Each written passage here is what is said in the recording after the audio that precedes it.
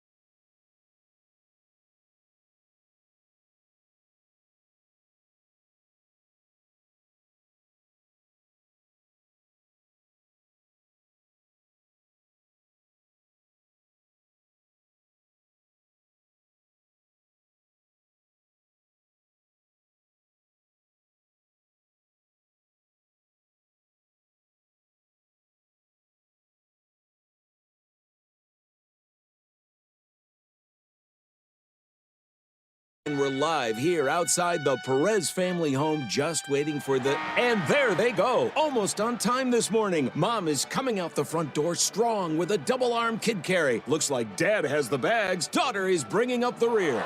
Oh, but the diaper bag wasn't closed. Diapers and toys are everywhere. Ooh, but Mom has just nailed the perfect car seat buckle for the toddler.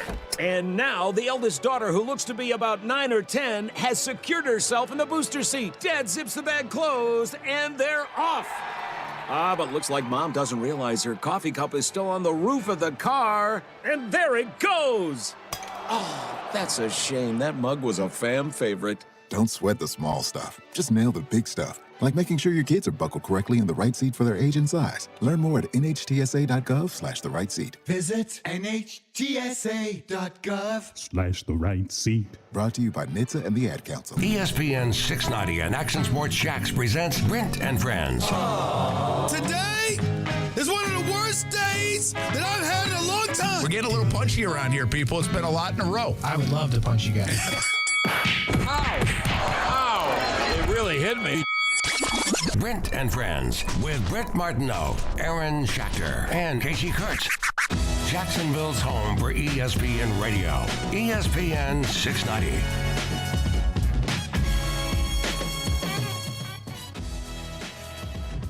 Hey, welcome to Jacksonville, Florida. Home of the best team in the AFC. Oh! Certainly the one with the biggest winning streak in the entire league. Oh, the longest road winning streak in the National Football League. The longest current winning streak in the National Football League. The team that can win in any stadium. And just swept October a year after getting swept in October. Oh, the calendar has flipped. What a difference a year makes, they say. Oh, man. What were you doing a year ago today? How much better are you today than you were last year? The Jags, extremely better. Yeah. It's unbelievable. What is going on? I'm having a hard time processing all this stuff. For real? Yeah. Oh, man, I thought you were enjoying the ride. Oh, I'm absolutely enjoying the ride. I think it's great. You know what? I was thinking a little bit more about it. It's great for the team in there. I mean, they've got a good bunch of guys, right? We've said that for a couple of years. I think Doug's done such a good job. And some of these players have been around for not the good stuff. I mean, from Cam Robinson to a Devon Hamilton to a Dewey Wingard to even Trevor Lawrence, Rayshawn Jenkins, and those guys through the urban stuff. So you do feel good for seeing them flip it. A lot of times last year I said, hey, this is pretty cool. You guys are responsible for flipping it because that team was 2-6 and 3-7, and then they actually we saw it change in the middle of the year, right? This wasn't an offseason thing. We saw it change in the middle of the year. And now they're just building on it and building on it. And now they've changed the expectation. And that's still the part that I'm a little late to the party on. And I think we all are to some degree. Like, all right, when's the trip up, right? Or when you do turn it over 3 times in the first half and or so, and you're in the you're dominating the game and you're still only up 6-0 or 9-3. Where's the letdown here? Well, thank goodness the Hope defense came to play The Hope defense continues to play better than hopeful. Yeah. And so it is pretty wild, and I know the fans are having a lot of fun right now with Steelers fans. But it is pretty wild when Deontay Johnson thinks that the NFL and the refs are for the Jaguars and against the Steelers. Just nonsense. I mean, that is something I have a hard time even putting my arms around. It's so much nonsense. Is this like the go-to now for any fan base? The refs are on your It's side. not even the fan base. That was a player. The players in Buffalo coming out of Tottenham couldn't believe that they lost to the Jags the way they did, get dominated by the Jags, that they blamed the turf and jet lag. Yeah. They're the only ones that blamed the turf or jet lag, and they blamed it. And now you've got the Steelers blaming the refs. And by the way, Deontay, if you go back to that bite that he said, you wouldn't have tied the game. You were down 9-3 at the moment, weren't they? It was 9-3. Mm-hmm. They would have kicked a field goal, so it would have been 9-6. Correct. So you wouldn't have tied the game. You were lucky to be down 9-3. Yeah, and he you know doesn't what? understand math. I will agree with you on this. You probably got hosed there a little bit and should have had 3 more points. You like that case? You got over on him. We finally got him. Yeah, got over on him. Finally. What happened? That's just the other We guys finally got a it. call. Oh, we got a call. I thought In you were talking Jacksonville. about me. Nah, the I other thought he guys was like get the waiting kick for to me the to say pants. something. No, Yeah. we finally got a call. Yeah, we did. I mean, we did. The Jags did. No, the city of Jacksonville, after Trevor Lawrence got punched in the face by T.J. Watt, Yes. no call, finally got a call for the first time in 23. That's Shut the up, funny Deontay thing. Johnson. I know, You Steelers bum. fans. Catch the ball next time. Steelers fans, I thought you were smarter than this, right? Steelers players, I thought you were smarter than this. You've been around this thing even longer than we have. You know the one that Trevor got planted into the ground and was really a pretty good hit was a makeup call for T.J. Watt smacking him in the head and not getting it. Come on, Steelers fans. That was a makeup call because they should have called the other one. And also, do you know that they forget that pass was completed like 25 yards down the field anyway? But the 2 at the end of the half, it should have been a penalty on Gotsis. Okay. And apparently nobody calls the call that happened on the field goal. Like, I don't know where that came from. Yeah. So what? They got whooped. They did. Like it the didn't Steelers necessarily got show it on the whooped. scoreboard, but it felt like it all game. They felt feckless. They couldn't do anything. They felt what? Feckless. Feckless? Yeah, it's a real word. Go ahead. What is that? Go put it. It He means they doesn't can't- even know. No, it means they can't accomplish anything. They have no offensive ability. Not necessarily for football, just in general. They can't lash out. They can't attack. Huh. The Pittsburgh Feckless. Steelers fans and the Pittsburgh Steelers players blaming the refs on this. It's okay if you feel like you got slighted on a call or two. Listen, everybody does that. That's an emotion of games, everything like that.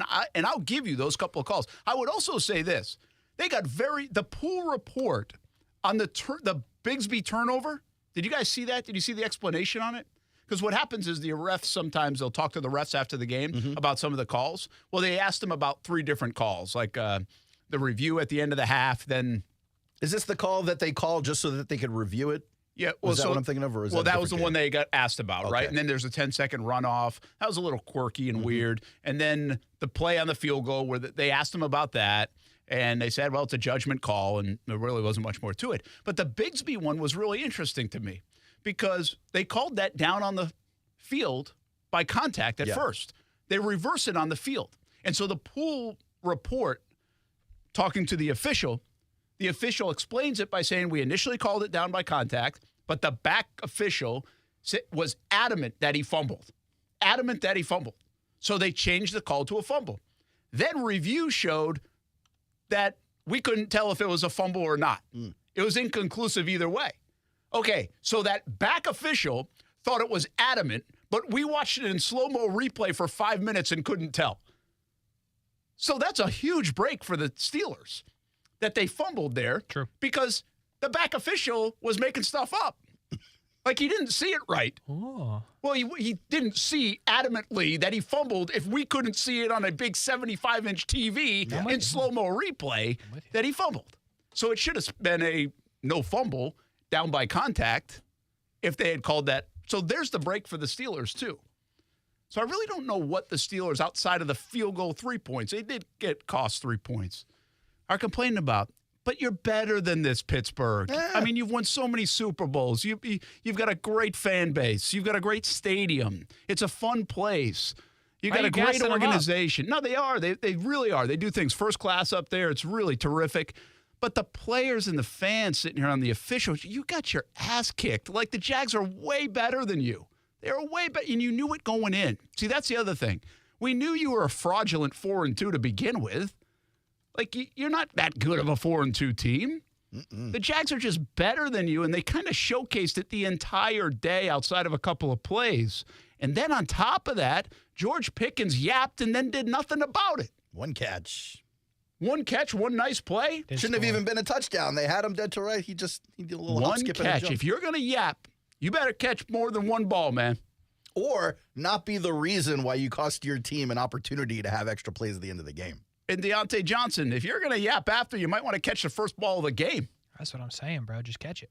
Like, you literally only get paid to catch footballs. So, catch it. So you're better than it's like this, the only Pittsburgh. thing he gets paid for. You know, block. It's amazing. It is starting to feel like people can't believe they're losing to the Jags. And by the way, that Hope defense kept every runner under 20 yards in the game. 5 different guys held under 20 yards. I mean, look, your quarterback's play is not great. Not like we good. knew that. Their offense isn't great. Which to begin quarterback?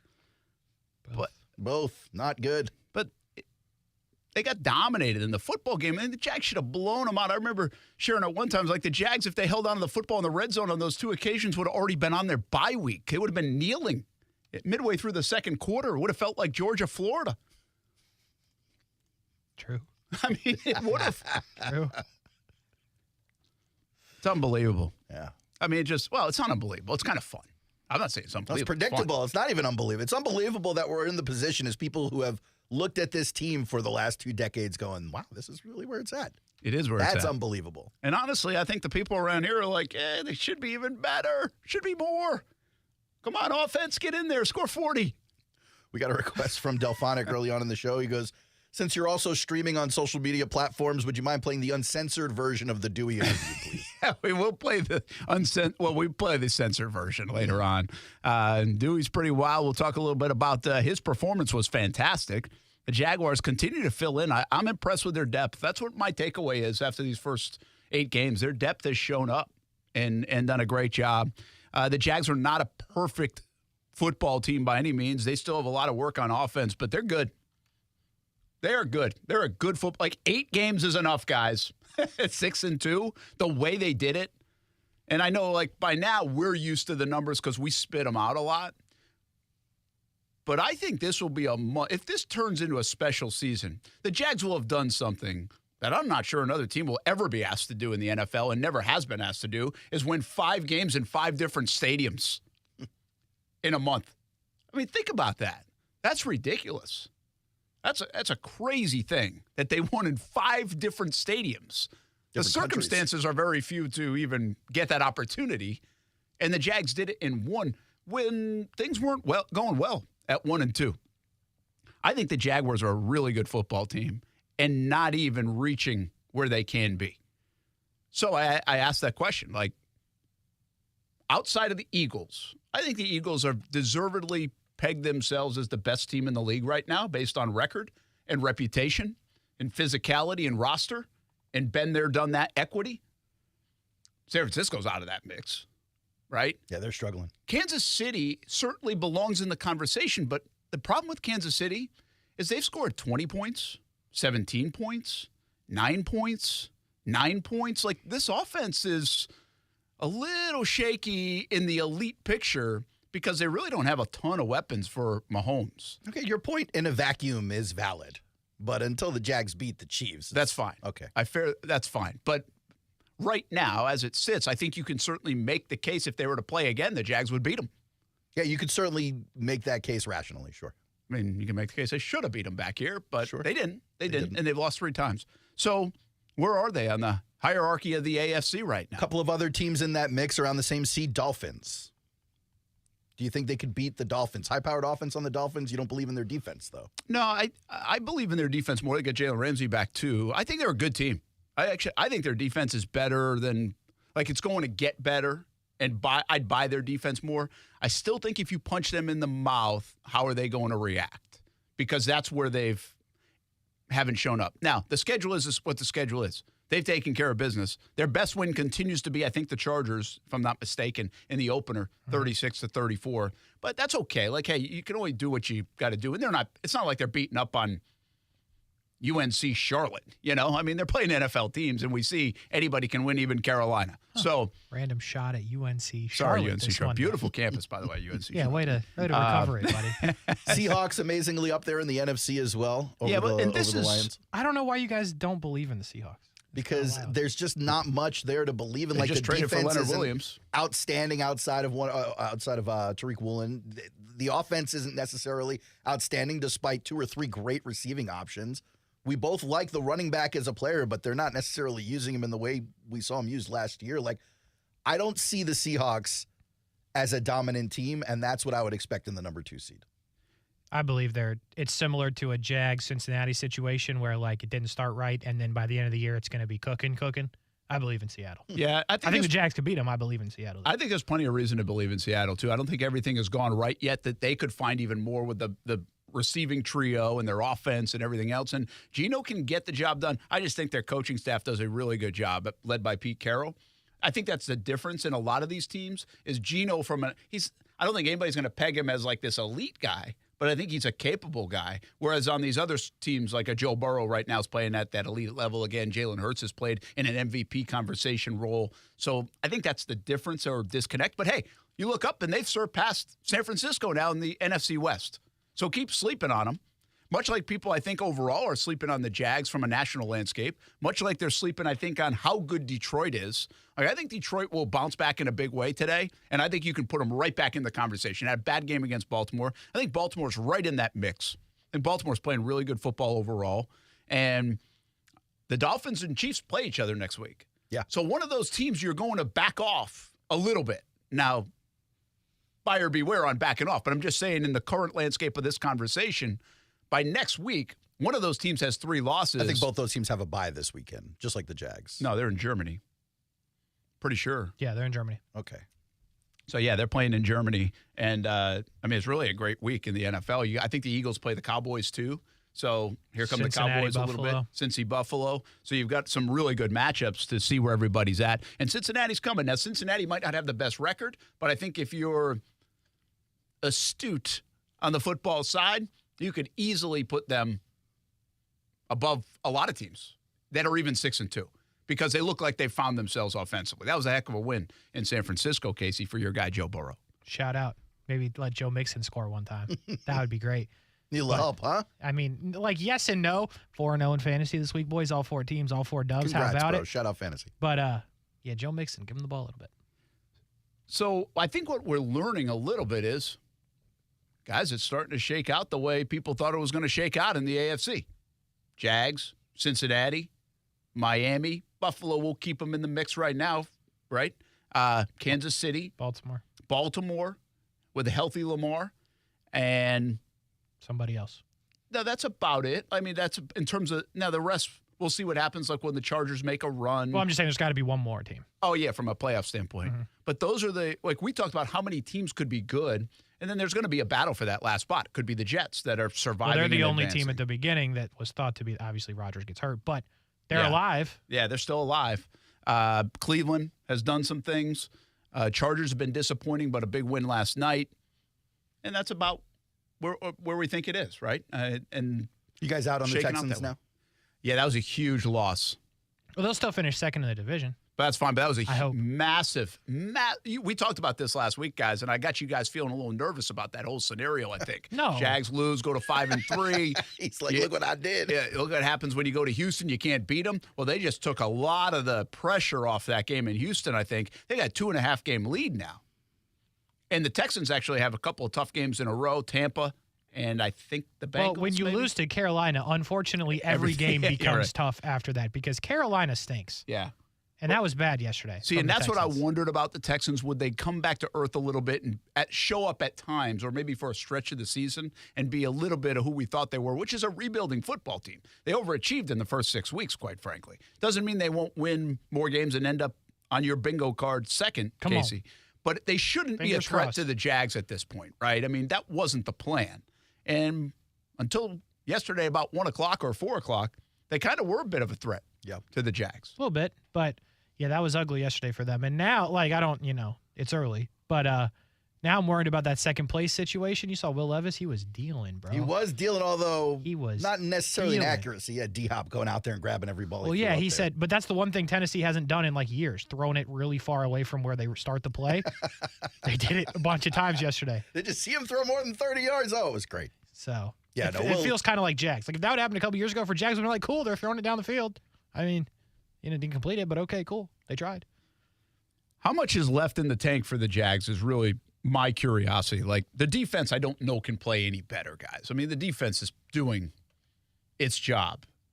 And I'm not telling they'll get better players. I just don't know that this group is going to improve upon it. Yeah, I mean, because they'll get healthier. Like Tyson Campbell's going to come back in. Hamilton will play more, sure. But, I mean, if you really look at the way that secondary is achieved as high as you can achieve. I mean, I don't know if you can play any better as a secondary as what they've done so far. The linebacking unit is on point. Like, whether Muma was playing or Lloyd's coming along or Lewican's just a stud, the run defense is unbelievable. I mean, the only thing, Josh Allen has 9 sacks through 8 games. Like, you couldn't have drawn that up any better.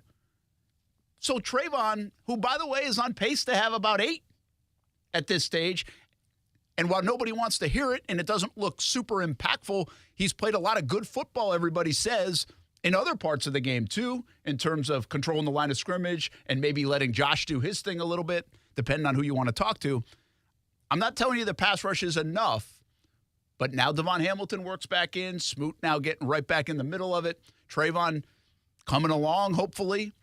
If he takes off in the second half, even if they don't make a move, this defense can't really play much better. I mean, Trayvon could play more dominant. Sure. But I don't know if this defense can play much better than it has. I don't think there's a ceiling. Like, they might have hit the ceiling. What more can you do? Consistency. That's all it is at this point. Yeah. Not that they haven't been, but I'm saying the rest of the way, you got to be consistent. You can't fall off. Oh, yeah. You've got to maintain. Because if they haven't maintained is the word. Yeah. If they didn't play the way they did in a few of these games, the Jags don't win. I agree with you. But I do think I wouldn't be surprised to see the shift in the season just a little bit, all right? I wouldn't be surprised to see the defense come down a notch or maybe 2. That doesn't mean they're going to be bad. I'm saying they're playing at a very high level. Like, that is tough to sustain. But I could see this offense start to play more full games and finish drives. This offense really, if you look at it, has not had like a 30-point output by itself. They have been aided by a defense that's either had pick sixes or put them in point-blank range to get to 30-plus against New Orleans and both Indy games. We have not seen this offense take off, and they were right there. 9 out of 10 possessions in Pittsburgh territory against that defense, and just some stupid mistakes. Now, I thought the Ingram play was unlucky. It's helmet on ball. Yeah. Now, people will say the play call, whatever. It's a helmet on ball situation. Trevor makes the worst play maybe of his career in terms of decision. Yeah, it was awful. And then Bigsby either unlucky or not taking. I mean, it looked like he did most things right on that play. So bottom line is, I felt like they could have had that 35-point effort on offense alone yesterday, and they missed opportunities. I do think they're going to ratchet that thing up and get it cooking over the last half of this year. At what week do you think you'll stop thinking that's going to happen? Because you're about halfway through the season now. That's a fair point. And you've been saying it since about week 2, week 3. Well, I guess I have a little bit of this to lean on. 2 things. There was evidence last year they did it. They hit a new level last year in the second half with the offense for whatever reason. Sure. I don't know why. Sure. And this year, I still think Ridley's going to hit another level for them. And he started to do it a little bit yesterday, but I think he's going to hit another level. And I do think there's evidence from all the other guys that hit that level with Trevor last year that he might get into his own rhythm with Trevor coming up in the second half. And then boom, boom, boom, you start taking off. And I just don't think you can get to the other guys, 30-yard line, 25-yard line, 20-yard line, just keep turning it over or getting misses. I mean, sooner or later, the Murphy's Law going to say, yeah, you're going to score 30 points if you keep doing it. They are moving the ball. They're doing a lot of good things on offense. One more thing, by the way. Their offensive line, I think, is actually playing better. Like, I don't think their offensive line played poorly yesterday. What did it look like on TV? It didn't look great from Shatley. I didn't think it looked great from Fortner. I think he had like 4 or 5 hurries back there. That's a really good front. It is. But no, I mean, that's all they play is really good fronts is the point, right? I can't remember any point watching yesterday where I thought, you know what, these boys are playing well. I thought Cam Robinson did well in the pass rush, I thought. Anton had moments. He also had the one moment, right, where he didn't. A couple. But I'm not arguing. I mean, TJ Watt's TJ Watt. Had a Blake Hance sighting out there. It was interesting. I don't know. I just didn't feel. I guess go look at the numbers. I didn't feel like Trevor was running for his life or had no time. I didn't get that sense either. Although there were a few plays, but obviously, TJ Watt. One of them was a coverage sack. One of the sacks. I mean, he looked down. He had and it was smart to take it. There's one play where I remember when he dirted it on a screen because it blew up. Yeah. I mean, I also feel like he never gets hit like where it's just like, hey, we're going to hold you and they're going to blow the whistle. Like it feels like every sack or hit Trevor takes, he gets like pummeled. Yes. You're right. So that feeds in. It's interesting on that Christian Kirk, that long, it might have been a 3rd down throw where Kirk's kind of open out there back in the secondary and Trevor sees the rush come and he waits that extra beat. It's almost like he waited, obviously you see the pass rush coming from yards out and he could have thrown it because Kirk was waiting on that ball. I think Trevor kind of watched the pass rush come and waited that extra beat and then let it go. I don't think he minds getting hit. And get destroyed on that play. That was the one where he did pick up the makeup call. Yeah. Or the roughing the passer. Yeah. I'll tell you, that was a hit. That was a hit. I thought it was a clean hit. That was a hit. But to see people forget about that play, he delivered. Yeah. He's tough, dude. Very tough. He made some big-time throws, but people are raving about with Trevor over there.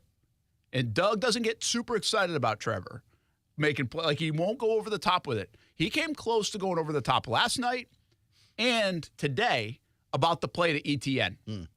For him to recognize that and make that play and then make the throw, I think it had people in that building being like, whoa. And it might have just looked like a play on TV. I think over there it wasn't just a play. Just start sending everyone on go routes every play now. Why not? But the recognition of it, the ability to do it, the ability to execute it. But to that point, on the opposite side, the very first play of the game, Trevor goes to Ridley on the sideline, and it looked like a big communication there where Trev's ball is way behind him. Ridley turned around. That has to be Ridley. You'd think, right? You'd wonder Which why I this also is still don't understand. Yeah. I don't understand how on the first play of the game you could have a miscommunication. Like, didn't you talk about it all week? Yeah, don't you script that one? Yeah, it's first one. Really bizarre. We're going to start with this. But, one thing about that, and we'll give you a pass on that, because their execution of getting lined up, getting the snap off, the comfortability to do that, even with all the road games they've had and the noise, is pretty on point. Yeah. I think they had a false start yesterday by Fortner. Yes. But other than that, I think they were running. They were rushing to the line on that when they were laid out of the snap. I think they changed the play out of a timeout or something like that. But overall, their communication and their just running of the offense is pretty on point, which also speaks usually to the quarterback. He's got to know what he's doing. So much to get into from this game. I mean, and we'll hear from Dewey and some others. Hey, it's fun in Jacksonville. No doubt about it. 6-2. Brent and Friends on ESPN 690. You're always welcome to jump in via text or phone, 904-362-9901.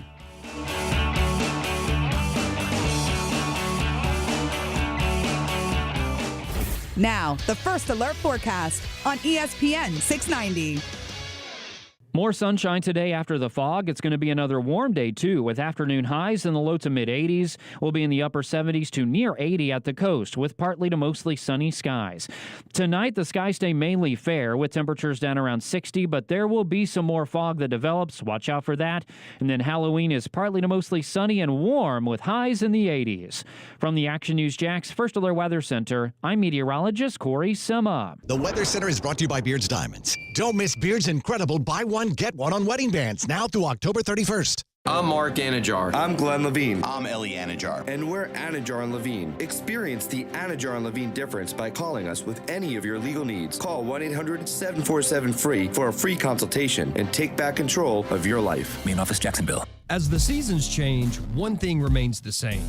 Jacksonville and all of Northeast Florida are fueled by Celsius Essential Energy Drinks. If you spot ESPN 690 anywhere in the community, come hang with us and grab an ice-cold Celsius. Get into the game at Best Bet. Come enjoy the best in-card games, hospitality, and fun at Best Bet Jacksonville and Orange Park. You don't have to be a poker pro to have a great time. Featuring poker games of all limits and easy-to-learn games like Ultimate Texas Hold'em and Pai Gow. Wager on exciting simulcast races and enjoy delicious food and drink. Our card rooms are open Monday through Friday from 10 a.m. to 4 a.m. and 24 hours on Saturday and Sunday. Details at bestbetjacks.com. That's bestbetjacks.com. Hi, this is Dave Barker with IHRS. If you're looking for a real solution to your thinning hair or hair loss, call IHRS now at 904-777-IHRS. Find out what's causing your hair to fall out. Can your hair grow back? What procedures or products will work? Get to the root of your problem with IHRS's Hair and Scalp Analysis. This analysis magnifies your hair and scalp 400 times to see what procedures can restore your hair. Stop wasting money on solutions that don't work. IHRS has been restoring hair for men and women for over 30 years. They're the only clinic to offer the trademark multi-unit hair grafting, PRP platelet-rich plasma, and the NeoGraft FUE hair transplant procedure. Real solutions, real results. Schedule your free hair and scalp analysis today. Call 904-777-IHRS. That's 904-777-4477.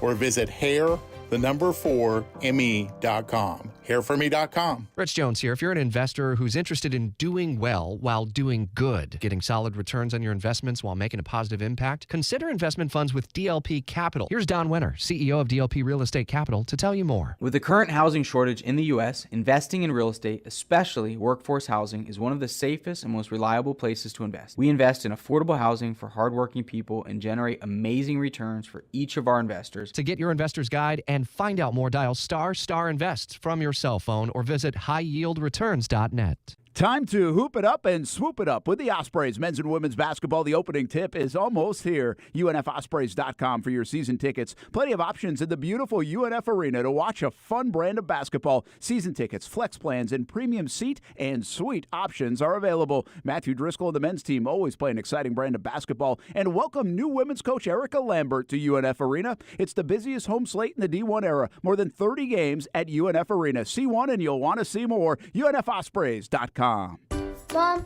can we have some ice cream? I've got a better idea. Who wants to help me make something fun and healthy instead? Eating smarter is easy and delicious. Interested in receiving healthy recipes and a whole lot more in your email? Then register at healthiestweightfl.com and learn more about all the small steps that you can take on the way to living healthy. This message is sponsored by the Ounce of Prevention Fund of Florida, the Florida Department of Health, the Florida Association of Broadcasters, and this radio station.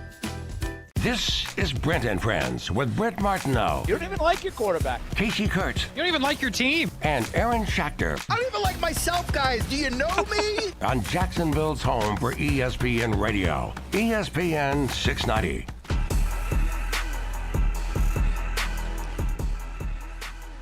Jaguars beat the Steelers 20-10. They've won 6 in a row. I mean, the numbers are nuts. 7 in a row on the road. We mentioned 5 in a row now, longest win streak in the NFL.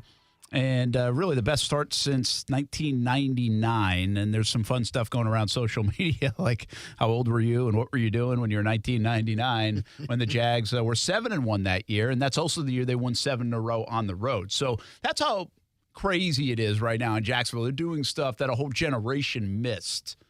I mean, it's nuts. It's crazy what Doug Peterson has done. It's a cool team. It's an easy team to root for. A lot of likable guys. A lot of guys with chips on their shoulder. A lot of guys with something to prove. I thought it was interesting that I think that does start at the top with Doug. Doug has something to prove, too. There were a lot of people around the league didn't want him once he got fired by the Eagles. And didn't even consider him. Trent Baalke's in that same boat. And Trent Baalke now continues. Everybody's going to sit there. Every time I bring Trent Baalke's in, they'll say, well, Trayvon, number 1 overall. Well, he's not for. Fine. Have it. Have it. What else you got? What else you got? Tank Bigsby? Is that how deep you got to go to get something? Where Bigsby hasn't performed good enough as a third-round pick? Which he hasn't. But, I mean, Baalke and Peterson, the front office, they've got dudes playing 15, 16 deep on defense making plays. I mean, Monteric Brown, you know what I really think you lose in the NFL that people don't want to give credit for sometimes? And I've been guilty of this. is really good coaching. And I think that defensive staff is really good, like really, really good at coaching. We talked about a little bit last week about the least penalized team. To play the corner position, the safety position in a passing league the way all the rules benefit the offensive side and not have holding calls and PIs, that's pretty incredible. Like, that's well coached. That's a disciplined football team. Credit to the players, but I do think you credit the coaches. For a second-year defensive coordinator to take the leaps that he has taken, he seems to know when the dial plays up, calls the blitz at the right times, knows his personnel very well, puts them in good positions. Puts 3 safeties out there when it's time to put 3 safeties, changes right over to the nickel when it's time to change over to the nickel. Monteric Brown, from the first time he jumped in for Tyson Campbell compared to yesterday and the way he's playing, shoot, pretty good. Yeah, looks very good. Good. I mean, it looked like a problem when he came in that first game. And then he makes 2 huge plays against the Saints. Gave up a little, but made plays. And yesterday I didn't even notice him. I mean, everybody gives up a little, unless you're Ramsey, somebody like that. So I really think their coaching is good, and I'll tell you why. That's why I also believe in that offense a bit, because I think Phil Rauscher's a good offensive line coach, and now that they've kind of settled and getting healthier and got the rookie knowing where he is, I think they're going, and Cam's back in, I think they could take off on that offensive line over the second half of the year. And what will be interesting is, again, you guys have maybe a different view. I don't know what the numbers say about Tyler Shatley, but Walker Little could have played yesterday. And they held him out one more at least because Shatley's playing well. That's an interesting decision coming out of the break. Do they keep Shatley in, or do you move Walker Little to a spot where he really hasn't played very much? Walker's coming back. Walker better be playing football somewhere. I know we said that, If but they the don't let upset, Walker back on the field, he needs to walk out like a union worker or something. This man's got to play football. Yeah, I don't disagree with that. I mean, that's fine, but he's like maybe your best one of all of them. I get it. Listen, I don't know what they're going to do. And I'm not even suggesting they should do one thing or another. I'm just saying it's an interesting decision. They could have. Why didn't they play him yesterday then? Yesterday doesn't worry me. You're coming into the bye. You've got really bad conditions, field conditions, weather conditions. And you can, even though you don't want to lose, you can afford to lose. At 5-3, you're still in pretty good position for the playoffs in the South. And frankly, I don't think they thought they needed him to win. Yeah, I don't think they did either. They will need him to win against San Francisco. I don't care what kind of narrative you want to push for 2 weeks. Oh, that defensive front, knock on wood, is not playing well right now. That's fine. I'm not buying that propaganda. You need your best players to beat San Francisco. So if that's what it takes, if they didn't play him because in their heads they could win without him, I would have agreed with that when they did it. And even if they just because of the conditions, all of that, I also agree with them. But I just put something out there on social media. It said, what player do you want to talk about? Oh. Because there's some options. Pick them up. Go ahead. You could throw all their names in a hat or on a dartboard and throw it, and you'd be like, that's a fun guy to talk about right now. I mean, what you know why I'm thinking of this? Evan Ingram, 10 catches for 88 yards. 10 targets, 10 catches. He's on 51 catches, guys, halfway through. He just set every franchise record for tight ends last year. What was it? What was his numbers last year? 73 catches? Something like that. He's going to have that by like December. And he was great after the catch. I know he fumbled, but he also had some big plays later. Yeah. 10 catches for 88 yards. Kind of goes under the radar even with 10 catches because ETN is so good. Oh, you want to talk about ETN a little bit? Sure, we can do that. Ridley, fantastic yesterday. Kirk just continues to do what he does. Heck, I thought Luke Farrell was big yesterday in the blocking game and even caught a pass as many as George Pickens did. I only caught one less than George Pickens. That's true. We almost put in the game like George Pickens yesterday. Almost. I mean, it's pretty well. I'll give you another guy. They don't get enough credit for this move, even though I was questioning it. Did you need to do it? Well, the answer is probably yeah. Have you ever seen a kicker knock in 50-yarders like it's a 25-yard chip shot before? McMahon is coming through, man. I mean, that dude, I'm telling you, the ball doesn't leave his feet. Because now when you're watching from the press box, you can't tell if it's going in or not. Yeah. So you just watch the kicker. The ball's not even off his foot, and he's slapping hands with Logan Cook. He just knows. And on his way back. It's like a hitter hitting a home run. True. I mean, right off the bat. Yesterday is where you take it for granted because I don't think they would have tried any of those last year. Yeah, I mean, in the 50 rain. yards? Yeah, maybe in the not. rain. And it's always been a tough place to kick, even with good weather. Yeah, I don't Been think a they're tough place to trying kick. those last year with Riley Patterson. So yeah, maybe not. It almost wasn't even as much the rain coming down from the clouds as it was the slippery conditions on the field. Still just. I mean, both him and Boswell, they boomed it, man. I mean, Boswell, that 55-yarder could have gone like 75 yards, I think. So, I mean, they are just across the board. Again, it's really hard to criticize much on this football team right now. Yet I still feel like most of Jacksonville, and I think they're in their building, and I think we do too, like, you know, they're not all the way there yet. There's more stuff out there.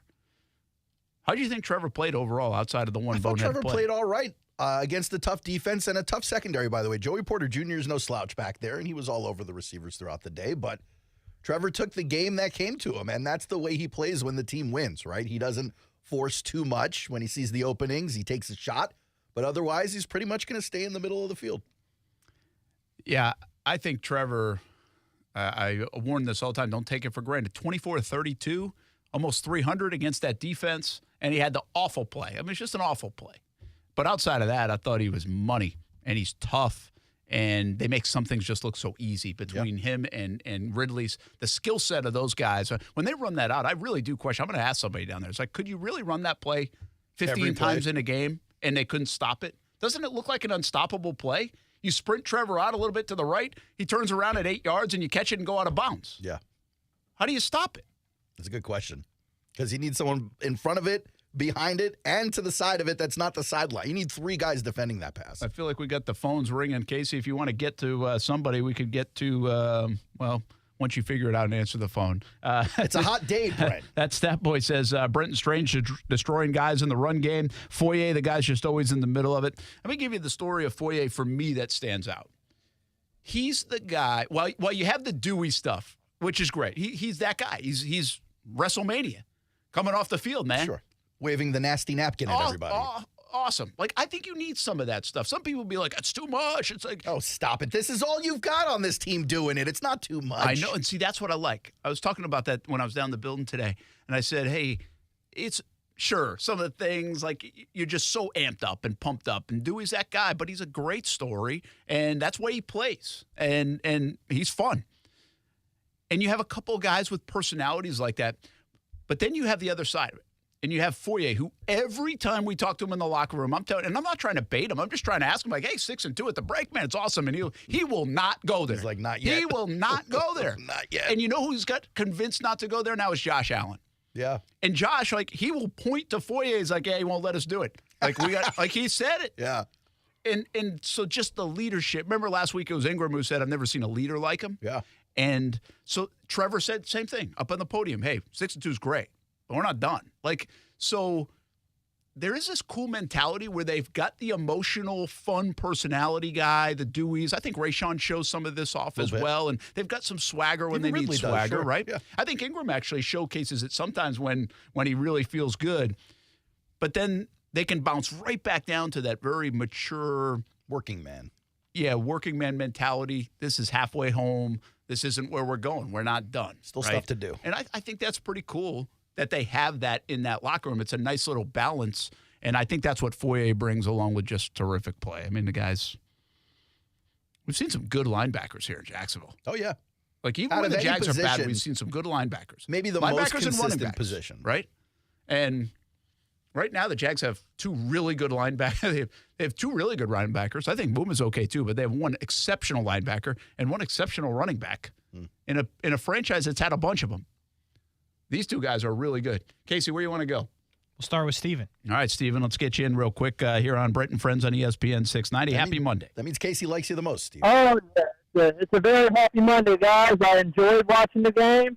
Also, it would have been exciting for Evan Ingram to get in the end zone. From what I heard, he had a PA towel underneath his pads if he scored.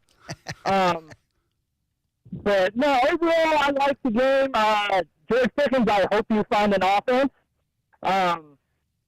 Good running. ETN, MVP, he is him. Trayvon got a sack. Allen got a sack.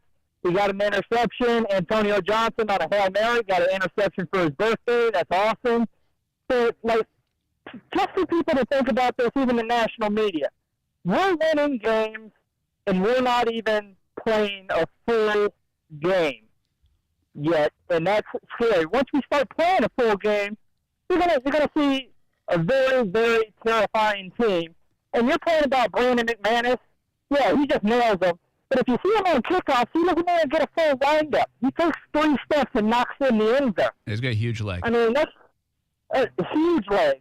But, I mean, I got to give it all to the coaching staff and this team. They were just playing out of their minds this season. Thanks, Stephen. Appreciate it. I want to, I thought about this a lot. We're going to hang on the line. We're going to take a break and get a bunch of people on. But what Stephen said is interesting because you go back to Press Taylor's press conference last week, and I think he said something that stuck out to me. He said, we're chasing something you're never going to get. And that's like perfection in a game plan, right? And so what I would say to people, like, I believe there's more of a ceiling there, but I'm also trying not to be unrealistic. They are not going to make every play. They are going to mess up sometimes. Like I asked Doug today, I was like, hey, Trevor can be an elite quarterback and still make a play that's like, what in the world? You know who used to do that? I watch Dan Marino all the time. Like, what the hell did he just do? If you pick your favorite quarterback, and they all have done that. Like, Peterson grew under Brett Favre. That's his whole career was that. Everybody's done it. Patrick Mahomes still does it. You can be great and still be like, what was that, right?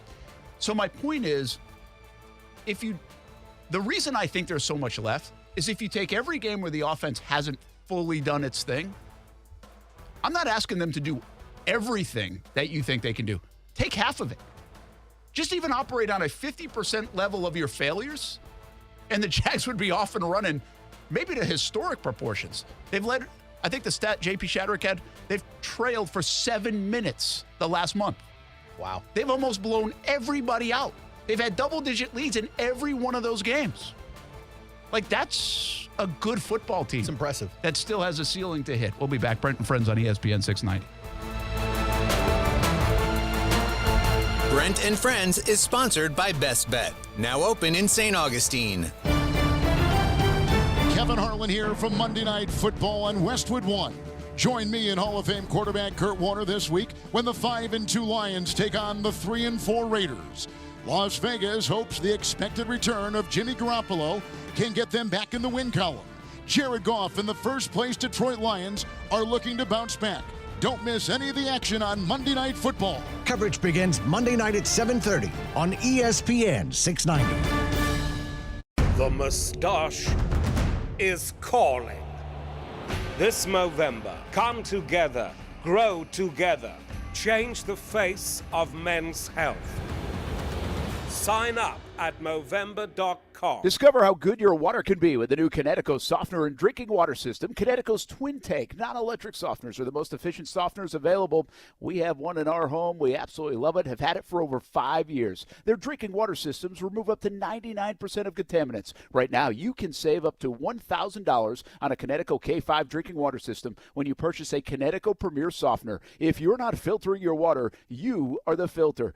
Don't be the filter. The experts at CGC Water Treatment and Plumbing will test your water for free and provide solutions that are right for you and your family. Imagine having clean, clear, purified water at your home. No more plastic bottles, no more waste, just great tasting, purified water that you can trust. Call 904-552-1242 or visit cgcwater.com, 904-552-1242 or cgcwater.com. Financing options available with approved credit. CGC Water Treatment and Plumbing are proud partners of the Jacksonville Jaguars, and I'm a proud customer of CGC Water Treatment and Plumbing, an authorized independent Kinetico dealer. Florida license number CFC 1428211. Are you a real estate investor or have considered investing and want to know where you can put your money that offers solid returns and protects against market volatility? It's Rich Jones. I want to introduce you to DLP Capital, CEO and founder Don Wenner. For more than a decade, DLP Capital has delighted our investors with consistent double-digit returns. Through the smart, conservative real estate investment strategy our company is built on, we have been able to achieve this with monthly distributions and tax shelters so our investors can keep more of their returns. Dial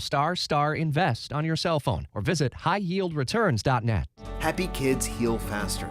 That's why Starlight Children's Foundation is dedicated to improving the mental well-being of sick kids by providing comfort and normalcy to those who need it most.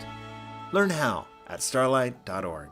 Are you passionate about addressing health disparities and improving the health of your neighbors? You could be the next American Heart Association First Coast Leader of Impact. Join the 2023 class of changemakers and compete to raise funds for life-saving research and inspire lasting change in our community. The campaign kicks off on World Heart Day, September 29th. Nominate yourself or another local leader by contacting AHA First Coast at heart.org today. Make a change for our next generation. Apply to become a mentor for at-risk youth in Jacksonville at the Malavia Washington Youth Foundation. Call 904-359-5437 for more information. Again, that is 904-359-KIDS. The Chief is always tracking to give you the first alert. Get into something sturdy. If you're in a mobile home, you got to get out. When summer season in Florida becomes storm season, put your trust in Action News Jack's first alert chief meteorologist, Mike Burrish, to warn you first. Stop traveling, get to the side of the road, let the storm pass. No one can get you better prepared before the next storm hits. Take shelter right now. Mike Burrish and the Action News Jack's first alert weather team, because knowing first matters most. For more than a century, AM radio has evolved to meet the needs of our community. More than 80 million listeners depend on AM radio each month. AM radio is also the backbone of the emergency alert system, which keeps us safe in dangerous times. It's reliable, free, and public safety depends on it. Text AM to 52886 and tell Congress we need AM radio in cars. Message and data rates may apply. You may receive up to 4 messages a month, and you may text STOP to stop. This message furnished by the National Association of Broadcasters. Hey, it's Brent Martineau from Action Sports Jacks. Did you know you can watch our radio show? Yeah, video of a radio show. Just search ESPN 690 Jacks on Facebook, YouTube, and Twitter, or follow me on Twitter at BrentASJacks. Watch the show live weekdays from 3 p.m. until 6 p.m. or listen on ESPN 690. Oh, we're having some fun on a Monday. Why not here in Jacksonville? It's a great time to be alive. Darius Williams, Delphonic mentions, and yeah, outstanding, this guy. Sorry.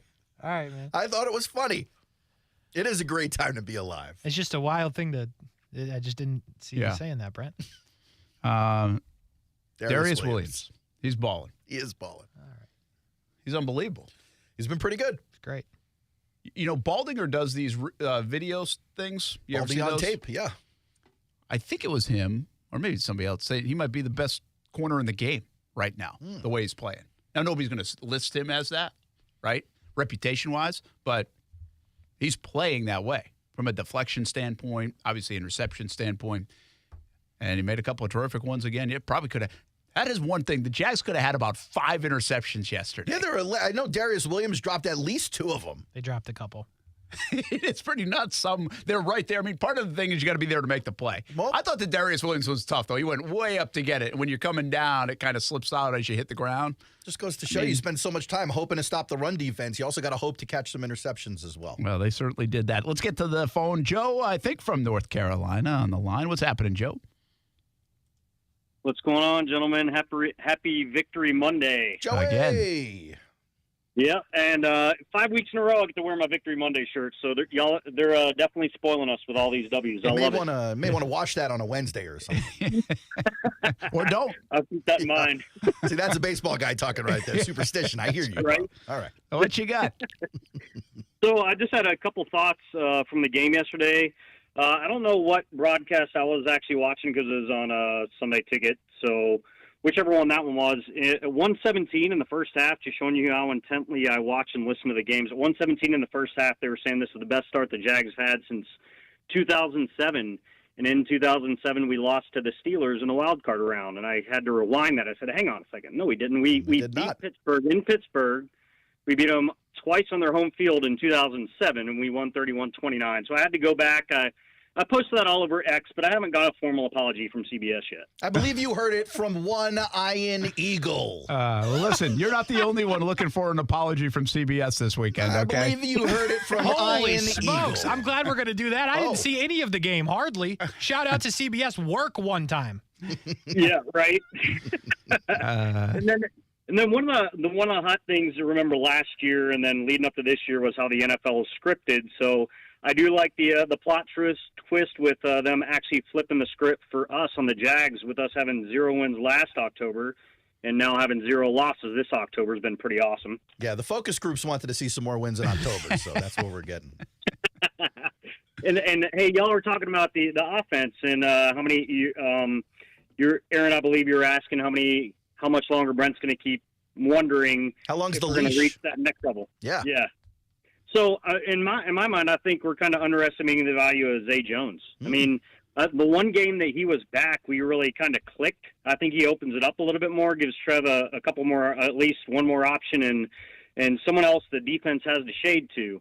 I think he does a lot of great things when he's on the field, and I think we underestimate him a little bit. Hoping after this bye week we were able to get him back to help open up the offense for sure.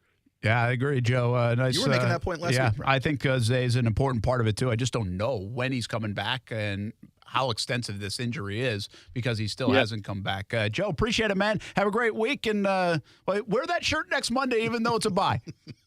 Hey, will do. And a buddy of mine is a Steelers fan, was watching the game immediately after it was over. He said, I blame the refs. And I said, of course you do. So, of course you do. Let them blame the refs. And get the L. Let them blame the refs. Hey, thanks for taking my call. You bet, Kasey. I know we're going to be up against it, but can we get Grant real quick? Let's get Grant. He's been hanging around on Brent and Friends on ESPN 690. What's up? Hey, guys. Thanks for getting me in. I got 3 quick thoughts, and I'll listen to the answers off the air. But just looking at where we are going into the bye and in the long term, can we get Josh Allen and Ridley locked up on their long-term deals now as opposed to having to worry about it later, see if we can't save some money for paying Trevor?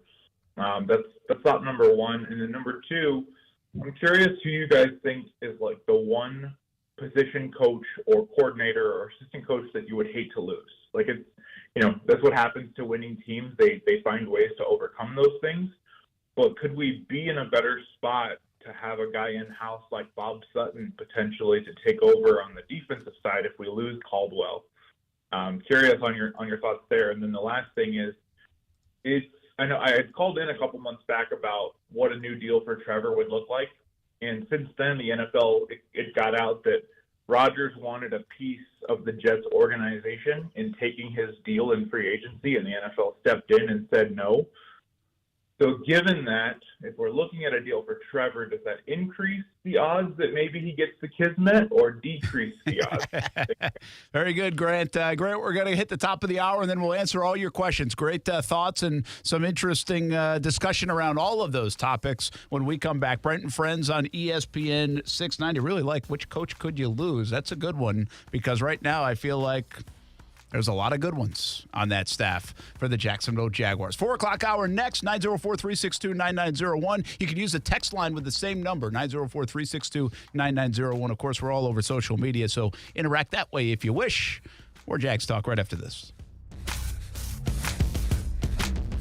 As the seasons change, one thing remains the same. Jacksonville and all of Northeast Florida are fueled by Celsius Essential Energy Drinks. If you spot ESPN 690 anywhere in the community, come hang with us and grab an ice-cold Celsius. Hello, Jacksonville. This is Greg McGarity. The future of college football is now, and our primary goal is to position the Tax Slayer Gator Bowl and Jacksonville to be prepared for a potential college football expansion. And we need you, our local business leaders, to join our team and showcase that Jacksonville supports college football. Gator Bowl Sports has opportunities for all companies, whether you have 5 employees or 5,000. I would love to meet you and talk about our future. If you'd like to learn more, contact me at 904-798-1700. This is an important notice to all U.S. taxpayers. The IRS is giving away billions of dollars in tax savings through a federal program called the Fresh Start Initiative to aid delinquent taxpayers. This initiative was established for anyone facing financial hardship and unable to pay their back taxes. Qualifying and enrolling in this program will stop all collections, settle your delinquent tax problem, and even reduce what you owe by thousands of dollars. Call the hotline at People's Tax Relief to see if you qualify and get this free information by dialing 800-372-2017. If you have unfiled tax returns or cannot afford to pay your personal or business back taxes, you can now get the help you need. One simple phone call can resolve your tax problem and save you thousands of dollars. To see if you qualify and to get this important free information, call 800-372-2017. 800-372-2017. 800-372-2017. Score early this NFL season with FanDuel, America's #1 sportsbook. Right now, new customers customers get $150 in bonus bets with any winning $5 moneyline bet. That's $150 if your team wins. If you've been thinking about joining FanDuel, there's no better time to get in on the action. The app is so easy to use, there's a wide range of betting options, spreads, player props, over-unders, and more. So visit FanDuel.com/win and kick off the NFL season. That's FanDuel.com/win. FanDuel, official partner of the NFL. Must be 21 plus in present state where lawful to wager. FanDuel is offering online sports wagering in Kansas under an agreement with Kansas Star Casino LLC. First online real money wager only $5 pregame money line wager required. First online real money wager only $10 first deposit required. Bonus issued as non-withdrawable bonus bets that expire 7 days after receipt. See terms at sportsbook.fanduel.com. Gambling problem? Call 1-800-GAMBLER or visit FanDuel.com/RG in Colorado, Iowa, Michigan, New Jersey, Ohio, Pennsylvania, Illinois, Kentucky, Tennessee, and Virginia. Call 1-800-NEXT-STEP or text NEXT-STEP to 53342 in Arizona, 1-888-789-7777 or visit ccpg.org/chat in Connecticut. 1-800-9-WITH-IT in Indiana, 1-800-522-4700 visit KSGamblingHelp.com in Kansas. 1-877-770-STOP in Louisiana. Visit mdgamblinghelp.org in Maryland. Visit 1-800-GAMBLER.net in West Virginia or call 1-800-522-4700 in Wyoming. Help is here. Visit gamblinghelpma.org or call 1-800-327-5050 for 24/7 support in Massachusetts or call 1-877-8-HOPE-NY or text HOPE-NY in New York. This is SportsCenter. I'm Christine Lisi. Ahead of tomorrow's NFL trade deadline, the Giants traded defensive lineman Leonard Williams to the Seahawks for a second-round pick in 2024 and a fifth-round draft pick in 2025. The Vikings' fears confirmed today by an MRI. Quarterback Kirk Cousins suffered an Achilles tear yesterday, will miss the rest of the season. So the Vikings have some decisions. One, what to do at quarterback if they want to maximize their postseason chances with Cousins out. Another involves one of the best receivers in the NFL, explains ESPN's Dominique Foxworth. How do they keep Justin Jefferson? And they're going to need to sign somebody at some point, or draft somebody with some promise to keep Justin Jefferson involved in wanting to stay here. He's going to be available or free agent soon enough, and they'll probably franchise him or at least threaten to franchise him. But to keep him there and keep him happy is a whole nother ball of wax. They need to figure out that quarterback spot. Dominique Foxworth on Unsportsmanlike. Jefferson can become a free agent in 2025. NBA, ESPN's Mark J. Spears reporting Kings guard De'Aaron Fox has avoided a serious right ankle injury. Source expressing optimism Fox can return within a week's time. Think O'Reilly Auto Parts for all your car care needs. They're close, convenient, and have the parts you need fast, along with excellent customer service from professional parts people you can trust. Stop by your local O'Reilly Auto Parts today or visit O'ReillyAuto.com. WOKV Jacksonville. Listen live everywhere you go on ESPN690.com. ESPN 690, Jacksonville's home for ESPN Radio. Broadcasting live from the Anajar and Levine studios. Anajar and Levine Accident Attorneys. Call 1-800-747-FREE. That's 1-800-747-3733. ESPN 690 and Action Sports Shacks presents Brent and Friends. Today is one of the worst days that I've had in a long time. We're getting a little punchy around here, people. It's been a lot in a row. I would love to punch you guys. Ow! It really hit me. Brent and Friends with Brent Martineau, Aaron Schachter, and Kasey Kuhrts. Jacksonville's home for ESPN Radio. ESPN 690. Well, Grant called in and raised some interesting questions, so let's get to the answers. From the Trev deal to the coach you don't want to lose to let's start with Ridley and Josh. And what he suggested was, hey, extend them now. Maybe save a few bucks, but at least get it over with. Are you really saving anything at this point? I don't really think you're saving that. Now, what's interesting here is what I would say is nobody knows if you should extend Ridley right now. There's not enough of a sample. I mean, it's been inconsistent. He's really good, but with everything else, you don't even know if there's going to be another pass rusher here by tomorrow. And if you're going to get a deal done with Josh, and what about Tyson? What about Trevor? What about, is Cam going to be on the roster? Like, there's a lot of unknowns. Like, there's no way you could do that right now. So Ridley, that's out of the equation. That's going to be a wait and see, and we'll see what happens. Now, ironically, Ridley is tying up the idea of potentially even making a move with compensation for the Jags because you don't know what pick you're going to be using. And so, therefore, you can't trade the middle-round picks without knowing what you're going to have to give up. Isn't that pick already in escrow? Like, they wouldn't even have the opportunity to move. I think that's the problem with the Jets that they were talking about not being able to make a move for a quarterback a couple of weeks ago. Because they've got a pick to Green Bay that's in escrow, and nobody – well, now it's defined because Aaron Rodgers has an Achilles. But they're not even allowed to trade it knowing he's not going to play those snaps because the pick itself is in escrow. Yeah. So that is an interesting little wrinkle, which means you might have to give up more, or you've got to give up a future, which very few people want a future unless you're trading Riley Patterson for a 2029, like 6th-round pick. How many days, Kasey? I have no idea. You should hear his plan, though. He's got a good plan. What's the plan to figure out how many days, Case? When it comes up the year since the trade happened, we'll know 365 minus whatever. How do you know it's not 364 and you're on the 365th day? You got to figure that out. It's too complicated. I won't be here. It's fine. He's not going to have to worry. Somebody else will have to do it. Maybe. Okie doke. Hey, it's a lock, though, to extend Josh Allen, right? It feels that way, right? Like, regardless of price at this point? Well, did you see the Rashawn Gary? I did. Extension, 4 years, 107, I think? 107, yeah. He's actually going to – I think that's less money than what Josh Allen will get just because – Well, based on some of his numbers and everything else, I think Josh Allen got a big win today. Yeah. Josh Allen sitting 6-2 at the bye week. Josh Allen sitting on 9 sacks, 1.5 away from a career high in a contract year. Yeah. Josh Allen's pacing toward like this monster 16, 17 sack kind of year potentially. And Josh Allen just watched Rashawn Gary get paid. Yeah, he did. I mean, the Jags are going to have to pony up a triple-figure deal for Josh Allen. Yeah, the only and hope, almost like have to do it, right? They've got to do it. If you're a fan of the Jaguars' budget, your only hope is that Josh Allen gives you a little hometown discount because he's been here the whole time. I don't think that's happening. But doesn't the Josh Allen net, you now know you're going to have to lock him up? Doesn't that probably put a little bit of a squeeze on who you go get if you're going to get anybody? You mean deadline in deals? The deadline tomorrow? Yes. No, completely. The combination of the Ridley draft pick and the fact that you know you're already going to spend big on a pass rusher sets the table for them to make a very moderate move at best. Well, look, Leonard Williams just got shipped to the Seahawks. That was a 2nd and a 5th. 2nd and a 5th, 2nd and 24, 5th and 25. And granted, he's an interior lineman as opposed to an outside pass rusher, but a good one, better than moderate. And certainly someone especially as a rotational guy, would have played very nicely on this front right here. So you got to wonder what it would cost to go out and get something if you're just renting a piece.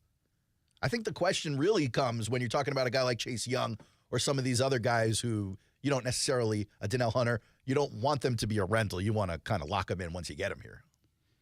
Yeah, I think that's it. I mean, today Doug Peterson said, listen, we're going to look. Now, they didn't see like actively looking. I don't want to misrepresent that. We obviously talk about it, figure it out. If something makes a lot of sense and is a no-brainer, we're going to do it. If it doesn't, we're going to move on. We're not going to force it, essentially, is what he said. And I think the fan base and I think outside the building, I think you want to see a team force it. Like, you're okay with that. Doesn't it feel like maybe Howie Roseman and the Eagles might force it sometimes? Yeah. Didn't it feel like the Rams were forcing it? Well, it's led them to some pretty good things. So I'm not telling you forcing it is a bad thing. Just didn't get the sense from this organization that forcing that is going to happen. And I do think these kind of elements come into play here. Josh Allen, knowing you're going to pay amongst the other guys. So that means it could be a rental if it's a big guy. You have to give up even more compensation if it's a big player. What's the word on Mike? Montez Sweat is 3rd round. Chase Young's a 2nd round. Something like that. The Ridley limbo of that draft pick also might hold some things up. There's a lot of things working against the Jags. Plus, they don't have a ton of money to begin with, and we already did that last week, that they'd have to move some money around or cut some bait or whatever. So I'm starting to think like this doesn't add up to the Jaguars really doing much of anything before tomorrow at 4. And before you go messing with the chemistry on that front, you want to talk about a great run-stopping defense who sometimes struggles to get to the quarterback, although not necessarily yesterday. Coming up on the schedule, you got Christian McCaffrey, Derrick Henry twice, Dameon Pierce, Joe Mixon, the Browns, who have Kareem Hunt and Jerome Ford, but a good run-blocking offensive line, the Ravens, who have a very similar situation in Baltimore and are chasing a big-time running back, the Bucs, who are playing well up front, and then the Panthers. So, there's a fair amount of pretty good runners coming up on the schedule that you don't necessarily want to mess up what this team does on defense right now anyway. Yeah, I think when you win and you do what you did to the Steelers and now you've got this 8-game sample, it's easy to sit here on a Monday and be like, feel different than you did Friday or Thursday after the Saints game, and they had kind of torched the Jags a little bit in that 4th quarter, right? Including on the ground. But I'm sitting here reading Doug Peterson and the tea leaves here, Kasey, and I just don't feel like they're going to push to make a move. I mean, he even referenced today that we're getting healthier, and I'm sure he's assuming Devon Hamilton, Cisco, Campbell, they're going to get better in the back end. They've already proven they have depth. They see some good play yesterday out of Trayvon Walker. He's got 3.5 sacks now. I just don't know if they're making a move, man. And if it's got to be super moderate level move if they need to, or if they do anything. I'm betting against it. So if it's Friday, I was betting for it, Kasey. I'm betting against it now. I mean, first of all, I'm in if you're talking betting. But listen. It doesn't matter what it is. Yeah, just whatever. You're like listeners who call up to win contests. They don't know what they're winning. Whatever it takes, I'll bet on Sure. it. They better be right. That's all that matters. If they're going to take this risk, not risk, whatever you want to look at it as, you better be right. And if somebody gets hurt, obviously you can't control that. But they better believe that what they believed in the offseason is correct, and they're going to get the best out of some of these guys that they haven't yet this season. Don't you think if it's a moderate move that it's probably offensive line before it's defensive line just to build depth if that's what you're trying to do? Yeah, but they kind of have plenty of that, too. I mean, do they have depth they can count on for a playoff run? Like, are you looking at Blake Hance or Cooper Hodges as you get down the stretch and you're playing for that 1 or 2 seed going, oh, no, Walker Little or Cam Robinson or someone just went down. We need someone in there. If you're comfortable there, then fine. But I don't know that I've seen enough from those if Cam guys. Robinson or Anton go down, you put Walker Little into place and you feel good. Sure. If Walker Little can't go, you put Tyler Shatley. If he can't go, you still have Ben Barch. If Fortner goes, you got Tyler Shatley.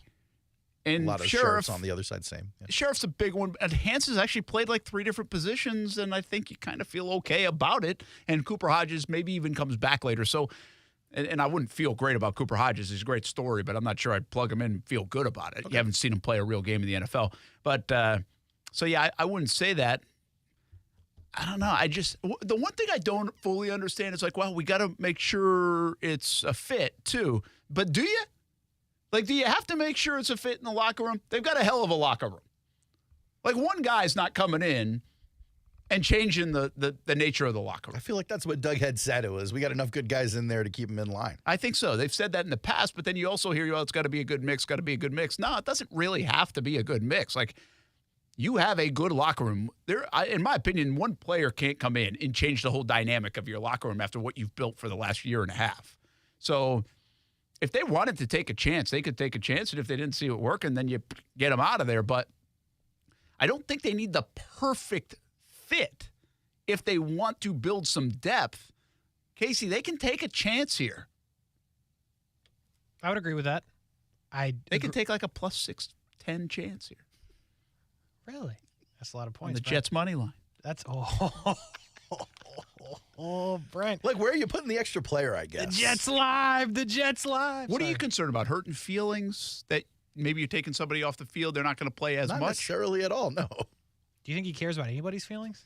Well, no, but that's how one player does impact. Like, you bring in a bad apple or you bring in a guy that's stealing reps, and then the ripple effect, and then other guys took it, the coaches and management be like, what are you doing? This guy was playing fine. We trusted this guy. Look what's happened since you brought him in. That's what they're probably afraid of anyway. But it's bigger than that. My point is that shouldn't matter. Trying to win a Super Bowl or make people upset? Well, if you can get better, you should get better. Well, also, they can like get better. It's about the expense guys, to get better. The beloved guys are playing out of their mind anyway. It's not like you're replacing them. You're not moving Josh Allen over for somebody. You're not moving Tyson Campbell or Andre Cisco over for somebody. Right. I just feel like they're going to make a move now. It doesn't feel that way. So are you going to call up the guy who's been whispering in your ear this whole time and yell at him or something? I suggested. You've been on this since the preseason. I suggested. Yeah, that's right. I had this in the specifically back trade pocket. deadline move. Listen, I wouldn't be mad if they did it. You know what I threw out there the other day? Just go trade for Arden Key. Bring him back. That'd be wild. We do still have a key to the city. We can just give it back to him. Boombox is still a thing. Yeah, sure. He can take it over. We'd have to delete that whole segment that we did. No. Just to be continued. Just this part 2. Yeah. Cool. He's back. Cool. Uche, I guess they're talking about from New England is a name that people have said. Okay. That'd be fine. Like, if you want to do it, like, I'm okay making a move. I'm just telling you right now, the way I sit coming out of that news conference with Doug, and that's what it's about, is like, I don't know. I just don't get the sense they're going to do it. And I'm a guy that said last week, I was like, listen, you can make the case that you missed in terms of the number one overall impact you thought you were going to get with Trayvon to this point. You also missed by not going to get Leonard Floyd or Jadeveon Clowney, who are playing pretty well for their teams and they're available. And now you get a third swing at it if you're Trent Baalke in the front office to be like, all right, we're going to go fortify this even more. Because to me, this isn't about Trayvon Walker. This is more about a guy like Chason. Is he doing enough for you as a secondary guy, as a depth player? Yeah. He didn't get sacked yesterday, No. but he came on a hit on a blitz. But is he doing enough to fortify that pass rush to where you think? And the big question here is not, can you beat San Francisco? Can you win the AFC South? Can you go to the playoffs? It's not even, in my opinion, I've said this, I don't think this is necessarily a question you ask yourself about winning the AFC. I think the Jags are equipped right now as they sit to win the AFC. The question I ask, can they win the whole thing with what they got? Do they need one more piece to beat a team like the Philadelphia Eagles? Probably. I don't know. That's the question I think they have to ask themselves. What most people are going to ask, can they beat the Chiefs at Arrowhead Stadium in the AFC Championship game if that's what it comes down to with what they've got? Well, but they've almost beaten them 3 times with what they've got. That's great. Almost doesn't, you literally get nothing for that. They're playing better than they've played. Like the only thing you can get for almost winning is pulling a Colts and hanging a banner that says like AFC Championship participant. But they're on the same field. They're not like, you're not like, whoa, this is glaring against them. No, you're not. But I think to that point, they don't lose that game. Kansas City never, ever loses that game at home in the AFC Championship. They don't lose it unless your name's Tom Brady. Other than that, they don't lose it. So are they good enough right now to beat Patrick Mahomes in Kansas City in the AFC Championship game? Well, no one's ever done it. So the answer is no, they're not good enough. So go try to get better. Yeah. We'll see if they do it. Grant also brought up an interesting, who's the coach you can't lose? And the Jags might have people poaching the staff by the end of the year. I like this question. I mean, this is really an off-season, we'll find out. But is it Mike Caldwell? He mentioned Sutton. Listen, Sutton's not going to be a defensive coordinator. Sutton's been a key player here for the Jags over the last couple of years. The mentality of the turnovers, there's no doubt he's been a big part of it. Mike Caldwell, to me, is a rock star right now. I mean, I actually think you can lose Press Taylor after this year because Doug could still go back to calling the plays. And frankly, it almost feels like Doug is kind of helping Press find that next job with the amount of talk there's been. Yeah. Not that Doug was starting all the conversations. But. And Press gets hammered still, but I think Press is doing fine. The bottom line is the Jags aren't executing in spots. That's not on the offensive coordinator. Their offense has been fine enough moving the football. Some of the metrics look fine enough. ETN's playing well. They got Ingram's playing well. Trevor's playing well. Their offensive line's getting better. They're doing good things. He's fine. I think if they do take off, though, there's a real threat of losing him in the offseason, like if this offense starts to go. Don't you think Press over Caldwell in the power rankings of who could leave first, only because Caldwell's still not getting the respect he's deserved out there? I agree with that. I agree with that. I think Press Taylor, if this team goes deep into the postseason and their offense really kicks it into another gear in the second half, I think Press Taylor's probably interviewing for jobs at the worst. Sure. I'm not sure Caldwell's on that radar screen yet. For people, I don't feel that. I could be totally wrong. I just don't feel that way. He's out there earning it. But I think when Grant asked that question, we went to like a guy like Deshae Townsend. Yeah, I was kind of curious just because he's the passing game coordinator on the defense, cornerbacks coach as well. And you had mentioned also the Jags break up safeties and corners. So you can't give Deshae all the credit for the entire secondary and their level of play in terms of coaching. But the job Deshae has done with that squad, if responsible for it, is pretty commendable. I mean, you're talking about going up against a Steeler team without 2 of your big-time starters, marquee starters in the secondary, and you didn't notice. You didn't miss a beat.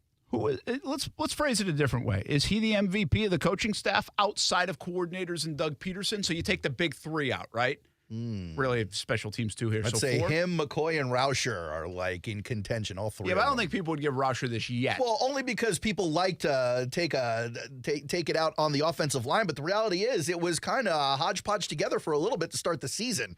And here comes Phil Rauscher and the rest of the organization who have built maybe one of the deeper offensive line units in all of football. I mean, we were just talking about it a couple of minutes ago. You could lose 1 or 2 guys and still have NFL starter-capable dudes up front. Yeah, I don't know. I think shout out Bernie Parmalee. Parmalee's been good, but is he good enough with Bigsby yet? Does that hold him back? We'll get to Bigsby in a bit. But yeah, I think ETN's great. I think ETN's I think he made James Robinson pretty good, who now can't get a job. Great point. And it was a holdover from Meyer, which we're in a lot of them. I mean, He survived that and clearly was a good coach because Urban tried to blame him for everything under the sun, and then Doug's like, "Nah, it's cool." That should really be bullet point number 1 on the resume. I survived Urban Meyer. One of the few, actually. Immediately hired. It's a good staff. I mean, they're doing a great job. That's what we said at the top of the show. I don't think they're getting enough credit. The position coaches, Angulo, Chad Hall's is well regarded as a receivers coach. Chad, Paul we had that interview.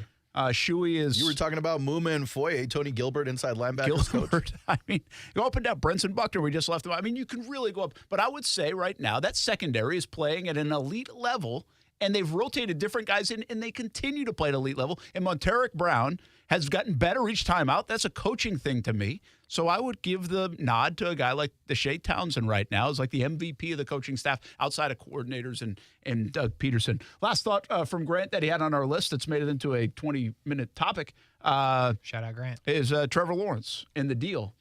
Oh, that's right. Well, nobody's getting a piece of the organization. I have wondered all along. Maybe he gets how creative will Schad and the Jags get? Will this fall in line with other deals that people are getting? I know from an overall value and guaranteed money it will, but will there be something creative in it that does stick out, that is new, that almost kind of changes the way some of these things are done? I don't know. I'm just curious because he's an innovative guy and a creative guy, and I think he values this young man at an extreme level. Not to give him the whole franchise, but I think he really values what he has done and will continue to do for this franchise. I once saw Mark Cuban offer somebody a lunch meeting as a prize for something. And I'm like, there's a there if you get to spend time with like some really smart billionaire and pick their brains on things you're doing or things they're doing.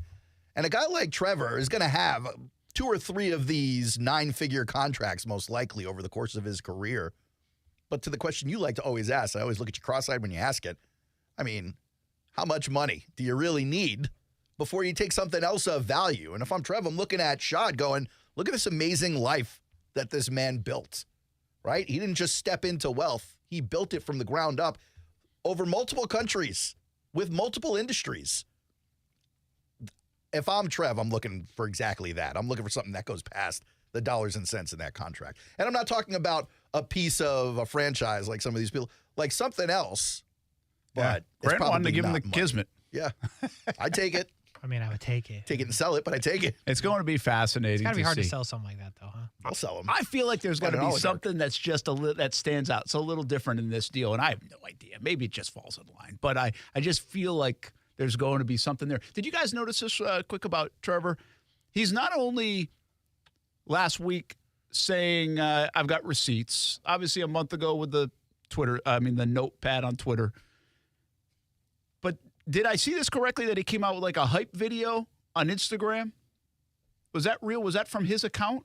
Let's check. Before the game last week? Because if he did, that would be very much along the lines of what like Brady has done, right? Mm-hmm. And other guys have. And you're almost is he getting to a comfortable place with his performance, with how he feels as a player right now, with this winning streak and everything else, to now start working on the rest of it?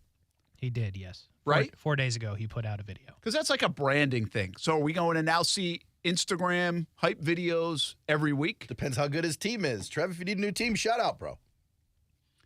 I just found that social team. I found that interesting.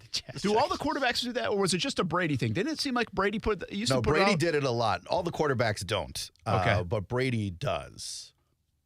And again, this isn't like I don't think it's Trevor like sitting at home putting it together. He's obviously got a team. Right. No, I'm saying the Brady brand does, but like you're not seeing Kenny Pickett's team doing this. Yeah. Well, I mean, good like even Lamar's team. I haven't seen it like on Lamar's account. Okay, but this was Brady's version of what Joe Burrow does dressing up to the game. My point is Trevor Lawrence, is that now going to be his version of that rather than wearing an alien costume to the game or some ugly sweater? What you mean? That sweater was gas. Was it, though? I would get it. But I think we're starting to see that a little bit. That shows me comfortability from a player that has kind of found where he sits now in this organization, in the NFL, and where he's going for his willingness to do that. You don't do that when you're losing, and you don't do that when you're playing poorly.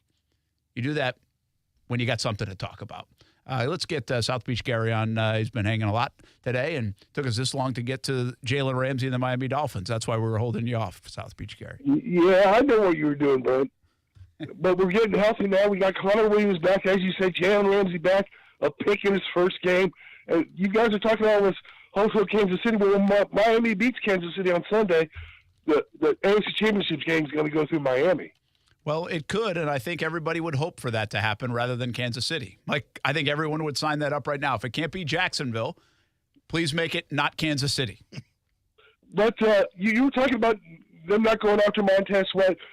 Brent, guys, why do Jacksonville hold on to their draft picks like they're gold? You said before, Brent, take a chance, take a proven player away rather than take a chance for the in the draft, hitting somebody in the third round. I've never seen the Jags do that. Go for it in the middle of the season. I would love to see them go after Montez Sweat.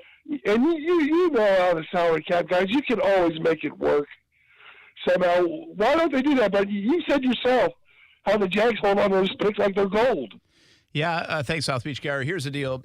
This is my belief why. I think it's especially if you get like older people that have been around the business for a long time, I think they come up with those things are gold. I think they're very valuable. I think how you build teams is through the draft. That's what everybody will say. And so you compile them, you utilize them, you sometimes trade them off. Like, it's a very new age way of thinking what the Rams did. You know, to be able to sell all your picks off and then get all these star players and deliver on that, that has not been the formula in most years, and now they're trying to kind of remedy that and fix that in hindsight after they're actually screwing it up right now, actually. Yeah, they probably are screwing it up right now. They're going to sit in no man's land for 3 or 4 years instead of be as bad as everyone thought they were going to be. They probably should have got rid of Aaron Donald and maybe even a Cooper Kupp if need be. Well, they tried to trade Matt Stafford, but they just couldn't find the right price for it. So, and the other part of that is this. I said this last week. I believe a guy like Trent Baalke, think about it. This is a second life for him as a GM. This is it. You don't get another one. He was fortunate to get this one. And so what do you need to do to keep your job as a GM? You need to win on a consistent basis. You don't need to win a Super Bowl to keep your job as a GM. And so I don't think he's actively thinking like this, but I think there's a subconscious to these guys. They're like, hey, we want to sustain winning. I don't think everybody says, win right now. Sustain winning, you have a long career in the league as a coach, as a GM, as players, as anything else, because things are going well, even if they don't go as well as we all want it from the outside, and even they want it on the inside. So I think you can get a little blinded by draft pick and also sustained winning. And you've got to know when to say, I'm all in. It's a simple Kenny Rogers song. Got to know when to hold him, Brent. Know when to fold him. Know when to fold him. Know when to walk him away. But why doesn't he say know when to go all in? And know when to trade for Chase Young. So I think that's it. We're going to find out. If he makes a move, then he's not fully comfortable with what they have, I think, behind their frontline guys. And that's okay. If he doesn't make a move, wasn't willing to go as bold as some of those other teams. I take an issue with the words fully comfortable. What's fully? Why is that? I feel like he could be comfortable with them and still want to make the move to go to really punch it home. Yeah, that's fair. Just doesn't strike me as this like super aggressive guy. Right? He doesn't. You know who How does? amazing would it be if you woke up tomorrow and Chase Young was You know the who Jaguar? does actually strike me in the organization as a guy that wants to go for broke? Who's that? Schott. You're like, hey, we're right here.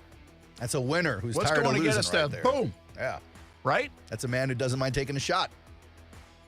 Will there be any influence there? I don't know. We'll be back. Brent Friends on ESPN 690.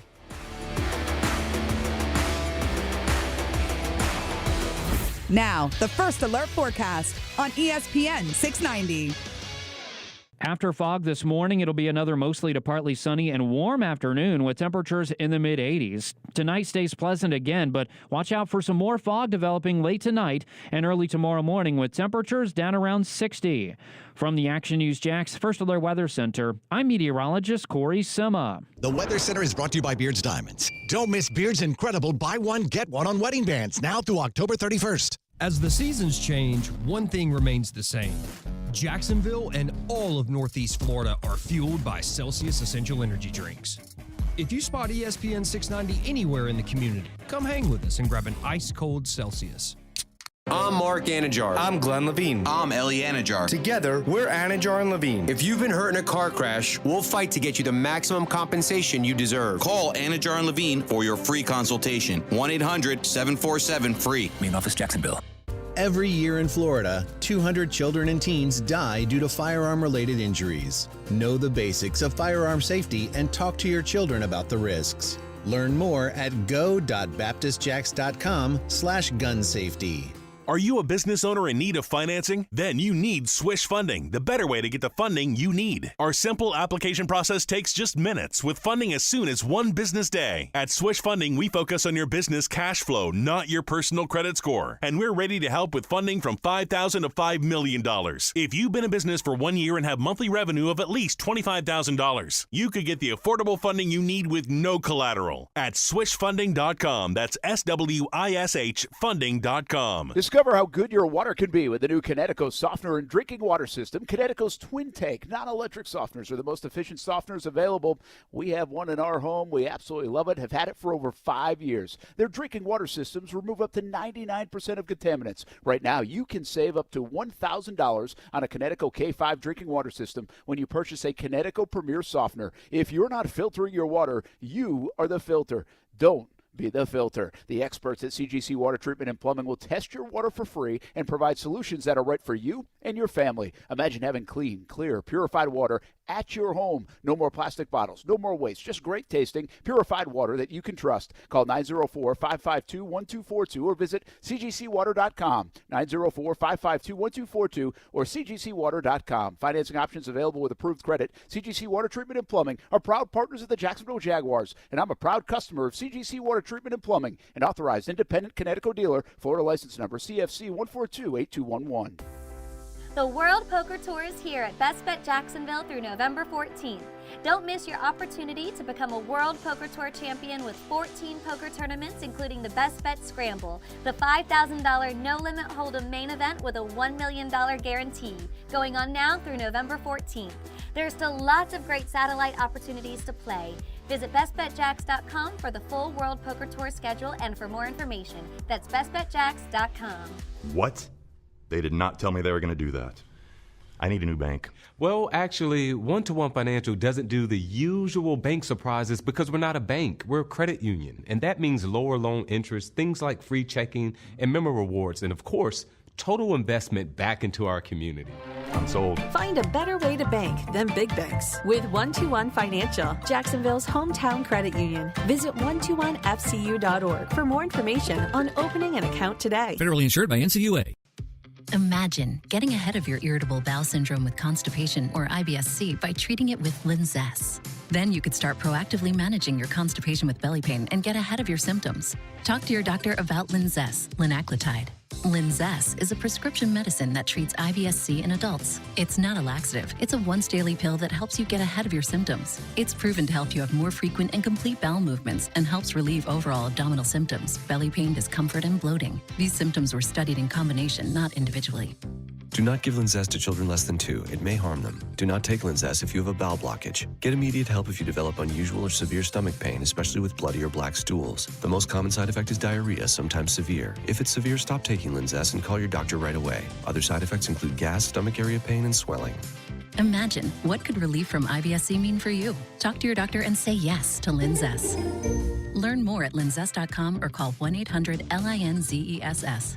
Action Sports Jax. Watch, listen, subscribe. You can watch us on CBS 47 and Fox 30. You can listen right here on ESPN 690. And you can subscribe to our YouTube and podcast, Action Sports Jax on ESPN 690. Action Sports Jax. Watch, listen, subscribe.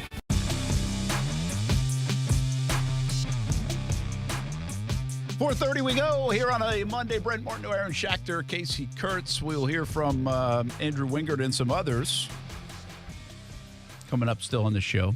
Hey, was it disrespectful what the Jags did with the terrible towel? Totally.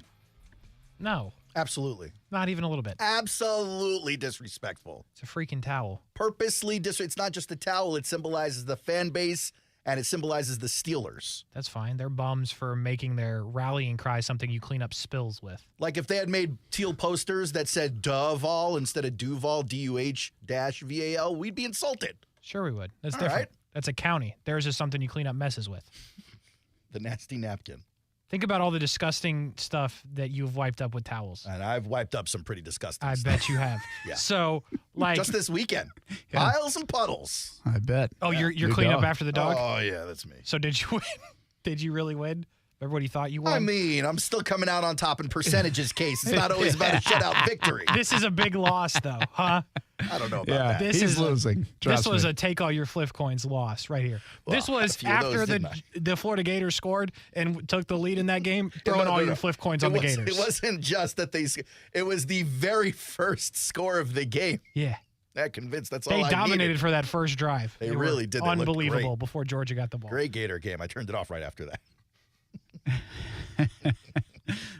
By the way, Kasey, he's being modest about the dog right now because you're here. He doesn't want to be called dog hater. Okay. But if you were here Friday, you would have probably called him that. Look, I can threaten to kick a puppy in the stomach Whoa. and not be called a dog hater. It's fine. There's only one dog hater on the show. All right. I'm glad you're here to clear that up. For I us. don't know about that. That's the man's name who runs the place. I don't know about that. Mr. ESPN? So seriously, was Yeah. I kind of thought it was a fun thing, but I don't know. I don't know if it's a fun thing. No, it's disrespectful. It's like dancing on the star in the middle of the field when you're Terrell Owens. Okay, but that's like also a. Shut up, Aaron. Why are you it's the defending real- them? It's not a defense. They should be disrespecting them. That's the whole point. Oh, okay. So I'm you're into okay it. with it. Yeah, I'm so into it's it. disrespectful, but you're okay with it. Yes. Yeah, we're having trouble getting Oh, that. my God. They should be blowing their nose in those towels. Absolutely. You were coming across like you were like, oh, the poor towels. No. Yeah. I'm just saying, is it disrespectful? Yeah, that's the whole point. Yes. Okay, now we're on board. All right. We're back. I mean, listen, we got Can't be behind we got disrespect. Steeler fans tagging the police in Pittsburgh because they took the towel. Imagine being that soft. That's wild. Like, I kind of thought it was great. Here's the other thing: is every Pittsburgh fan has like 50 of them. Yeah. So it's not like it's not like it was bobblehead doll day, and you took the bobblehead doll and you stomped on it, Yeah, right? They should have, though. That would have been disrespectful, but good too, is what you're saying. I mean, the Jags really did turn that moment, though, into a wrestling moment. Well, the Steelers struck first. They really shouldn't have. Pickens shouldn't have been out there talking. Does it surprise you how much that echoed throughout the Jags? No, that doesn't surprise me. What surprised me was that Pickens said it at all. That was wild to me.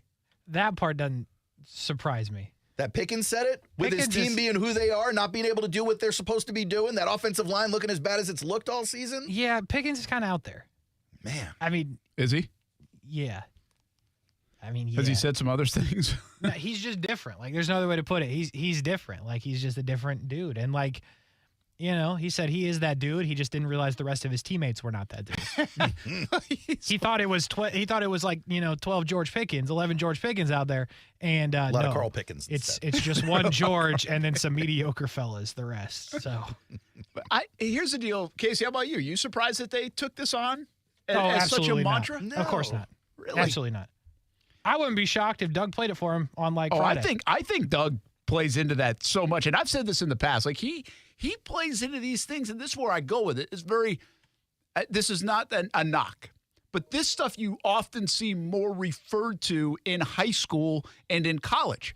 There was a high school team this week actually that had shirts made up. And their coaching staff was wearing them because of like a tweet that was made from the other team. Wow. So like that kind of stuff is very high school college rivalry feel, right? And it's cool. Like it makes it fun. So I'm the not implication knocking there that the NFL guys shouldn't need that to get up for the game. Is it's that that they usually don't. Like they just don't. Like there are times, but they usually don't. But it's Doug plays that, man, and he knows. And this group, I mean, Rayshon Jenkins, you'll hear the interview after when we get Dewey coming off the field. Rayshon Jenkins, like, he was ready to talk about Pickens at 0-0-0. Like, that's how much it's on the mind. Now, by that time, they knew they were going to win. You get a little sideline fun to think about it, I guess. But I guess I'm just a little surprised. And we said this last week. This is a group that really doesn't need that motivation. So if you want to get them even more dialed in, and I think that's what happened. I think you're a 10-day layoff. You can certainly get comfortable feeling you're a good 4-game win streak here. You've already accomplished a lot in October. Put yourself in this position. And what I think Pickens did, is not necessarily like inspire them. I think he locked them in more. Because you could have easily seen them not being locked in, getting to the bye week, being happy, a little complacent. Like, that's just natural stuff that happens. And this team said, nope. Thanks for giving us a little juice. And they brought the juice. You definitely said it was a concern of yours last week. You didn't want them to kind of have that letdown in the week leading into the bye. But if there was any dig that this team was going to take as motivation, there aren't too many left other than those guys don't respect what we do. Yeah. It is a respect league. And you're coming off times where Trevor was talking his stuff. And then more people are talking about you. Mm-hmm. And I'm telling you, it's happening today. I mean, I retweeted this thing today from whatever show that was on. I think it's on Fox Sports. No, that was Aaron's guy. Oh, that's your guy? Which guy? Who's my guy? Carlon? Isn't that your guy from New York? Rand Carthon is not my guy. Craig Carton. You talking about Craig Carton? Craig Carton? Hold on, He's now on FS1. He used to be on the radio. Okay, yeah, that's who it is. I like Craig Carton. Oh, yeah. We don't like him tonight. Shout out to Craig Carton, ex-convict. So... Just saying, he's rehabilitated himself. So, okay. So you didn't hear this. You didn't see this. So on their show, so what did you say? It's on FS1? His show is on FS1, I believe, yeah. Basically, he says, I don't think the Jags are very good. I don't think they're anywhere near the class of the AFC. Oh, so, okay, Craig. well, whatever, right? I mean, you're going to get some, like, clickbaity stuff. That's one thing. The other dude, who I guess used to play for the Steelers, which he did once they told me his name, and now I can't find where his name is. You remember seeing it, Kasey? The second guy in? Yeah, I remember watching it laughing. And then I scrolled off to move on with my day. He's a former player, and he said the Houston Texans, it's Will Colon. Did I say that Willie right? Colon. Cologne, sorry. Willie Colon. You're right. Now that you said it, I'm like, oh, yeah, Willie Colon. How long ago did he play? Played for 15. He just wrapped up. Yeah, 2006, 2012 with the Steelers, 2013 to 2015 with Aaron's Jets. Wow, he had that long of a career, huh? That's what the internet says. 100 games on the dot. Won the Super Bowl. What's the AV, though, Case? I need to know the AV on Willie Colon. The AV? I'm going to go with 2. He said Houston's a better outfit than the Jags. That's what his thing was. So after like a franchise, your guy said, not clothing, but a franchise. Yes. Okay. He's like, meaning this year. He's like, Houston's better than the Jags this year. It's like, they're 3-4. I understand they beat them 6-2 and 3-4. You're not watching. So I'm not even giving these guys time. Okay. As we already gave them too much time. My point is, on top of Trevor taking notes, on top of people saying Trevor's not elite, and Jags are winning, and he's along for the ride, and he acknowledged it, on top of Pickens, on top of that, even after going to 6-2 and now having the best record in the AFC, they're still getting it. And I watch these morning shows now, on Monday especially. Why, your days start to open up? They don't talk about them. Nah, because I'm kind of curious to see if they're picking up on the Jags a little. You get a few highlights, and they bring them up, like Orlovsky brought them up, talked nice, Dan Keys to the City Orlovsky, for a couple moments, and then that was it. They move on. Like, there was more coverage of the Jets game today on both Good Morning Football and ESPN, and there were 25 punts in the game. There was a putrid game. And neither one of them are a player right now. Like, neither one of them are a factor in the grand scheme of things. The way Jets they're are sitting built. right outside the playoff race, Brent. Well, I wouldn't count them out. You would if they still have Zach Wilson. When Aaron Rodgers comes back, and if they're still in the mix, then count me in. But couple more weeks. You can't take Zach out if they're in the mix. Couple more. I saw a headline last week. But they still can't get it. They still can't get it. And I don't think like that part bothers the Jags, but I do think people taking shots here or there, they're going to keep hearing it. And I think Doug's going to keep playing it. Doug loves it. And it's just another thing to get him motivated. Because it's his message. It's, hey, guys, I know you're proud of yourself, but we haven't done anything yet. And this is another thing about, like, we just went over their coaching staff. They have a coaching staff that is full, not completely full, but full of a lot of former players. So this is why I think Doug's really good as a former player. He knows what kind of gets you going. And he pushes the right buttons, and he really has for the last 2 years, for the most part, pushed all the right buttons.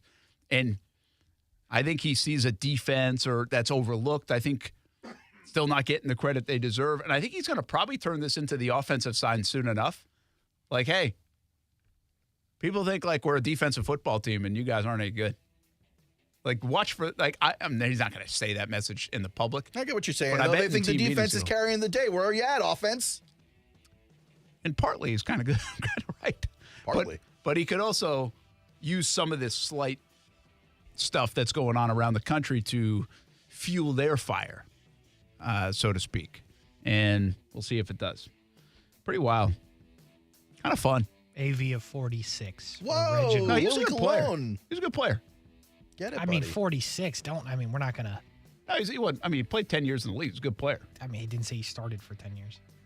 Started 100 games. He played That's 100 like starting. games. Played 100 Oh, he games. played 100 games? He didn't start on. How many have you played, Case? I mean, 100 He less. played in the league for 10 years. It's good. Doesn't mean you know what the hell you're talking about, though, when you just put a microphone in front of your face. AV of 46. I mispronounced his name. I kind of had forgotten about it. I mean, this So guy's you reminded borderline me. blocking every other guy. I mean, basically, that's what 46 says. Every other dude you get a hand on. Other than that, Listen, it's over. You get to choose. Be careful how much you rip 320-pound guy. Yeah, Willie Cologne's going to show up at your door. I wish he would punch me in the face. I'll do this whole thing again. Oh, here we go. I didn't get kicked last week. Not yet. We're flying that guy in from California. At least I can sue the other dude. He's got a ton of money, bro. It's fine. We'll be back. Hey, via 46, he was really good. Yeah, We'll be super back kicks on don't feel so good ESPN when you're wearing 690. cleats, by the way. Brent and Friends is sponsored by Best Bet, now open in St. Augustine. From selling out of a back of a car to one of the biggest outfitters in the Southeast, Baker Sports is quite the story. And on a daily basis, they are helping you write your story with a high school name or sports team across a uniform and so much more. And now it's a one-stop shop with Baker Sports, carrying Nike, Adidas, and Under Armour. They already make you look good, and now they can help you look better than ever. Baker Sports, custom sports apparel since 1997. Shop with the hometown team, and it's easy to do at bakersport.com. As the seasons change, one thing remains the same. Jacksonville and all of Northeast Florida are fueled by Celsius Essential Energy Drinks. If you spot ESPN 690 anywhere in the community, come hang with us and grab an ice-cold Celsius. This is Ortho Health Insights, tips for life in motion, brought to you by the Jacksonville Orthopedic Institute. You are never too old or too young to begin improving your orthopedic health. Hundreds of thousands of knee replacements and hip replacements are performed each year in the United States, and those numbers are on the rise, but some of these surgeries are preventable. Exercise and health lifestyles have a direct effect on muscle strength, joint flexibility, and bone density. Maintaining a healthy body weight can lessen the effects of osteoarthritis and prevent injuries. Hip pain is a common problem and can cause discomfort and difficulty in walking, sitting, and daily life like working and playing sports. If you are experiencing hip pain, the hip orthopedic physicians at JOI are experienced in diagnosing the cause and treatment of your hip pain. Whether you need a course of physical therapy or surgery, JOI can help. Call 904-JOI-2000. That's 904-JOI-2000. Or learn more at JOI.net. JOI is the official sports medicine provider for the Jacksonville Jaguars. Time to hoop it up and swoop it up with the Ospreys. Men's and women's basketball, the opening tip is almost here. UNFospreys.com for your season tickets. Plenty of options in the beautiful UNF Arena to watch a fun brand of basketball. Season tickets, flex plans, and premium seat and suite options are available. Matthew Driscoll and the men's team always play an exciting brand of basketball. And welcome new women's coach Erica Lambert to UNF Arena. It's the busiest home slate in the D1 era. More than 30 games at UNF Arena. See one and you'll want to see more. UNFospreys.com. Hi, I'm Mike Lester, the founder of Talon Wealth and the host of the Guarding Your Nest Egg radio show. Like you, I love this country, and I'm very thankful for those that protect us along with our freedoms. That's why for active military and active first responders, if you decide to work with us, Talon Wealth isn't going to charge you any advisor fees. We're happy to explain all the details, but most importantly, thank you for your service. Visit guardingyournestegg.com to find out more. Advisory services through Talon Private Wealth and SEC registered investment advisor. Lord license D056341. Happy kids heal faster.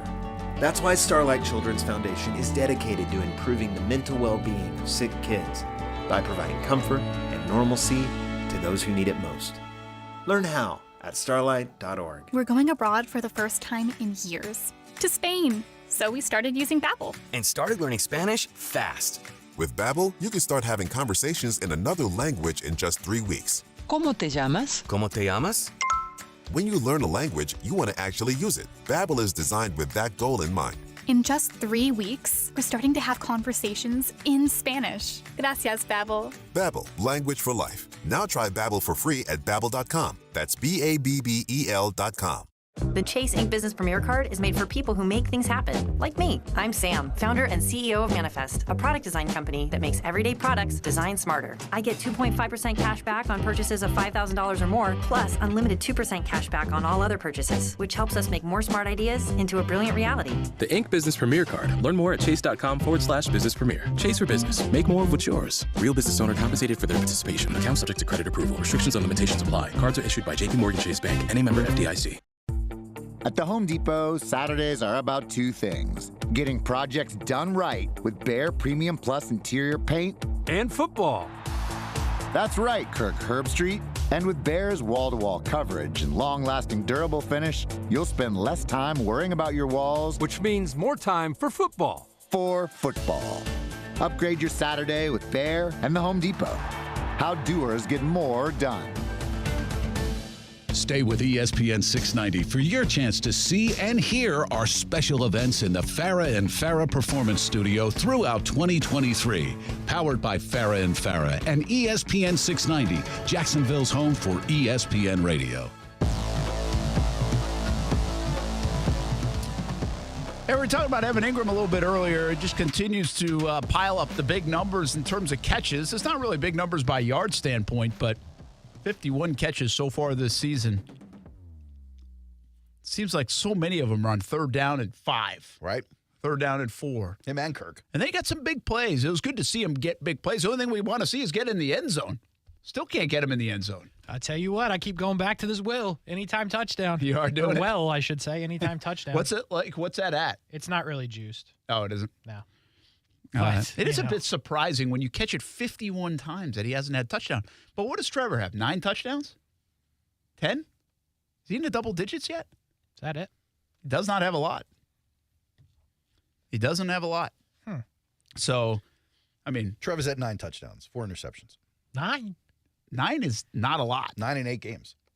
For a guy listed as an MVP candidate. Well, again, this is why you're getting some of that outside noise, because people are looking at, they're basically box score analysts. Meanwhile, his completion percentage is damn near 70% on the season. Yeah. That's impressive. 70%. Like, what is the record for that, by the way? Minimum like 200 or 300 passes. I got to find that out. Oh, I think Cousins might have done something like 74, 75% recently. Kirk? Captain Kirk? I'm pretty sure. Man, Captain Kirk tore his ACL. Yeah, that's the problem. He was having a heck of a season. Man. That sucks. You know, the other thing is, like, you see the numbers now, people are matching up like Russell Wilson against Patrick Mahomes numbers. No. It's like 16-4 for Russell Wilson. 15-8 for Patrick Mahomes. That's why Mahomes. But that's why you got to be careful to look at just numbers. I think numbers support a lot. I think numbers can say a lot. But you also got to be careful that that's not the whole story you're telling. I feel like Russell Wilson's throwing for 140 yards a game. Yeah. And all those rushing touchdowns for like ETN are turning into touchdowns instead on the passing, probably play action pass stuff. True. Top 3 leaders all-time completion percentage. You interested? Yes. They're all Drew Brees. Oh, that makes sense. Drew Brees at 39 years old, Drew Brees at 40 years old, and Drew Brees at 38 years old. 74.4 is the record. 74. Yeah. That's insane. That is a lot. You're completing almost 3 out of every 4 passes. Yeah, and most of those to Alvin Kamara. Yeah. Well, that's fair. Or Michael Thomas or for that time Colston, stretch. Or well, we're talking about Jimmy Graham. We had a chance to catch up with Evan Ingram, who has never been in this position like many other Jaguars in that locker room. Been a good perch at the bye week. 6-2 at the bye. 6-2 at the bye. I've never been in this position in my career. Definitely feels really good. You know, we had a low point early on, and we all looked at each other in the mirror, looked at ourselves in the mirror. We got to work, and we didn't honestly, people talk about the stretch, the traveling and all that stuff. We don't even care about that. We had to get back to our football, and I'm glad that we've done that. And I'm going into the bye week feeling good, but we got a lot left, a lot to go earn. How do you process this game? You guys go into their territory 10 times, 9 out of 10 possessions, and still only end up with 20 points. You have a big game, you win the game. So where are you at with all that? Yeah, obviously it sucks to have some left out there, but we won. We got the win. That's the NFL. It's going to be ugly sometimes. It's going to be tough. It's tough because of the standard we hold ourselves to. And so, we're going to go back and look at some of the things that we bit ourselves in the foot. We kind of shot ourselves. So, but that's just our standard. At the end of the day, we came in here on the road, hostile environment, a rivalry game, and got it done. Did you expect this to be a big day for you? The way I work every week, I'm trying to have a big day every Sunday, honestly. But it's all tailored to being impactful for my team. So whatever I'm asked to do, whether it's block, get out in space, yak, just possession catch, just catch the ball, get down, protect the ball. I got to protect the ball better. I just want to do that to the best of my ability. Well, he's got 51 catches. Going back through his stats, when he was with the Giants, in his second year, he only played 11 games. He got 8 starts. His rookie year was really the year. Well, it was, but he had 45 catches that year, so he was tracking pretty well if he had played the full 16. Even the next year, he only started 6 out and played in 8, and he had 44, so he was tracking toward a pretty nice number. Like he was on pace for 88 catches that season. Yeah. He's had 60-plus a couple of times, and then obviously last year his career high where he had 73 and set the franchise record along with 766 yards. He did get in the end zone 4 touchdowns last year. But right now he's got 51 catches and amazingly on 61 targets. When you throw it to him, he catches it. That's solid. Really good. And he's got 9 games left to get in the end zone one time. Get in the end zone and maybe have a triple-digit season. That'd be wild. As a pass catcher. That'd be crazy. Pretty wild from the tight end spot. For the Jags. Football at 5, including, if you haven't heard Dewey Wingard yet, you'll hear it next on ESPN 690.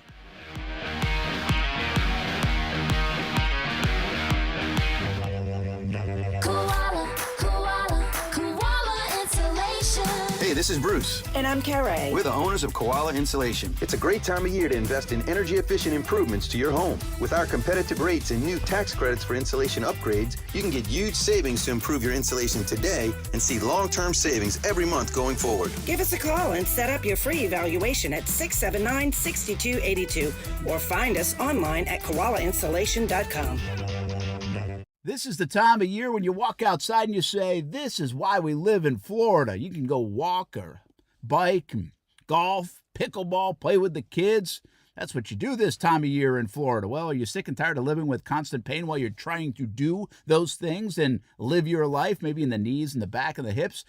Joint pain doesn't just keep you from doing what you love. It affects your job, your relationships, even simple things like getting dressed. Hey, everyone, it's Brent Martineau. It's time to call QC Kinetics. QC Kinetics uses advanced regenerative medicine to restore and repair damaged joint tissue, giving you your life back. Hips, shoulders, elbows, they can all be treated with natural biologics from your own body. Powerful healing agents, highly concentrated. If you're tired of steroid shots that don't work, or if you're trying to avoid surgery, call QC Kinetics now to schedule your free consultation. 904-274-5522. 904-274-5522. Call now. Appointments are available for this coming week. Just call QC Kinetics, 904-274-5522. Have you seen your financial freedom wiped out by stock market volatility? It's Rich Jones. Consider investing in real estate funds from DLP Capital. Don Winter is CEO and founder. DLP Capital has provided our investors with consistent double-digit returns by investing in cash-flowing residential real estate. For more than a decade, we have had zero losses, little volatility, and have shot above our return targets in all of our investment funds. Plus, we offer monthly distributions and tax shelter opportunities. To get your investor's guide and learn more, dial **invest on your cell phone or visit highyieldreturns.net. Men, are you suffering from erectile dysfunction or PE? The medical providers at Prime Men's Medical Center offer breakthrough treatments that eliminate problems in the bedroom without pain or surgery. 98% of men see instant results on their first office visit. Listen to a specialist in men's health. I'm Dr. Simovitz. Prime Men's Medical Center offers breakthrough medical treatments that eliminate ED and PE. Men are even lasting 90 minutes or longer, regardless of age or medical history. But that's not all. For a limited time only, call Prime Men's Medical Center now, and your initial consultation and first treatment are completely free. You'll see instant results right in the office. You'll even get a gift that enhances your performance in the bedroom. All this, worth hundreds of dollars, is free if you call now. 904-664-8221. 904-664-8221. That's 904-664-8221. O'Reilly. It's See Better, Drive Safer month at O'Reilly Auto Parts. Replace your worn-out wiper blades and get up to a $20 O'Reilly gift card after rebate when you purchase a pair of select wiper blades. See store for details. Our professional parts people will even install your new wiper blades for free. Stop by your O'Reilly Auto Parts store or O'ReillyAuto.com. O'Reilly Auto Parts.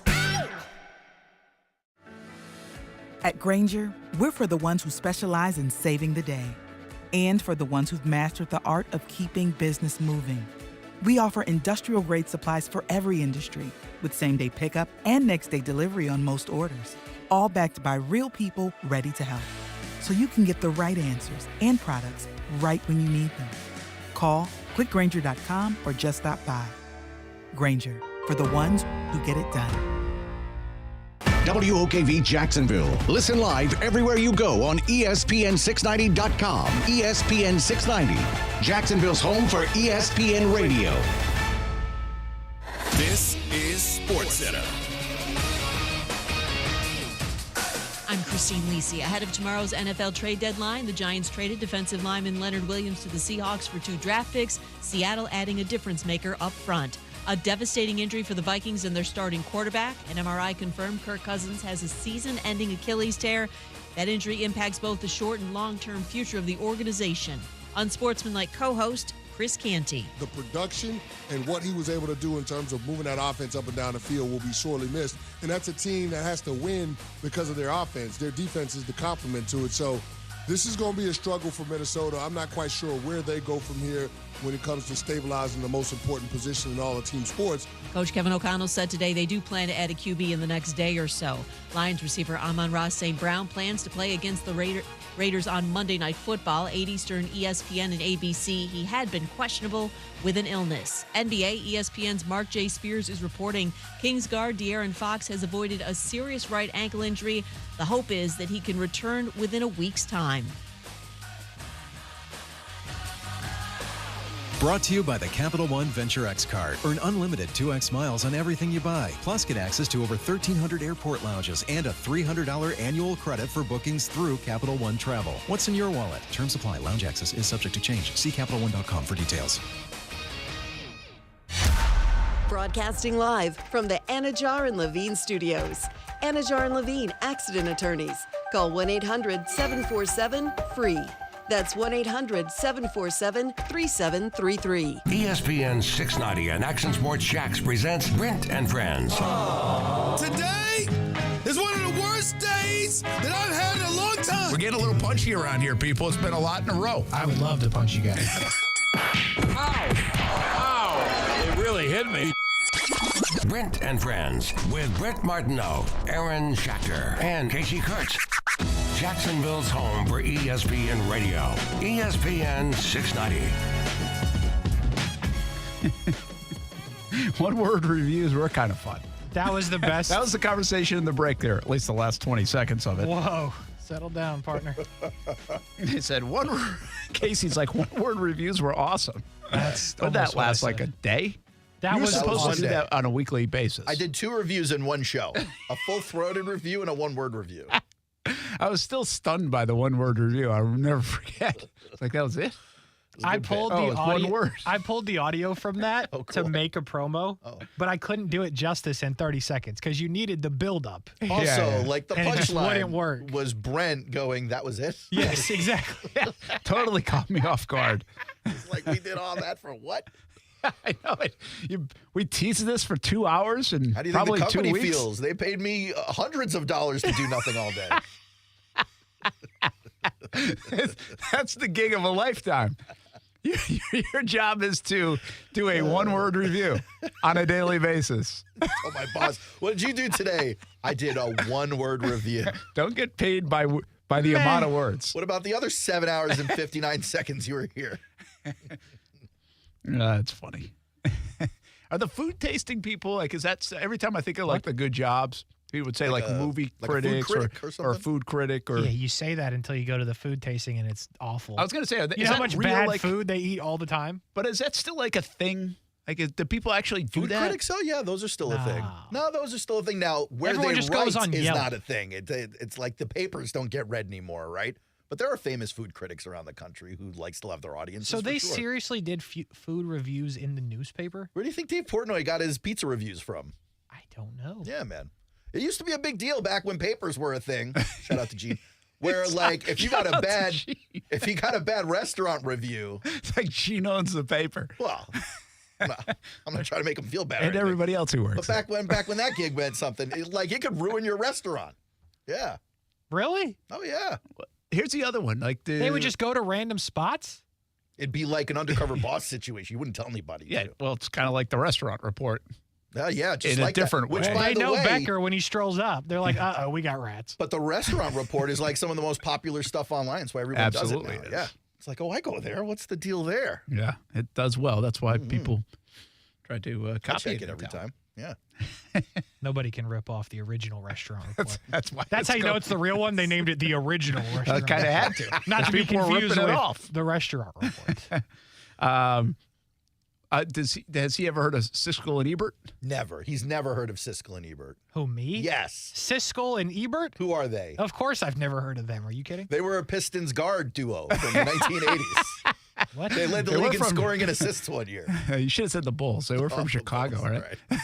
I think they were movie reviewers, movie critics. What? Yeah, and they did like a weekly thing. I think it was a newspaper thing, and then it turned into a TV show. But like they would sync movies too. Like if it's Siskel and Ebert, if they got bad. If you ever heard of Two Thumbs Up, that's where it came from. Yeah. For movies? Yeah. Casey's like, so what? they also What's a movie? reviewed movies in the newspaper? Man, this they was did more on everything in the TV. newspaper. This newspaper thing must have been just hot for It was a while. cool for a little bit. This stuff sounds pretty good. Smelled good. It was great. That's great. It smelled good. It's pretty wild. You got to smell. You love the smell of ink or little something. boy You just sniffing TV every guys piece of paper smelling. I got, yeah. This guy's smelling TV guides and newspapers. Same I mean, paper. just do the glue thing or something, man. You want to know where 8-year-old Aaron is? It's with his nose shoved in a TV guide or a newspaper. It's completely innocent, though, Case. Man. Does anybody do the movie critic thing anymore? Yeah, there's movie critics. Yeah, sure. But like now they're all like movie influencers. They're online talking about it. No, like they have them. Who's Like, a big where critic is it? you Like, watch? where You would I watch find anybody? that? Is that a YouTube thing? You just Google whatever movie you want to see, and then on Google it pops up and says how many stars it is. Oh, yeah. Yeah, but not like. Is there anybody like famous for it No, that you would follow? Like you'd go to YouTube or absolutely TikTok or Yeah, like Siskel and Ebert were celebrities. not. Oh, really? Oh, yeah. Everyone knew who they were. Like Saturday Night Live would do sketches pretending to be them. No, I couldn't They were on name. Family Guy, too. Yeah. I don't think I could name a reviewer of anything. Like, other than this, I mean, we're kind of reviewing stuff, but There used to be a clothing if you take reviewer. sports out of it, By I the way, couldn't. also in the newspaper, they used to put like radio and TV critics Stop. locally. Oh, yeah. They would review the local radio. Oh, my. I would love to see. Oh, those are some of my reviews. favorite articles You back would when I was a actually- kid. yeah, Oh, actually, yeah. you- They used you'd to write all actually- the radio wars. You would have liked that job, Casey. You just rip everybody. They really do. It's great. Are they hiring? Gene, you guys need anybody? Listen, you should just start it. Hiring. That's what you should do. You should just be like, I'm just going to start ripping, or I'm going to review. You got to be nice sometimes. No, you don't. You got to do nice. You can't just go one way. Brent's talking like he's from the 80s. Don't worry about being nice. Listen, Twitter is just the thing that just rips everything. I mean, you got to differentiate yourself a little bit. Oh, did you guys see Twitter not just going to charge you $3 a month now or $1 a month? There's like levels to this thing. There's now an $11 subscription you can buy. Really? Yeah. What's it give? It'll Wait, what boost do I your get? supplies. Now, not only do you get to the top of the reply chain as a Blue Premium account, you get even higher than that. You get to the top of the top. Yeah, I might as well. So it boosts your replies, is what they say. This might be good for That's me. what they're selling it as. Better replies. That's what you get. That's not a great selling point. Well, now that you're doing polls that are getting so many votes, you don't need it. But if we were still at that 100-person point, I'd be like, Brent, maybe invest in a little. So we're going to have to pay 3? Or 1 or something like that, yeah. Might as well just pay 11. I could be big. This is not good math. I could be the guy. You could be the guy. Did you hear my conversation with Dewey Wingert? I'll just pay 3. I had not. I was hoping to hear it on this very show. Oh, you will. You will. Okay, because I thought we were running out You're of time. going to. We're not running out of time. We still got plenty of time. 52 minutes or so. Yeah. Cool. Plus commercials. Dewey Wingert, man. Unbelievable. The character development on Dewey Wingert would have been a great review. It would have been. Movie. Different phases. Let's just get right to it. This is him walking off the field. Rayshon Jenkins, by the way, jumps in as well. And meanwhile, just little old me is concerned that we are live on somewhere and we're not going to bleep everything out. Hopefully, this edition is bleeped out. Yeah, I don't know. Didn't listen to it. Here we go, boys. Come on, baby. 6-2 at the break, man. Come on. How good is that?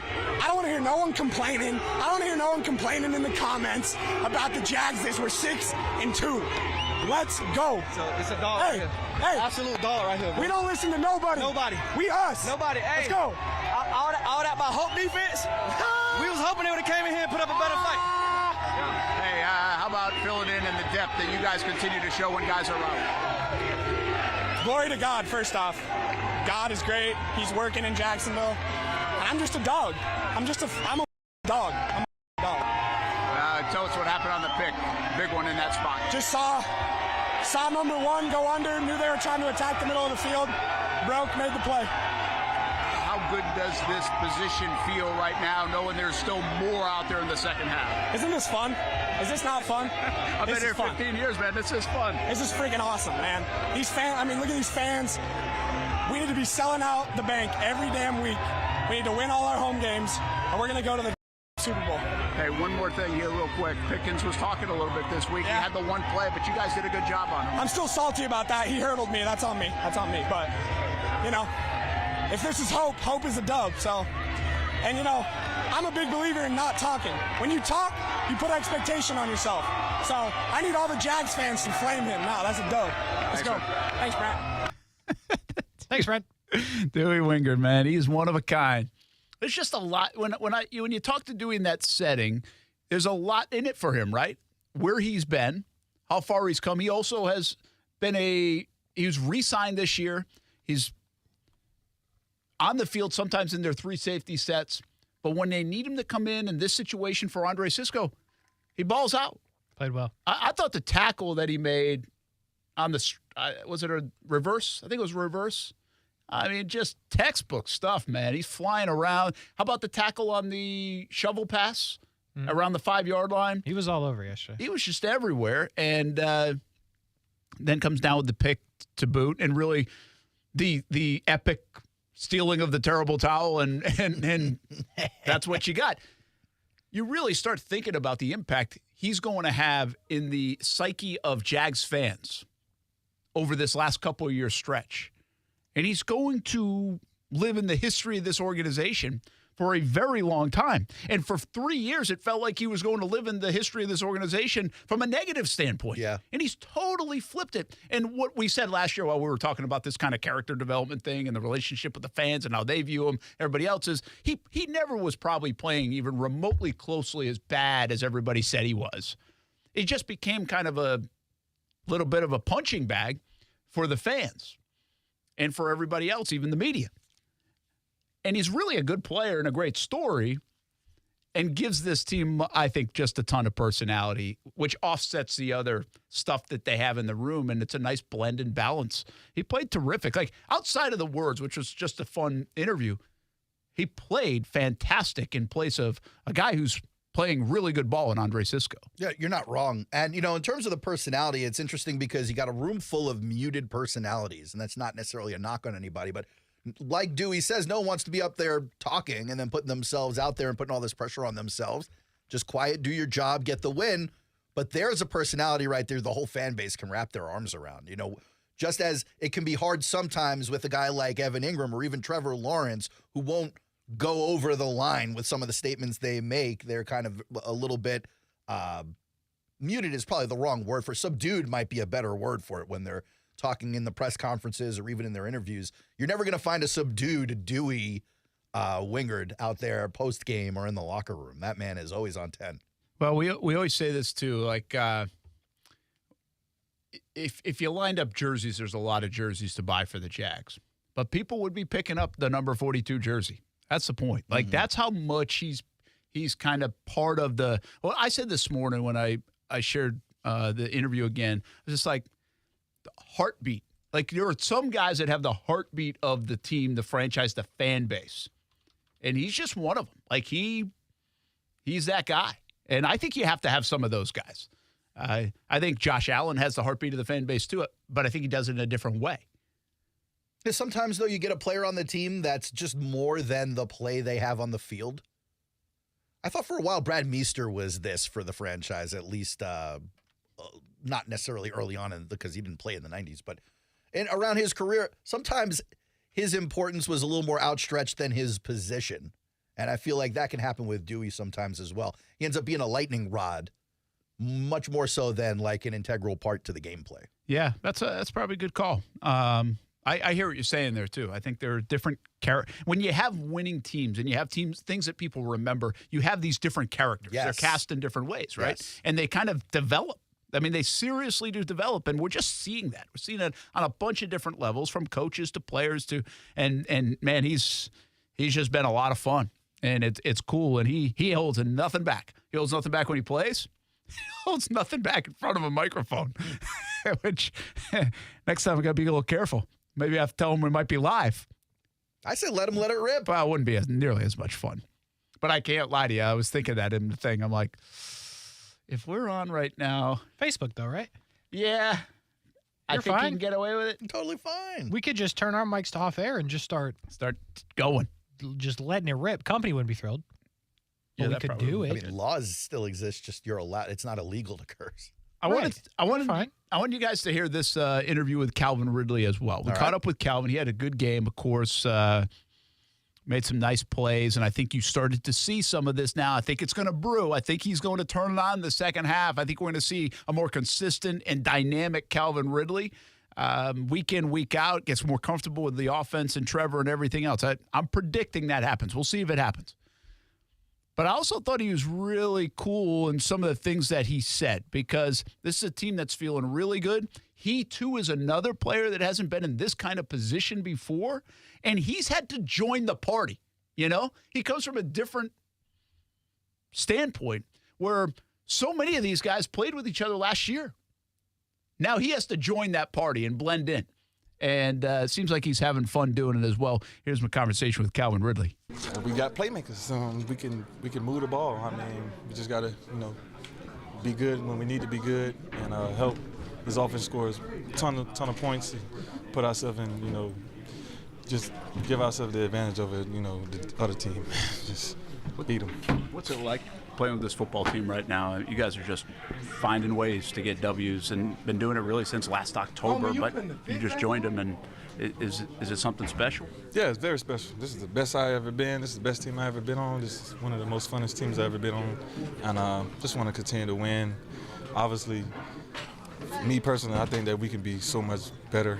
We got to continue to work.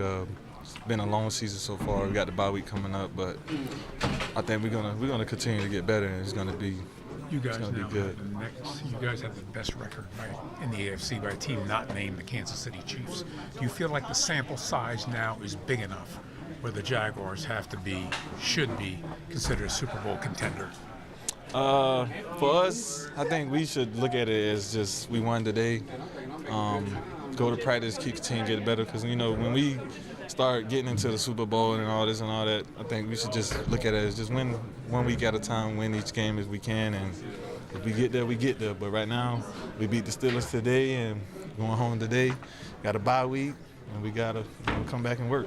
How much more evolution of this offense for you, but also everyone? I mean, you guys got in their territory 9 out of 10 times and still only putting up 20. So, I mean, is it like, whoa, there's a lot more left? Yeah, obviously we probably should have had 30-some, 40-some points today. We know that. We meet. I've been meeting with these guys for every day. I promise you. We're trying to fix everything and be the best. I mean, it's taking a little slow, but we're winning. And that's the thing that we need to do. We're winning. And I think and I believe and I know we're going to be good in those right games when you need us. So let's continue to move forward and get these wins. Last one for me. You said you've never been on a team that's off to this kind of start, but how you did it. London, 19 days, 4 games. Now you come here and get a win. I mean, does that say something a little more? Yeah, we didn't blink. That's how I see it. We didn't blink. We didn't. We knew what we had ahead of us, and we just said, forget it. We're gonna do it. We're gonna do it, and we're gonna win, and we're gonna continue to win, and we ain't gonna let nothing really stop us or get in our way. Thanks, man. Enjoy the Thank y'all.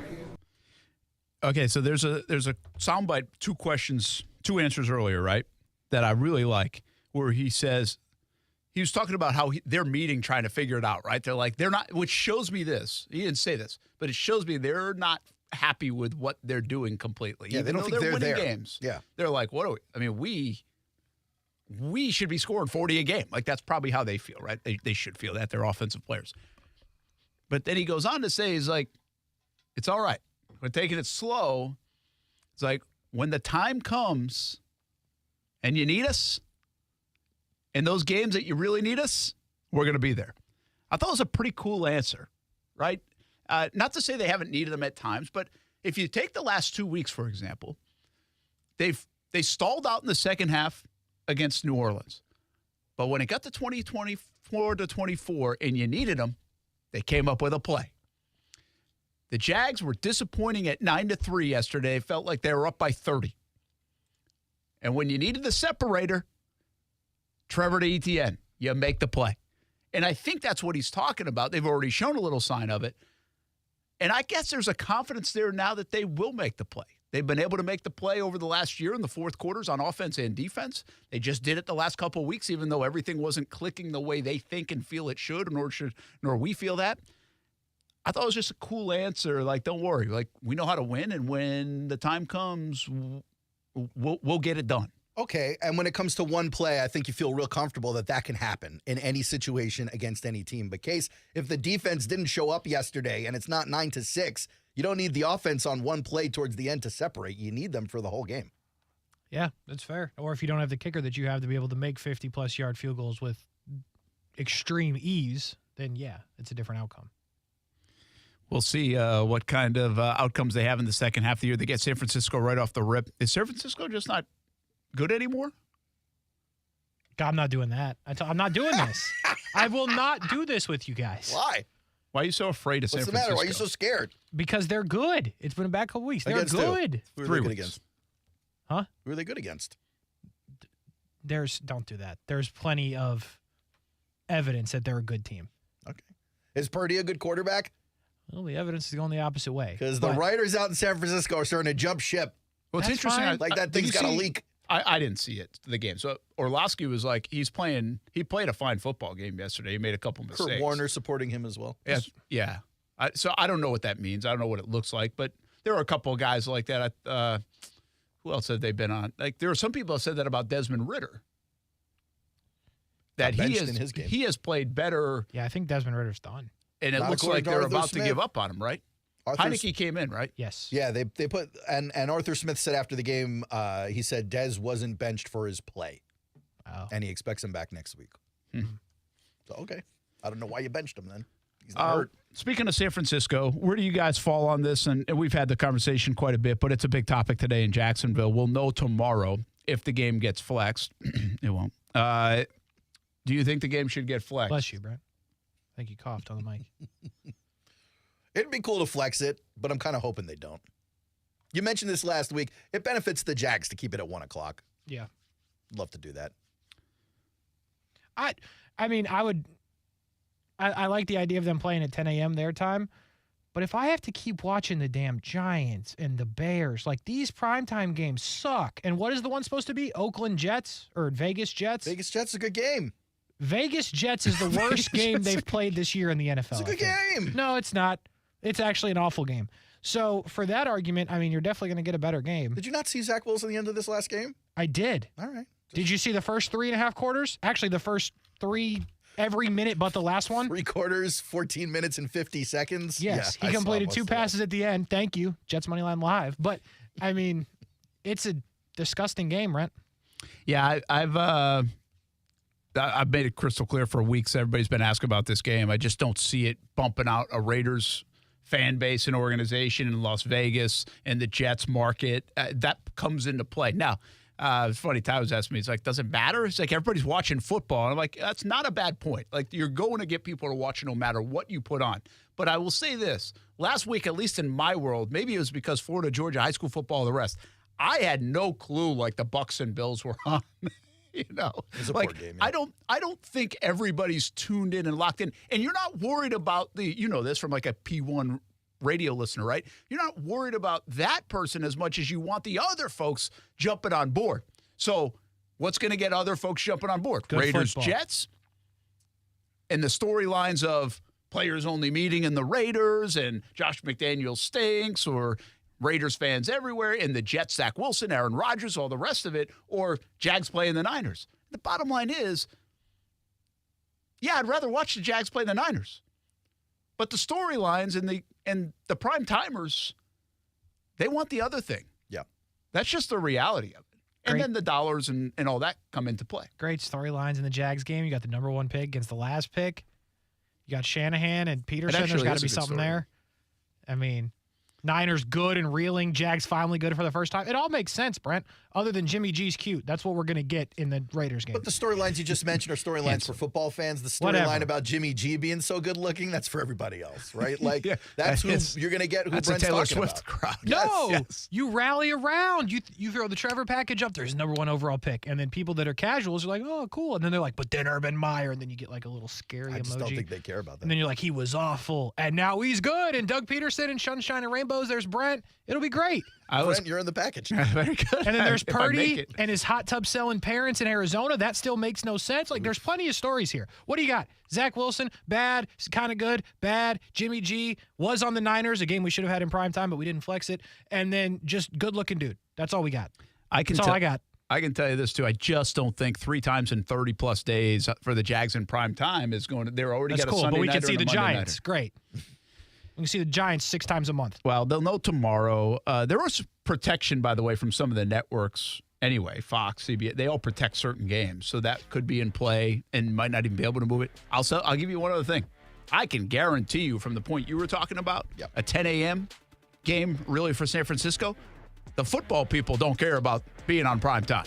Football people are like, that gives us a bit of an advantage. Let's do that. Yep. Now, that doesn't always win the day because you wouldn't turn down the idea of Jacksonville in front of the country. So the business side wouldn't mind that at all. One other note, there's going to be a lot of 49ers fans there. That's just a cry. lock. So what? That's just a lock. I mean, that's not going to change even though the Jags have won 6 in a row, but it's going to come off like people are going to complain about it. I think it's even going to surprise players to a degree. Like you heard Dewey, right? He's like, sell out the bank. Like, there's going to be a lot of red. They got these tickets a long time ago. Yep. And they're willing to pay like double the money. They don't get to see their team play a lot. There's a huge San Fran crowd the last time. Yes, there was. That's not going to change. That's a long flight. It's not that, though.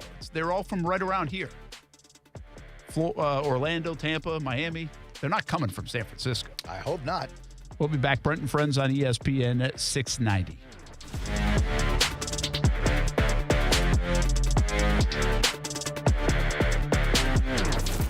Now, the First Alert forecast on ESPN 690.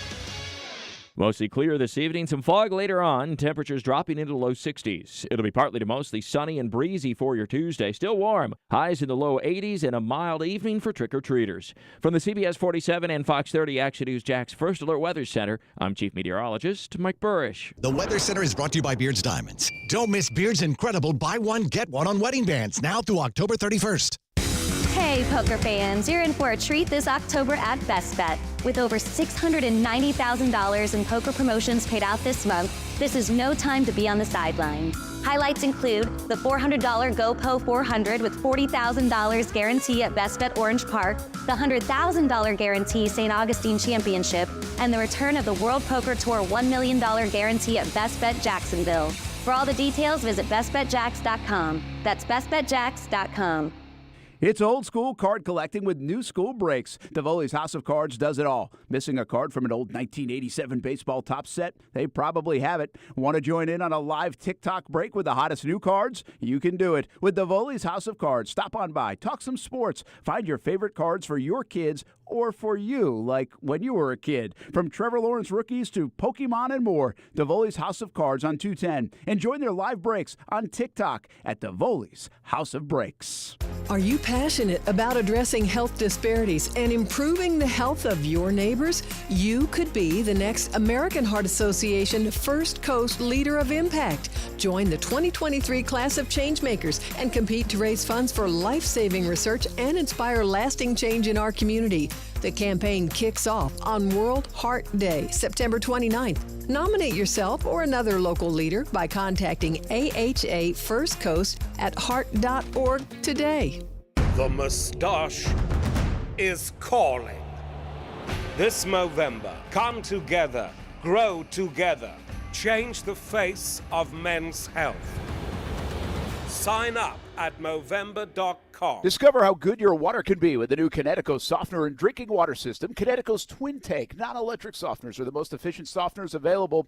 We have one in our home. We absolutely love it, have had it for over 5 years. Their drinking water systems remove up to 99% of contaminants. Right now, you can save up to $1,000 on a Connecticut K5 drinking water system when you purchase a Connecticut Premier softener. If you're not filtering your water, you are the filter. Don't be the filter. The experts at CGC Water Treatment and Plumbing will test your water for free and provide solutions that are right for you and your family. Imagine having clean, clear, purified water at your home. No more plastic bottles, no more waste, just great tasting, purified water that you can trust. Call 904-552-1242 or visit cgcwater.com. 904-552-1242 or cgcwater.com. Financing options available with approved credit. CGC Water Treatment and Plumbing are proud partners of the Jacksonville Jaguars, and I'm a proud customer of CGC Water Treatment and Plumbing, an authorized independent Connecticut dealer. Florida license number CFC 1428211. Texting enrolls you in a recurring automated marketing text messages. Consent not required to purchase. Message and data rates may apply. The team's looking good this season. I think so. Man, I miss playing football. Being young with unlimited energy to burn. Ever since I turned 40, I just can't find that fire I used to have. Think you could be lower testosterone? What do you mean? All guys lose their edge when they turn 40. The body has less testosterone. That's why I take Nugenix Total T. I've heard about Nugenix. That really works? Since I started taking Nugenix, I'm lifting like when we played for Coach Carter. I feel more energized at work. It's even spiced up things between me and the missus. Are they still giving out complimentary bottles for people to try? Yep, send a text. It's that easy. Text STREAK to 42424 right now for your complimentary bottle of Nugenix Total T. It's the #1 selling testosterone boosting brand at GNC and Walmart. Do it now and they'll also send you a bottle of Nugenix Thermo X, their newest, most powerful fat burner ever, absolutely free. Text STREAK to 42424. That's STREAK to 42424. These statements have not been evaluated by the FDA. This product is not intended to diagnose, treat, cure, or prevent any disease. Score early this NFL season with FanDuel, America's #1 sportsbook. Right now, new customers get $150 in bonus bets with any winning $5 moneyline bet. That's $150 if your team wins. If you've been thinking about joining FanDuel, there's no better time to get in on the action. The app is so easy to use, there's a wide range of betting options, spreads, player props, over-unders, and more. So visit FanDuel.com/win and kick off the NFL season. That's FanDuel.com/win. FanDuel, official partner of the NFL. Must be 21 plus in President State where lawful to wager. FanDuel is offering online sports wagering in Kansas under an agreement with Kansas Star Casino LLC. First online real money wager only $5 pregame money line wager required. First online real money wager only $10 first deposit required. Bonus issued as non-withdrawable bonus bets that expire 7 days after receipt. See terms at sportsbook.fanduel.com. Gambling problem? Call 1-800-GAMBLER or visit FanDuel.com/RG in Colorado, Iowa, Michigan, New Jersey, Ohio, Pennsylvania, Illinois, Kentucky, Tennessee, and Virginia. Call 1-800-NEXT-STEP or text NEXT-STEP to 53342 in Arizona, 1-888-789-7777 or visit ccpg.org/chat in Connecticut. 1-800-9-WITH-IT in Indiana, 1-800-522-4700 visit KSGamblingHelp.com in Kansas. 1-877-770-STOP in Louisiana. Visit mdgamblinghelp.org in Maryland. Visit 1-800-GAMBLER.net in West Virginia or call 1-800-522-4700 in Wyoming. Help is here. Visit gamblinghelpma.org or call 1-800-327-5050 for 24/7 support in Massachusetts or call 1-877-8-HOPE-NY or text HOPE-NY in New York. This is Brent and Friends with Brent Martineau. You don't even like your quarterback. Kasey Kuhrts. You don't even like your team. And Aaron Schachter. I don't even like myself, guys. Do you know me? On Jacksonville's home for ESPN Radio, ESPN 690.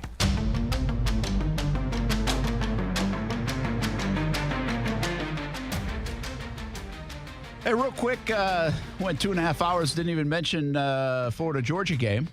Oh, yeah. That happened. We got some Jags fever here, right? And listen, Georgia's good. I don't think anything that happened in the football game was that surprising. It was a 5-minute barrage. No, there was a surprising part. The Gators scored. Oh, the Gators scored early. They're dominant. Might have been one of the best games Georgia's played, really. Might have been one of the best drives the Gators have had all season. Actually, not might have. I've seen them. It's pretty good. You know what? From a Georgia perspective, two things. I don't think they're getting enough love around the country. When you see a lot of these national guys talking about the playoffs and how they'll be ranked, everybody's giving a lot of love to Ohio State. And I think it's because Ohio State beat Notre Dame and Penn State. Yep. So they've got those 2 wins. And they keep covering the spread. Do they? They're undefeated against the spread. Boy, their offense to me, I mean, outside of Harrison Jr. is very good. Yes. I think they got a decent tackle who's projected to be drafted early, too. But all they got to do is change their whole playbook so they can beat Michigan, and then it'll be all right. Because, Michigan stole a bunch of those plays. That's true. I don't know about Ohio State. I get the resume, but I just don't know if Georgia should be off the perch right now anyway. Brent, I'm right there with you. Every single week, I've said the same thing around Saturday, 10 minutes before they kick off. Ohio State is frauds. They're not covering this week. And then they do. I've been wrong every week, every single week. So I'm there with you that they're frauds because I know they're frauds. I know it's not me that's been wrong 8 times in a row. It's me being right, knowing that at some point they'll get exposed, but it might not come to the playoff. But you better believe I'll be betting against them. I just don't feel like – I feel like people are sleeping on Georgia. Maybe I'm wrong. But nationally, I think Florida State's capturing attention as they should. Washington has captured attention. Oregon, teams like that. Oklahoma gets beat. But Georgia just showed the dominance. And you know what else they're doing? Carson Beck's good. Carson Beck looked really He's good in the game. He's a good play. Like, we haven't seen Carson play in a long time. And I don't sit there and watch every play for Georgia, and you kind of start thinking, hey, they can just plug anybody in. They plugged Stetson Bennett in, and he won for 2 national championships, right? That's what you're kind of thinking from the outside. They're loaded in the trenches. They're loaded. I'll tell you what, now, he can spin it. He was making some big-time throws. And he's looking even better and better and getting more comfortable. I was talking to Trayvon Walker a little bit about it yesterday, and he said he thinks the big close games like at Auburn in the fourth quarter where they had to win, those were huge games for a guy like Beck because he had only been in blowouts in the past. When he would come in, he would only be in those situations. And I'll tell you another thing. There are people that believe he can be a big-time NFL guy, Beck, the way he throws it. They just got to see a little bit more from a seasoning standpoint and more reps, right? And I didn't know where all that stood, honestly. We knew he was from here. He won with Mandarin, all that. But then he kind of goes away and doesn't play, and he's got to beat people out. Good for him. It's cool that he's playing. He's playing on this juggernaut. And I think what we saw on Saturday was a hell of a performance by him and the Dogs. But he's good. So here's the other thing about it, Kasey. Ohio State. Frauds, yes, sir. Alabama. I'm not out on Alabama, but quarterback Neither is play PFF, by the way. in some of these spots isn't great. In some spots, it is very good. Jordan Travis, Michael Penix, right? But in other spots, it's not. So you get that matchup. I think Georgia's kind of right in the middle. Like, I don't know if he's Heisman Trophy good. I don't think he's that right now. Throws a good football. But he's experienced and been in the system. He's confident. He's comfortable. And he's set up very nice to succeed between coaching and players that are out there. And they just blew that team out, and now, albeit the Gators stink, but they blew out their rival at a neutral site without his guy, his dog, if you will. Yeah. The guy that went for like 200 in that game last year. Yeah. Didn't have him, and they still blew him out. It's impressive. He's good. Georgia's good. Gators are not. The field story Saturday was one of the biggest non-stories I've ever seen blow up into something. Yeah, like that I can remember in a broadcast. A lot of people were talking about Boy, they ripped them on CBS, boy. Mm-hmm. CBS said this is like the worst football field we've ever seen. Players were saying stuff too, though, right? No. Dude got hurt. No, that's the thing about it, all right? So it did not show well from television, Brent. And that was a part of it. Well, they kept focusing on these pregame divots. There was a couple of game divots. There were pregame warm-up stuff. The injury early on, and what I think happened, here's 2 things that I think transpired, and we don't know, and they're not going to do like an investigation on how this came up, all right? And nobody's really saying much other than, the folks with the the field and the city and ASM said, hey, we do this all the time. They did it 8 times last year for the Jags because the Jags were practicing there. And they do this all the time. And they're very well known. Like, they help out in Super Bowls, and they were at Wembley for London, like all these other things. So this is a first-class group. I don't know how you rank field turf people. But they're top tier, Brent. But they're first class. PFF does have them graded at 85.1 on the turf. But so like this isn't an issue in Jacksonville ever. And so what I think happened was the injury did happen, and later it came out that was an injury that he'd been dealing with anyway. And Napier didn't blame the field at all. Players didn't blame it at all. Kirby Smart was like, what are you even talking about when asked about it? No slippage at all during the game. But I think a coach probably, when that injury happened, might have seen the field also aesthetically, right, in the seams in there, and said, what's up with this field? And so here's what I heard and, well, talked to people directly. When they transport that thing from Georgia, which they've been doing, Georgia to Jacksonville, they resodded this past week. You need 48 hours. You're supposed to have 48 hours. They had way more than 48 hours. And in transport, the edges of the sod will brown up. They get dried out. Sure. Well, by usually the time you kick off game time and stuff for a Sunday, it will be green. Well, it was a little warmer this week in Jacksonville as well. And it was hot. Those were the brown seams that you were seeing. It's not that it was out of place or not smooth. It was just from an aesthetic standpoint, hadn't got fully green yet. Just need a little more time to hydrate. In fact, if you go to the field, I think now or yesterday, by Sunday, it is. You can't even see any of it. Well, that's unfortunate they played on Saturday. So it's pretty wild, just the dynamics there. And I'm just a little surprised that CBS, if they were going to make that such a story in the early going, and I didn't watch the broadcast. So, Kasey, you watch this thing? Yes, sir. Did they continue to tell the story of the field or go back to the story of the field? Details or just be like, well, how's it holding up? Or, hey, nobody's slipping. We haven't seen anything else. I don't remember them going I don't think backwards they on went it. back to like the on-field reporter to do it, but like there was mention of it.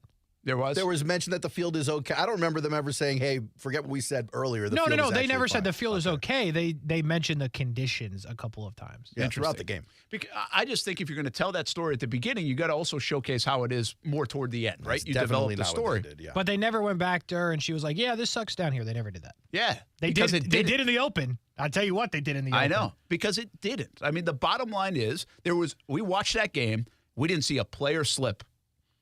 And we didn't see a player get hurt. And all the coaches and the players, nobody said anything after the game about it. Tell you what, if I was Napier, I would have said the field was bad. Holy cow, the way them boys played, I'd be like, our boys were slipping and sliding. So it was unfortunate the way that all took place. And again, I understand the aesthetic side of it. Some people were like, this doesn't look great on TV. We noticed it Friday night when we did our show that there were those lines. And we even wondered, like, well, that's kind of interesting because you don't usually see that. And then it was just wild that thing became such a story. Yeah, it just didn't show great on TV. And so I felt bad for those guys because, they put a lot of work into that. So they take a lot of pride in that. And it was really ended up being kind of erroneous at the end of the day. Like, it wasn't a story that from an aesthetic point of view only, they made into a pretty big story. It also showcases this. When those guys say like a 2-minute report and something like that comes out, like that becomes gospel. Because that thing was flying around. I see what you say. They basically spoke it into fact. Oh, my gosh. Yeah. Like and that's what we do now anyway, right? I mean, anything that we even see on social, it's like, oh, that happened. Yeah. And it was totally like guilty until proven innocent. They issued a statement and everything else. I'm not even sure that helped really, the statement. They probably should have just ignored them. But that was a wild deal on Saturday and had people kind of trying to figure out what was going on. It mattered more than the football game, Brent. It was actually a bigger story than the football game, which also you don't really want. No, and listen, we all have this in Jacksonville anyway. Like, you're on national TV. This is one of the prideful things in Jacksonville. You have this big game, and a game that you want to keep here, and a game that some of the coaches have said, hey, let's get it back up to our place. So you start thinking about all those things if the field really wasn't right. That's the first thing I said. I was like, this is not going to help keep the game here. Yeah, I think a lot of people said that. And at the end of the day, it's not going to have an impact at all on whether the game is here or not. Sweet. Because it was just a non-story. So that same grass, I think, will be there for the 49ers game. Do you? I'll have 2 weeks to hydrate. Probably just a little more water. Yeah. Huh. How about it? And it's the other thing is this is so typical. Like they do this every year. They put in a second turf halfway through. Double turf. Yeah. Those things are expensive too. How much do they charge for grass? Out of curiosity. A lot. Really? I don't know if they have that out there or not, so I won't say. But you know. All right, he normally buys it off the dark web, so he only knows those prices. You know. Okay, tell me in the break, because I'm interested in how much they charge for grass. A lot. You got a grass plug? All right, cool. We will take a time out. Hey, tonight, Devon Hamilton at Sneakers in Jax Beach for Jags Report Live, 7 o'clock. I believe that's on CBS 47 because the World Series, Game 3, is on Fox 30. Game 4 is on ESPN 690 tomorrow. That's true. Tonight, we get Monday Night Football, Also the true. Raiders and the Lions. Cool. Raiders in primetime again. Awesome. Hey, Raiders, this is your chance to 2 prove weeks in a your row worth they're for gonna next Sunday. Yeah. Not next Sunday, 2 weeks down the road. Raiders and Lions. Boy, that one will be thrilling. It'll be a fun game. Will it? Over-under for the Lions, 74.5. Over. Hey, Casey, let's see how Debbie Downer Casey is. How many wins do the Gators end up with? They won't win again. You don't think they're going to beat Arkansas? They won't win again. They'll probably beat Arkansas, but they won't win again after that. Yeah. They'll lose to Missouri and LSU, Florida State. You should just adopt FSU. Hey. Big win this weekend for FSU. FSU just keeps cooking. Yeah, it's. Boy, he's a good receiver, isn't he? Woo. Which one? They all are good. Wow, most of them didn't play. Coleman did. He's good. Yeah, they're good. They're cooking. We'll be back, Brent Friends on ESPN 690.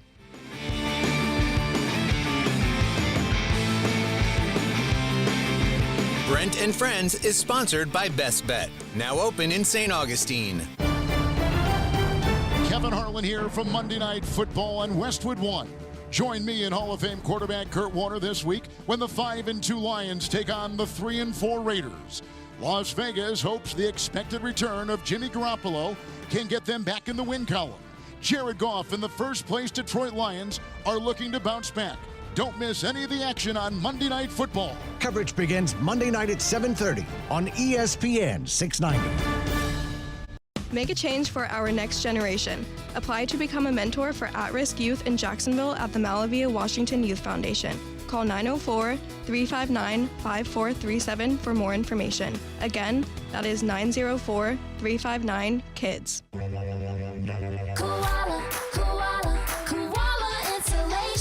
Hey, this is Bruce. And I'm Carrie. We're the owners of Koala Insulation. It's a great time of year to invest in energy-efficient improvements to your home. With our competitive rates and new tax credits for insulation upgrades, you can get huge savings to improve your insulation today and see long-term savings every month going forward. Give us a call and set up your free evaluation at 679-6282 or find us online at koalainsulation.com. Time to hoop it up and swoop it up with the Ospreys. Men's and women's basketball, the opening tip is almost here. UNFospreys.com for your season tickets. Plenty of options in the beautiful UNF Arena to watch a fun brand of basketball. Season tickets, flex plans, and premium seat and suite options are available. Matthew Driscoll and the men's team always play an exciting brand of basketball. And welcome new women's coach Erica Lambert to UNF Arena. It's the busiest home slate in the D1 era. More than 30 games at UNF Arena. See one and you'll want to see more. UNFospreys.com. Hey, it's Brian Middleton, and I just got back from out of town, and guess what? I'm still on track thanks to Awaken 180 weight loss. Now, you might be thinking, being out of town, away from your normal schedule while on a weight loss program, how's that work? Well, for me, it worked out to be pretty awesome. Now, before heading off, my Awaken 180 coach Jenna and I strategized everything. Can I still lose weight on vacation? Is a little cheating okay? We covered it all. And yeah, I had to be a bit more resourceful on my food choices, but instead of gaining those typical vacation pounds, I actually continued to lose weight. Did I have fun? Absolutely. I was able to eat out and partake in all of the vacation activities. And you know what? I'm now down a total of 42 pounds in just 2 months. It's not just a weight loss plan, it's a game changer. And the best part, I'm already back losing my normal 4 to 5 pounds a week. If you're looking for expert coaching, top-notch guidance, and amazing results, then make the call. Dial 844-346-1800 or visit awaken180weightloss.com. Advisory services through Talon Private Wealth and SEC Registered Investment Advisor. Florida license D056341. On Guarding Your Nest Egg Radio, Mike Lester, founder of Talon Wealth, focuses on a key question many share. Do I have enough to retire? For starters, we'll do the math for you. But to me, it's really more about lifestyle. I want to find out what's important to you. I want to find out what your expenses are. And then I'm going to give you a realistic expectation moving forward of how your money needs to be invested to accomplish your goals in retirement. Get to know Mike at guardingyournestegg.com. Nothing slows my little girl down, except a stuffy nose. Mommy. That's why I use Sinex Children's Saline from Vicks. Sinex instantly clears mucus in everyday stuffy little noses with a gentle, ultra-fine mist designed for kids. Just Sinex? Breathe. Her stuffy nose is gone for now. And so is she. Sinex Children's Saline. Sinex, breathe. Use as directed, keep out of reach of children. Hey, you. The one on the couch who just told your friend you can't go out because you're busy? Ready to get real about your psoriasis? When your current treatments don't do enough to help control the inflammation beneath the skin, causing plaques and pain, stressing and scratching, it's time to stop hiding and get real with your dermatologist so they can help you get clear. Get real clear about psoriasis at letsgetrealclear.com. Sponsored by AbbVie. It's old school card collecting with new school breaks. Davoli's House of Cards does it all. Missing a card from an old 1987 baseball top set? They probably have it. Want to join in on a live TikTok break with the hottest new cards? You can do it with Davoli's House of Cards. Stop on by, talk some sports, find your favorite cards for your kids or for you, like when you were a kid. From Trevor Lawrence rookies to Pokemon and more, Davoli's House of Cards on 210. And join their live breaks on TikTok at Davoli's House of Breaks. Hey, it's Brent Martineau from Action Sports Jacks. Did you know you can watch our radio show? Yeah, video of a radio show. Just search ESPN 690 Jacks on Facebook, YouTube, and Twitter, or follow me on Twitter at BrentASJacks. Watch the show live weekdays from 3 p.m. until 6 p.m. or listen on ESPN 690.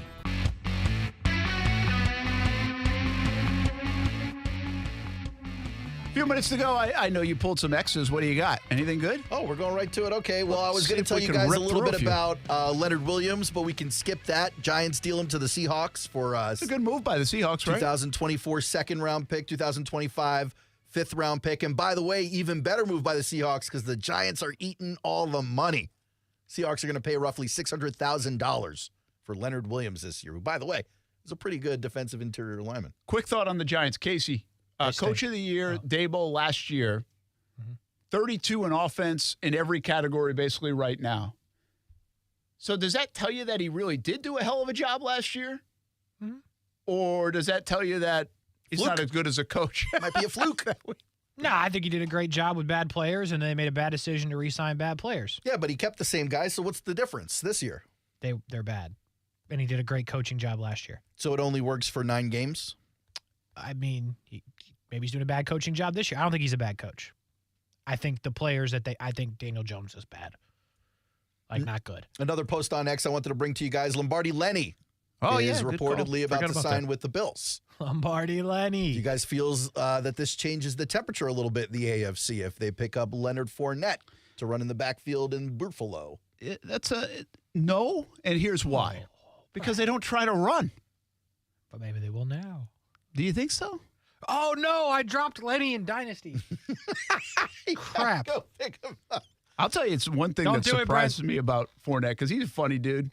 I bet he's like going to Buffalo, and he's like, oh, my gosh, I'm going to Buffalo in November and December. This is a guy from Louisiana. Louisiana, Jacksonville, Tampa. He said nobody else wanted me? I don't know how that's going to work out, man. That's not fun. Now, he did run very well in Pittsburgh and in the playoffs and the cold weather and stuff like that, but geesh. Still. Hey, it's sticking with running backs. I thought this was pretty interesting. I saw this play on X, bring it to the table. Something to monitor this week, according to Matthew Betts. He says, can't see too much on the video he posted from this angle, but Jonathan Taylor running extremely well in the first half of the Colts game. He was 11 touches for 94 yards. Then this play happened in the video. You could see him get tackled. He gets up. He's pretty gimpish. He's limping around on that ankle that was a problem for him last year that he ended up getting surgery on. The play happened just before halftime. Then it was Zach Moss for the remainder of that drive, and then Jonathan Taylor, one carry on the Colts' first drive of the second half. So if Jonathan Taylor ends up re-injuring that ankle or being injured to the point where he can't stay on the field, does this hurt the running back cause even more? You just signed this kid to a big extension. Obviously, he's not going anywhere for a few years, but the contentiousness was around the injuries, and then suddenly the ankle might be a problem again. It certainly can't help. Listen, no, it doesn't help. I don't know if anything's going to change the way most of the league is thinking about the running backs. I mean, Irsay just did it, and you can make the case that they should have done it. Kasey, I mean, he's 24 years old. He's a dynamic player, and he's a weapon that they need to groom their young quarterback. So it makes some sense. But I just don't think this Jonathan Taylor move was going to all of a sudden start a domino effect of, oh, now we signed the running backs. No. I mean, I think it does help. But, yeah, I mean, Jonathan Taylor, he's different. And to be honest, so far, hasn't looked great. But he had a better game last week. He's still getting into form. But, yeah, I don't think just because he got signed, everyone's going to start getting signed. Be curious to see what happens with Derrick Henry if they're able to unload him. The Titans supposedly not getting much action. Well, they're not going to now. On the other end of the phone. Here's the deal. The domino that says they're not going to is they didn't restructure by today at like 4 o'clock. So if you wanted to you have to like restructure and then start, I think, negotiating with teams for a trade, like in that 24-hour window. It's not happening. There's some semantics there, you know what I mean? And whatever that didn't happen, and so now people think they're not going to trade him, which I don't know if that means, Kasey, nobody wanted him. Or nobody but that wanted seems him dumb for a by the second-round Titans. pick. Like, I don't know why they wouldn't try to get something. They're back in. They got Will Levis, the mayonnaise eater. Bro, he was balling. Now, they do have a chance to win twice in 5 days. They play Pittsburgh on Thursday night. Oh, they'll be a Pittsburgh. Speaking of quarterbacks who are balling, how about my guy Zach Wilson? I always believed in you, Zach Wilson.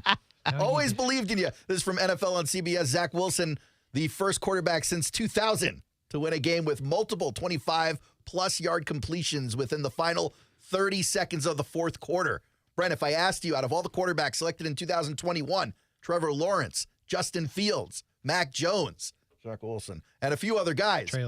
Trey Lance, who doesn't really play. Who has the most fourth quarter comebacks out of all those guys? You're going to tell me Zach Wilson. It's Zach Wilson, guys. Zach Wilson. That's because he puts him in a position to be trailing every game. Can't come back if you're not losing. Why you guys gotta ruin it? Why can't we just have a nice thing? I still can't get over in that game that they were able to spot that ball. Did you see that whole exchange with the referee? Yeah. That's got to come under the microscope a little bit. A lot of ref involvement. Can you two-hand touch or one-hand touch the ball and set it? I guess the center said it. Yeah. I would be furious if I was the Giants over that call. But hey, worked out for Kasey. Yeah, it did, buddy. Jets live action. I love it. Way to go, Zach. Zach, my boy. I never doubted you. Garrett Wilson, Robert Saleh, kicker. Who's the kicker? Greg Zuerlein. Greg the leg. Yeah. Come on. More Jags talk coming up on Overtime with Kuhrts and Middleton. Check out Aaron Schachter in the morning. 96.9 The Eagle. And we'll see you on TV tonight, CBS 47, 7 o'clock. Jags Report Live. Davon Hamilton, our guest at Sneakers in Jax Beach. And Monday Night Football right here on ESPN 690 starts in just a little bit after overtime.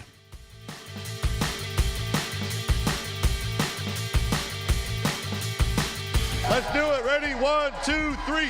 Do ball.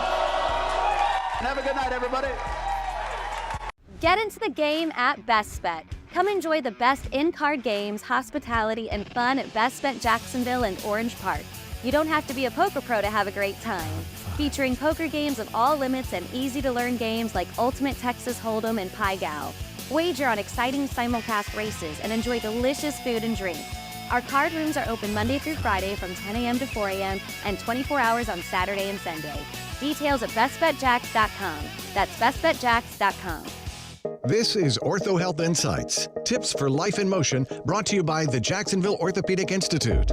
Shoulder pain can be caused by repetitive or overhead activities. Bursitis, tendonitis, and frozen shoulder are all examples of shoulder pain without a known injury. Alternating heat and cold therapies, massage, and stretching, and paying attention to your sleep style can help. One of the most important things you can do if you have shoulder pain is rest. You can also reduce inflammation in your body naturally through your diet. If your pain lasts longer than 2 weeks, or if you feel a pop or tearing sensation in your shoulder, the orthopedic physicians at JOI are experienced in diagnosing the cause and treating your pain. Whether you need a course of physical therapy or surgery, JOI can help. Call 904-JOI-2000. That's 904-JOI-2000. Or to learn more, go to JOI.net. JOI is the official sports medicine provider for the Jacksonville Jaguars.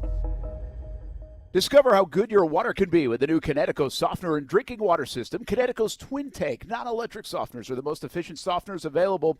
We have one in our home. We absolutely love it, have had it for over 5 years. Their drinking water systems remove up to 99% of contaminants. Right now, you can save up to $1,000 on a Connecticut K5 drinking water system when you purchase a Connecticut Premier softener. If you're not filtering your water, you are the filter. Don't be the filter. The experts at CGC Water Treatment and Plumbing will test your water for free and provide solutions that are right for you and your family. Imagine having clean, clear, purified water at your home. No more plastic bottles, no more waste, just great tasting, purified water that you can trust. Call 904-552-1242 or visit cgcwater.com, 904-552-1242 or cgcwater.com. Financing options available with approved credit. CGC Water Treatment and Plumbing are proud partners of the Jacksonville Jaguars, and I'm a proud customer of CGC Water Treatment and Plumbing, an authorized independent Connecticut dealer, Florida license number CFC 1428211.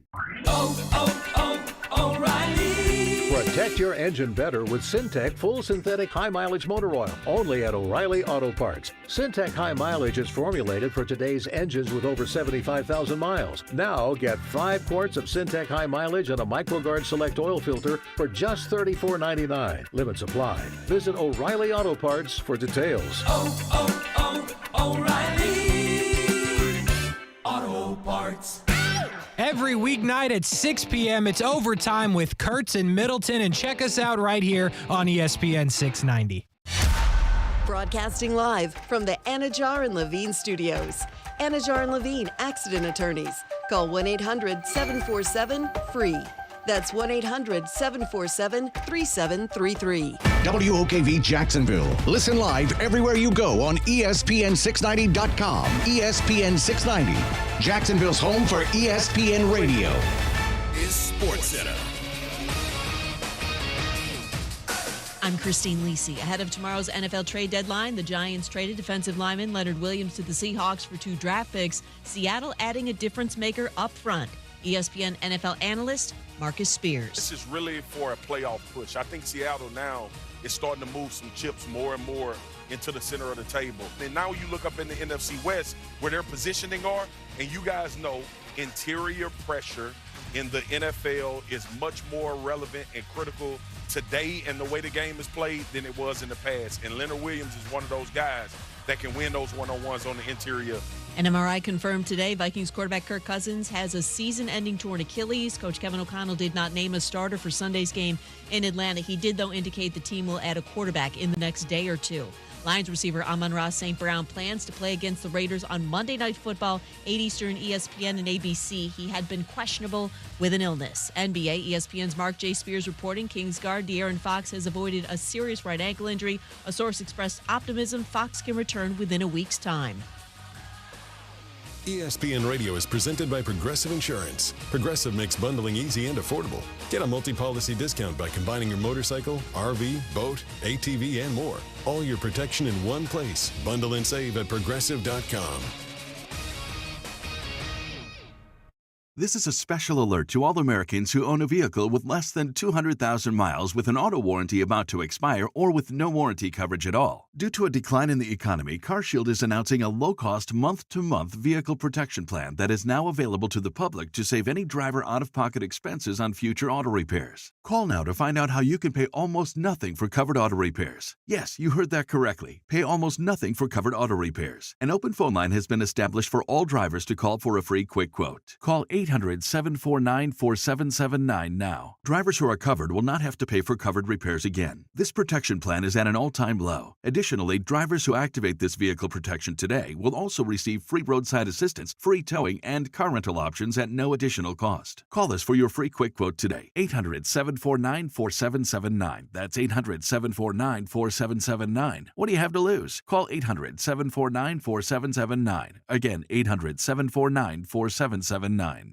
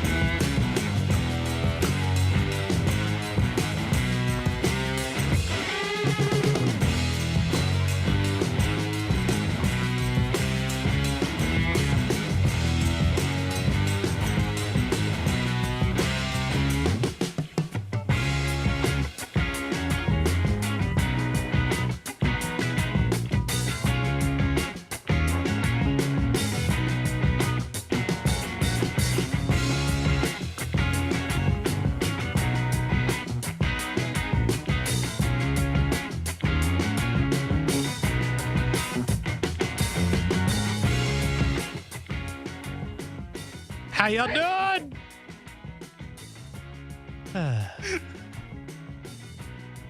He wasn't even looking. I was trying to wait until he looked down to start talking. Hey, man. Oh, boy. Oh, it's crazy. I anticipate that now. Yeah, you are. Listen, I peeked out of the corner of my eye, saw Kasey start to look at me, and I had to play it off. I gave him the no look. I was Mahomesing him right there. Oh, boy. Good. And I definitely threw him right off the scent. How y'all doing, Kasey? Y'all doing? Here's the deal, right?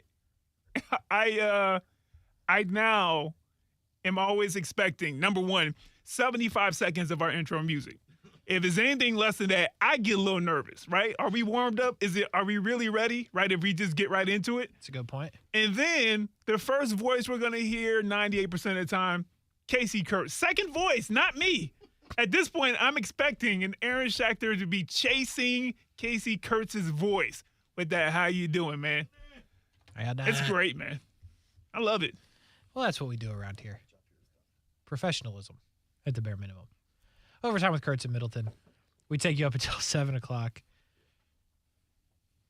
And then you will hear Monday Night Football, which promises to be a football game. That's all I can say about it, but they will play football for 4 quarters tonight. Kurtz. Yes, sir. I didn't tell you. Okay. In our big-time league, you know the one where you were taxing people to get entry fee? I was like, is this an airplane ticket to Dubai? What? How much to get in? Yes, sure. 2 straight weeks, man, I've taken out I saw the you, top man. You're person. dominating. All right? You're dominating. All right? But now bye weeks come, so I should come back down to earth. And I was laughing at you for drafting multiple quarterbacks. 4 of them.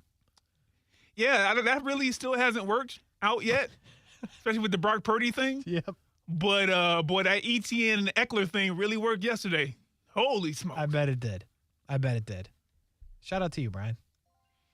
I never would have thought you'd be good at fantasy football. Never. But here you There's are. nothing about my past in fantasy football or March Madness, to be real with you. Yeah, you suck at that, too. That would say that I have any success in sports at all. You smoked somebody, too. I did. My team's good. Your team is good. You got McCaffrey. Yes, Who's out? Debo is out right now, right? Debo's out. Yeah. You're going to be a problem. Yeah, I know. By the time we play again, you're going to be back to full strength. I'm going to be like, well, can I just, catch him when he's down, please? Thank you for respecting my fantasy football team. The way that George Pickens probably should have respected the Jacksonville Jaguars defense. Holy smokes. Well done. Go ahead. I said well done. Oh. By now, 6-2, 4-0 on the road, 20-10 over the Steelers. Dewey Wingard grabbed the towels and disrespected all of Pittsburgh, which was fantastic. Jags are good. Jags defense is great. No Tyson Campbell, no Andre Sisco, no problem. Devon Hamilton, welcome back. Stop the run. Sounds good. I mean, I said it last week. If they get to 6-2, they have to be talked about as one of the best teams in the league. They got to 6-2. They made it to the bye. They're undefeated on the road. They really don't lose a lot anymore. And when you look at the rest of the teams in the National Football League, they need to be talked about as top tier. They have the coach. They have the quarterback. They have an offense that at any point in time could drop 60 points on you. They haven't yet, but they could. And they have a defense that is not really going to let you gain yards or points. And if you do, it's a total and utter accident like what happened in the Texans game when Tank Dell got lost twice. But this team is special. This team is very, very good. And this team is one of the best teams in the NFL. And you can't tell me differently. Right? Ryan Middleton? Yeah, no, I agree. And they weren't even full strength. And I get it. Most teams have some type of injury at this point in time. But, you know, some names that are associated with getting a lot of playing time for the Jags just weren't on the field. Mm-hmm. And it still was. It still was a domination. I get it, you know, until that ETN touchdown. It was old school football. But that's how Pittsburgh plays. That's how they got to play. That's the only option they have. Big Ben ain't walking through that door. And if he is, you know. Antonio Brown ain't walking through that door. They probably wish he would. No joke, just being serious. They need help. But maybe, right? But, you know, Kurtz, I'm with you. This team and the Jags are really good. Let's do an aside real quick, though. Let me ask you this. Quick poll, just to you. Okay. And people in the chat. An example of who are bigger crybabies? Huh? Oh, boy. Steelers fans when they lose to the Jags at home, or Buffalo Bills fans, Bills Mafia, when they lose to the Jags in Jacksonville, in Buffalo, in London, you name the place. Yeah. Who are bigger crybabies? You know, the Steelers fans were, you know, really upset about those towels yesterday. Like, real upset about the towels. But then Buffalo Bills fans, boy, it's always something with the Buffalo Bills fans. I'm with you. And this is why I still say Buffalo, because at least the Steelers can be like Sixburg. I got to hear, you know, out their mouth. We've won something. As soon as you talk Sixburg, we won something. I'm like, okay, yeah, I get it. And Buffalo hasn't won a thing, but there was just some crybabies, man. There's some crybabies. I mean, Deontay Johnson. I mean, what are you doing? Talked about that. And I was Blaming like, the refs? I'm like, yeah, blame your hands. Blame your offense. Catch the football one time. Like, listen, they don't win the football game in any universe. The Steelers stink. But, like, you want to, like, make a statement, you come out and you catch the first pass of the game that's in your hands. Yes, is it the most perfect throw of all time? No. Is it catchable? Absolutely. Catch the football. And then complain about the refs, bro. What a joke that was. But blame your offensive lineman that was in front of Adam Gotsis when Gotsis got to your boy Pickett and sent him home early. He said, you know what, go ahead, take the rest of the game off, huh? You're getting off early. It's a reduced day, huh? Teacher's work day. You're out for the rest of it, my boy, okay? Bring in Trubisky. And they did. And he stunk. Yeah, they did, YB. The Panthers did come through. We'll get to that probably by the end of the show. I know we got to talk about Jags, but they did finally come through. We are not talking about the damn Panthers. We're going to talk about it. A team that beat the Jags, the Carolina Panthers said, not in our house. It's a wild thing. And I'll wait till the end of the show to bring it back up again. We're not talking about it again. But yeah, Pittsburgh fans, man, listen, man, it's not my fault y'all suck. Huh? That's one way to put it. It's not my fault y'all not good. How dare the NFL let y'all have 4 wins by now? That's the crazy part. Mike Tomlin don't suck. No, he does not. Good Pickens coach. don't suck. TJ Watt don't suck. Okay. I mean, Minka Fitzpatrick, I'm sorry he got hurt, but he doesn't suck. But y'all suck as a whole right now. And y'all will probably, still get to like 9 or 10 wins because Mike Tomlin and TJ Watt good for about 8 wins on their own. And the rest of the team can get you 2 wins in the NFL. Okay? But y'all mad at me? Y'all mad at the Jags? Because we took your little towel? Go sit down go 6 down somewhere. You like 6 so much. Go 6 down somewhere with them towels and cry about it. Huh? Because now you still got to play Baltimore and Cleveland, and Cincinnati is good again. So, good luck. Maybe you won't get to 10. But you mad at us because we one of the best in the AFC. Y'all remember those times, man? If I got to live with Miles Jack wasn't down, you can live with a missed call, alleged missed call. Deontay. That's what I got to say about that. Okay. All right. Bills Mafia and Pittsburgh Steelers fan. One and the same. Never seen the groups together at the same time. They may be the same people. They may be the same people. You don't know. Bills played on Thursday night. Those people could have easily doubled for Pittsburgh fans. Entitled, and their teams ain't good enough. You're not good enough. You suck. Don't we have a sound for that? Hold on. Do we? You suck. We don't suck, though. One more thing, Kurtz. I'm sorry. I'm going to rant today. I'm feeling good. The bandwagon is closed. The bandwagon is closed. The true fans, we closed that door last year, okay? But we still had the bandwagon doors open. But if you still a little iffy on the Jags, but you got like a polo or a shirt or, I don't know, like a David Garrard shirt that you wear every now and then when the Jags are in the playoffs, but you don't really want to commit to it, it's been closed. You can, spend money and come to the bank if you want to, but we know you. We can smell you out. You're not a real one. It's closed. The true fans are here. The bandwagoners are here. No more room. How many games have the Jags won regular season now, second half of the season to right now? It's been a lot. Mm-hmm. It's as good as anybody in the league, I bet you. It is.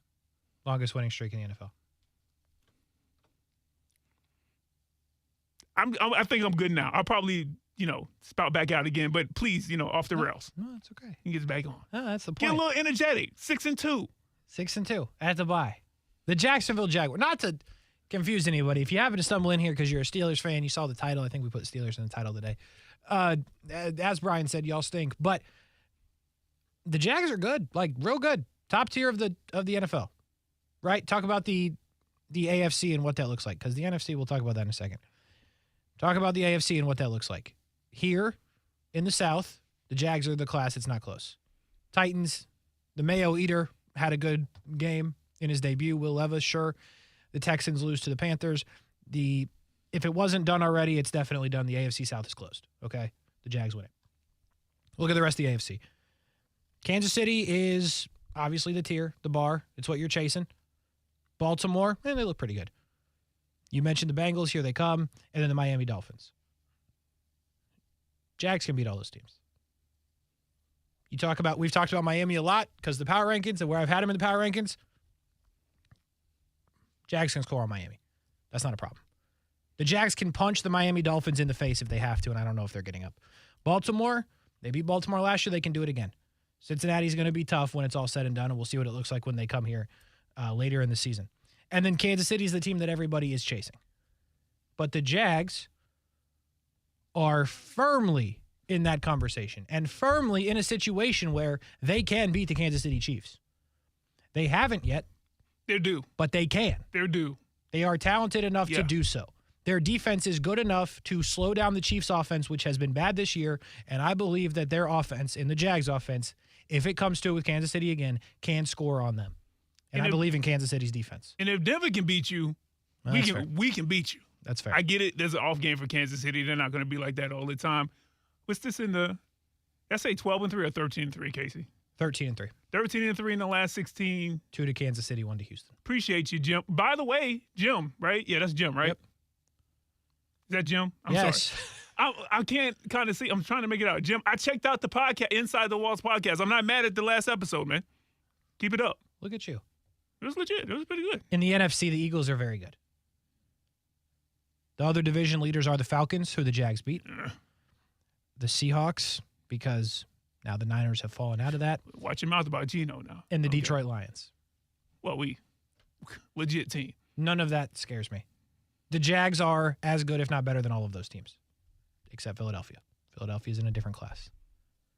But that's where this lives right now, with the Jacksonville Jaguars that play defense the way that these Jacksonville Jaguars are playing defense.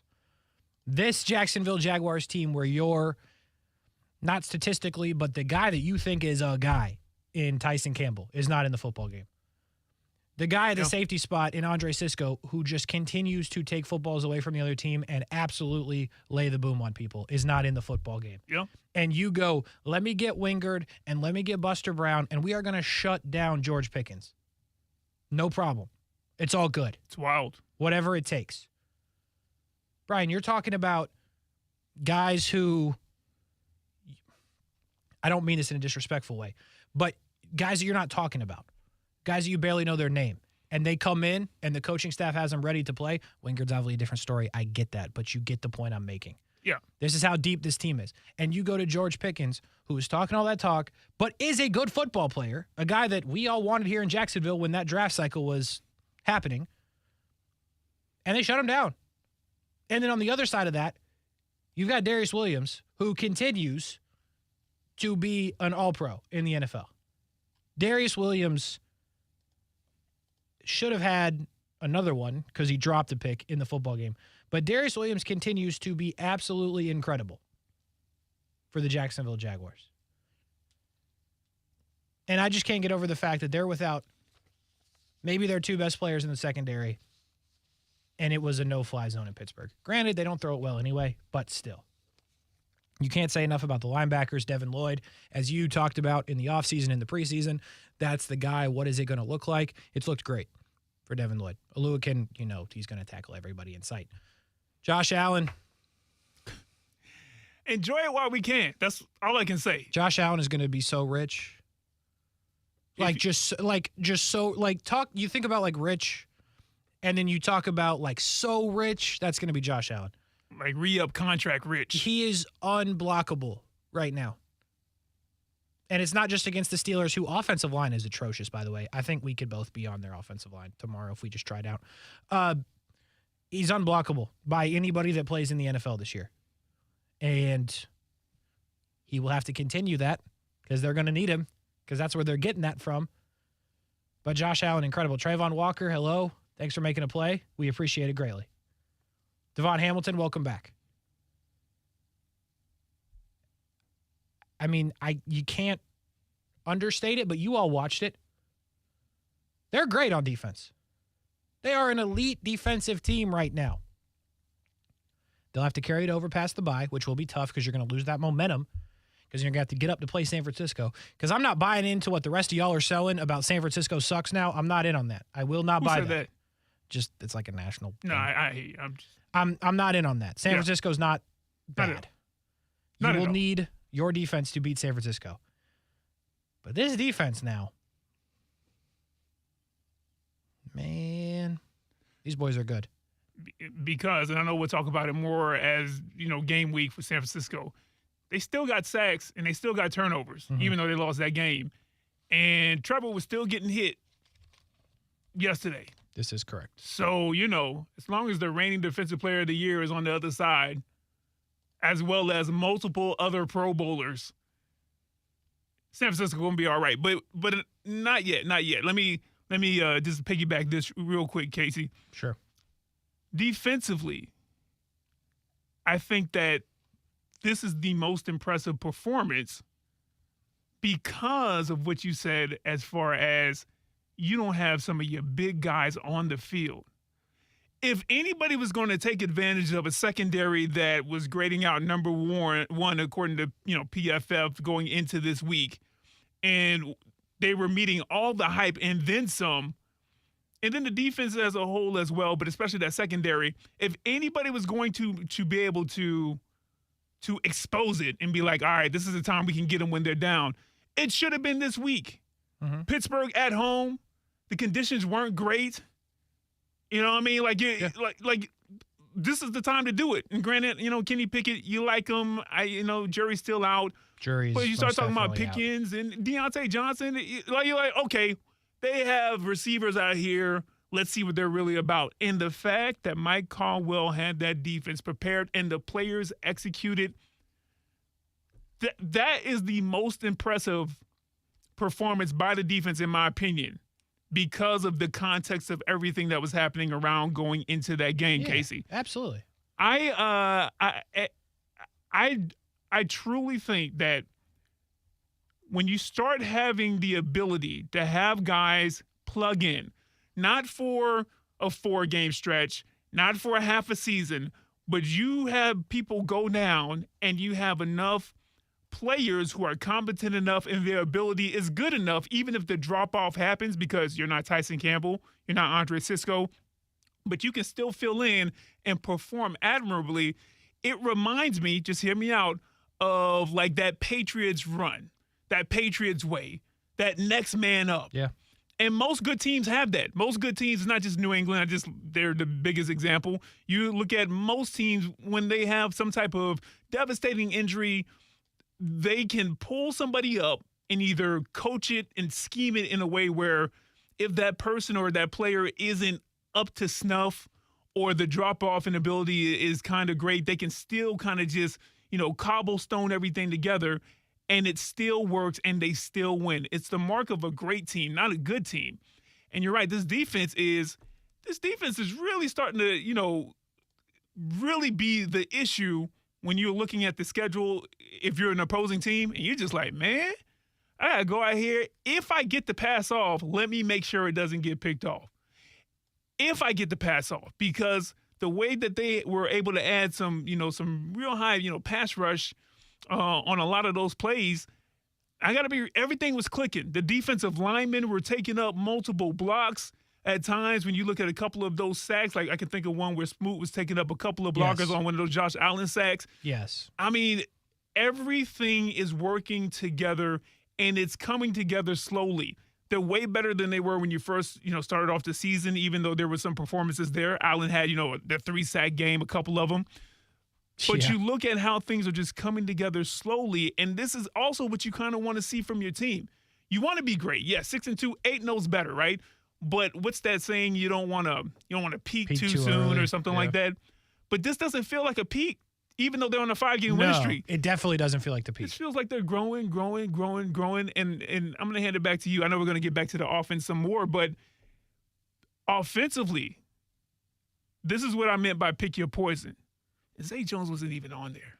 Well, that's actually the point that I want to bring up, and it goes off of what you said when you're talking about the Patriots. I think you're dead on on their defense. You lose those two guys. If you would have told me on Wednesday, Tuesday, Thursday last week, I don't know why I went out of order there, but I started with Wednesday, went to Tuesday, back to Thursday, that they weren't going to have Tyson and Andre Sisco. One, I wouldn't have believed you because I didn't think that was going to be the case.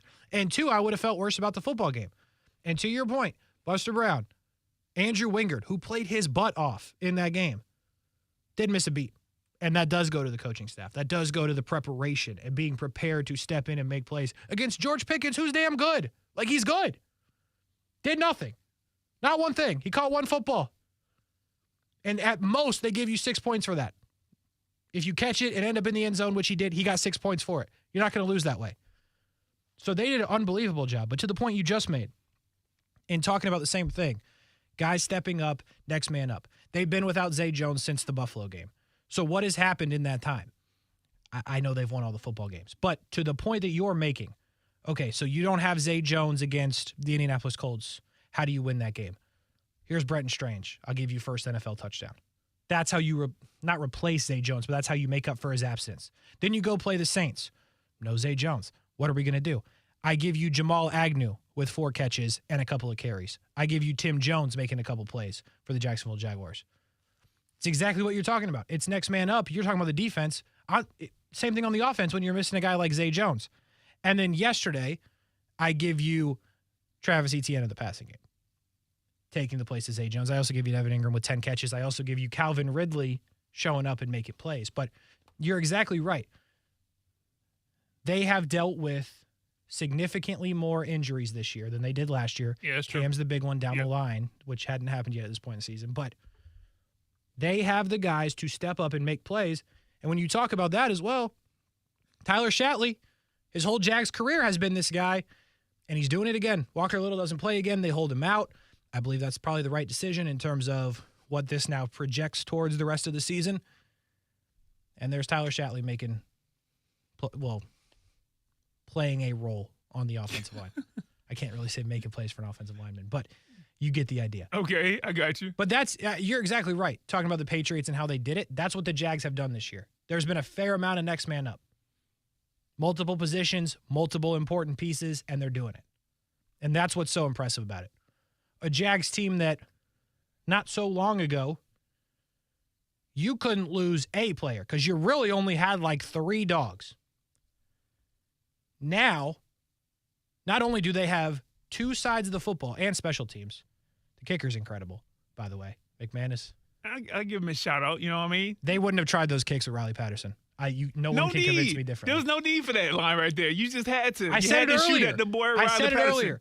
There's no need for that. 50-plus yards in the rain in Pittsburgh. You're not trying those kicks next year. That man kicked you a game winner. He did, and I love him for it. No, I give him a hug. If he walked in here right now, all I'd you give want him to a do right hug. now is be like, you see my new girl? Huh? You could have never done that. You never would have dressed like that. I messed up, man. You wild. Robbie ain't do nothing to you, dog. The point of the story is Brandon Okay, McManus is incredible, and so is Logan Cook. But all 3 phases of their team, their starters are great. And their second tier of guys that they have to come in and make a play. Cisco's out. We need Andrew Wingard. No problem. I'm going to pick it off and steal towels from the Steelers. We need to find points because Zay Jones is out. Brenton Strange, hit out in the flat. Trevor will hit you. Touchdown. Keep the football. It's your first one. They step up everywhere, on every side of the ball, and they make plays. And they're one of the best teams in the NFL. I'm just going to let you know we're at 28 right now. I got so much still to say about the Jags. Roll the break! Oh, I should get ready for music. I was just trying to give you a heads up. Oh. Wow, you went straight there. All right. Well, we need a break. I would do. No, we'd do. Nah. There we go. All right. I had to find the right song to get out of. Very good. Let's roll There the we break. go. There is still more to say as the Jags hit the bye. They're 6-2. I'm not going to lie to you folks. It will be tough down the stretch. That stretch that they were just in was tough. Don't get me wrong. Talking about different continents, time zones, cities, all of that. But it will be tough down the stretch for the Jacksonville Jaguars. How can they keep it together? I believe that they will. How will they do it? We got to talk about Travis Etienne because he's just great at football. And again, during this winning streak, this happens every week outside of the Atlanta game. We'd be talking about all these other things. Still got Trevor Lawrence. Franchise quarterback still there. One really, really bad decision, but made some big time throws. And it's like an afterthought at this point. Can you believe we're here, Jacksonville? Can you believe it? I can't. I remember when Mike Glennon was the quarterback not too long ago. Cody Kessler, anybody? Y'all remember that? We're here. 1-15. Man, and it's a good feeling. Jags beat the Steelers 6-2. Overtime with Kuhrts and Middleton, BRB. Now, the First Alert forecast on ESPN 690. Mostly clear this evening. Some fog later on. Temperatures dropping into the low 60s. It'll be partly to mostly sunny and breezy for your Tuesday. Still warm. Highs in the low 80s and a mild evening for trick-or-treaters. From the CBS 47 and Fox 30 Action News Jax First Alert Weather Center, I'm Chief Meteorologist Mike Burrish. The Weather Center is brought to you by Beards Diamonds. Don't miss Beards' incredible buy one, get one on wedding bands now through October 31st. What's for dinner? Burgers? After last week, no thanks. Avoiding foods due to fear of diarrhea, gas, bloating, stomach pain, or loose, oily stools? It may not be just stomach issues. It could be EPI, or exocrine pancreatic insufficiency. EPI can cause uncomfortable symptoms because it's a condition where the pancreas doesn't release enough digestive enzymes to break down food. But EPI can be managed. Use the symptom checker on identifyepi.com and talk to your doctor about your symptoms. That's identifyepi.com. Sponsored by AbbVie. Exergen thermometers are proven to be more accurate than non-contact thermometers. With children back at school, keeping them healthy is important. Clinical studies have proven that non-contact thermometers are inaccurate and can miss fevers. Accuracy matters. That's why the Exergen thermometer is trusted and used by medical professionals. Exergen thermometers are available at Walgreens and other participating retailers. Choose a trusted and accurate thermometer for personal use. Learn more about why accuracy matters at Exergen.com. O'Reilly Auto Parts' new Brake Best Select Pro brand raises the bar for the best aftermarket domestic brake pads and rotors available. For vehicle-specific friction formulations, QuietTech noise-canceling shims, and stainless steel hardware, choose Brake Best Select Pro. Professional-grade brakes from the professional parts people at O'Reilly Auto Parts. O'Reilly Auto Parts. Are you the parent of a 2 to 7-year-old? Listen closely for an exciting free radio offer. By now, you've probably heard of ABC Mouse, the Parents' Choice Award-winning online learning program that's actually changing the lives of early learners everywhere. ABC Mouse is like a little one-on-one teacher. It has helped her so much. Right now, we're offering a special radio promo to try it free for a month, but you have to go to abcmouse.com/radio to claim your free month. That's abcmouse.com/radio. Sponsored by Age of Learning. The Chief is always tracking to give you the first alert. Get into something sturdy. If you're in a mobile home, you got to get out. When summer season in Florida becomes storm season, put your trust in Action News Jack's first alert chief meteorologist, Mike Burrish, to warn you first. Stop traveling, get to the side of the road, let the storm pass. No one can get you better prepared before the next storm hits. Take shelter right now. Mike Burrish and the Action News Jack's first alert weather team, because knowing first matters most. Whether you're driving city streets or country roads, need a vehicle with room for the whole crew or just for two. If it's for business or pleasure, every great journey begins with a great ride. So come get yours today with Rent a Toyota from Arlington Toyota. Rent a Toyota at Arlington is the best way to try it before you buy it. You can even rent 2024 models. So what are you waiting for? Get the ride you really want and competitive rental rates you need with Rent a Toyota from Arlington Toyota. Reserve your rental online at arlingtontoyota.com today. I feel winter coming, Northeast Florida,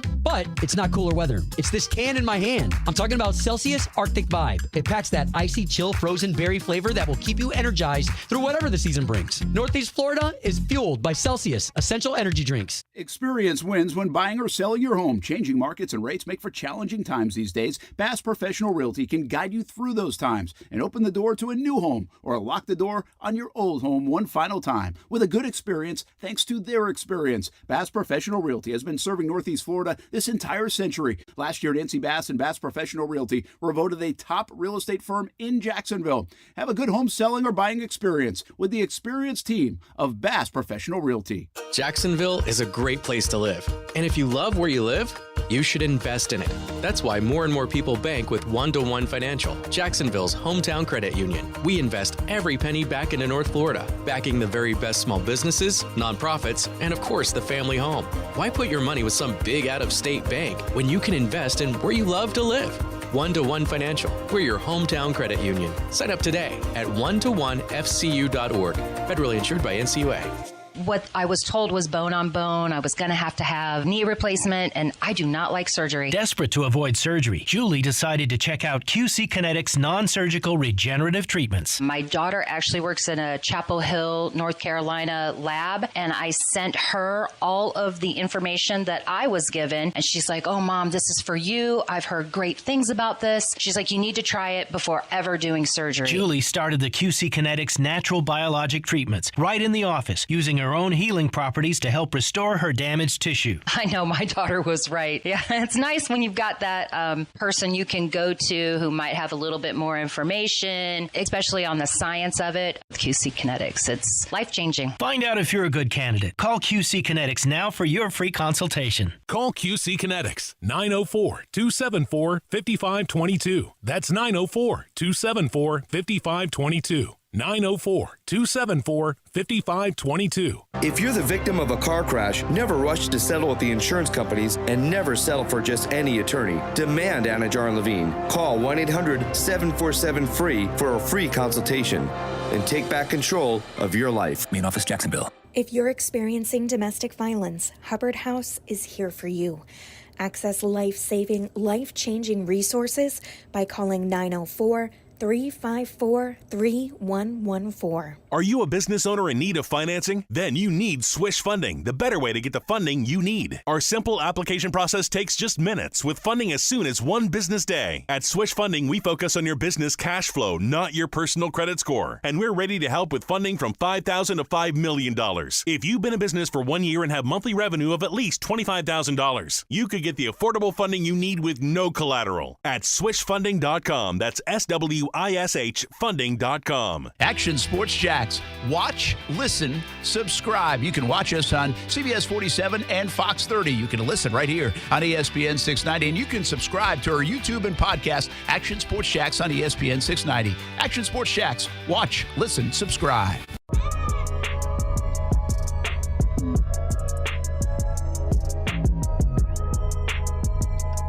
Overtime with Kuhrts and Middleton.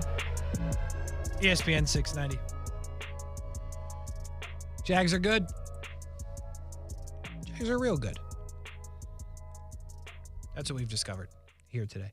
In the chat, YouTube, Facebook, Twitter, and Twitch, you can join the chat.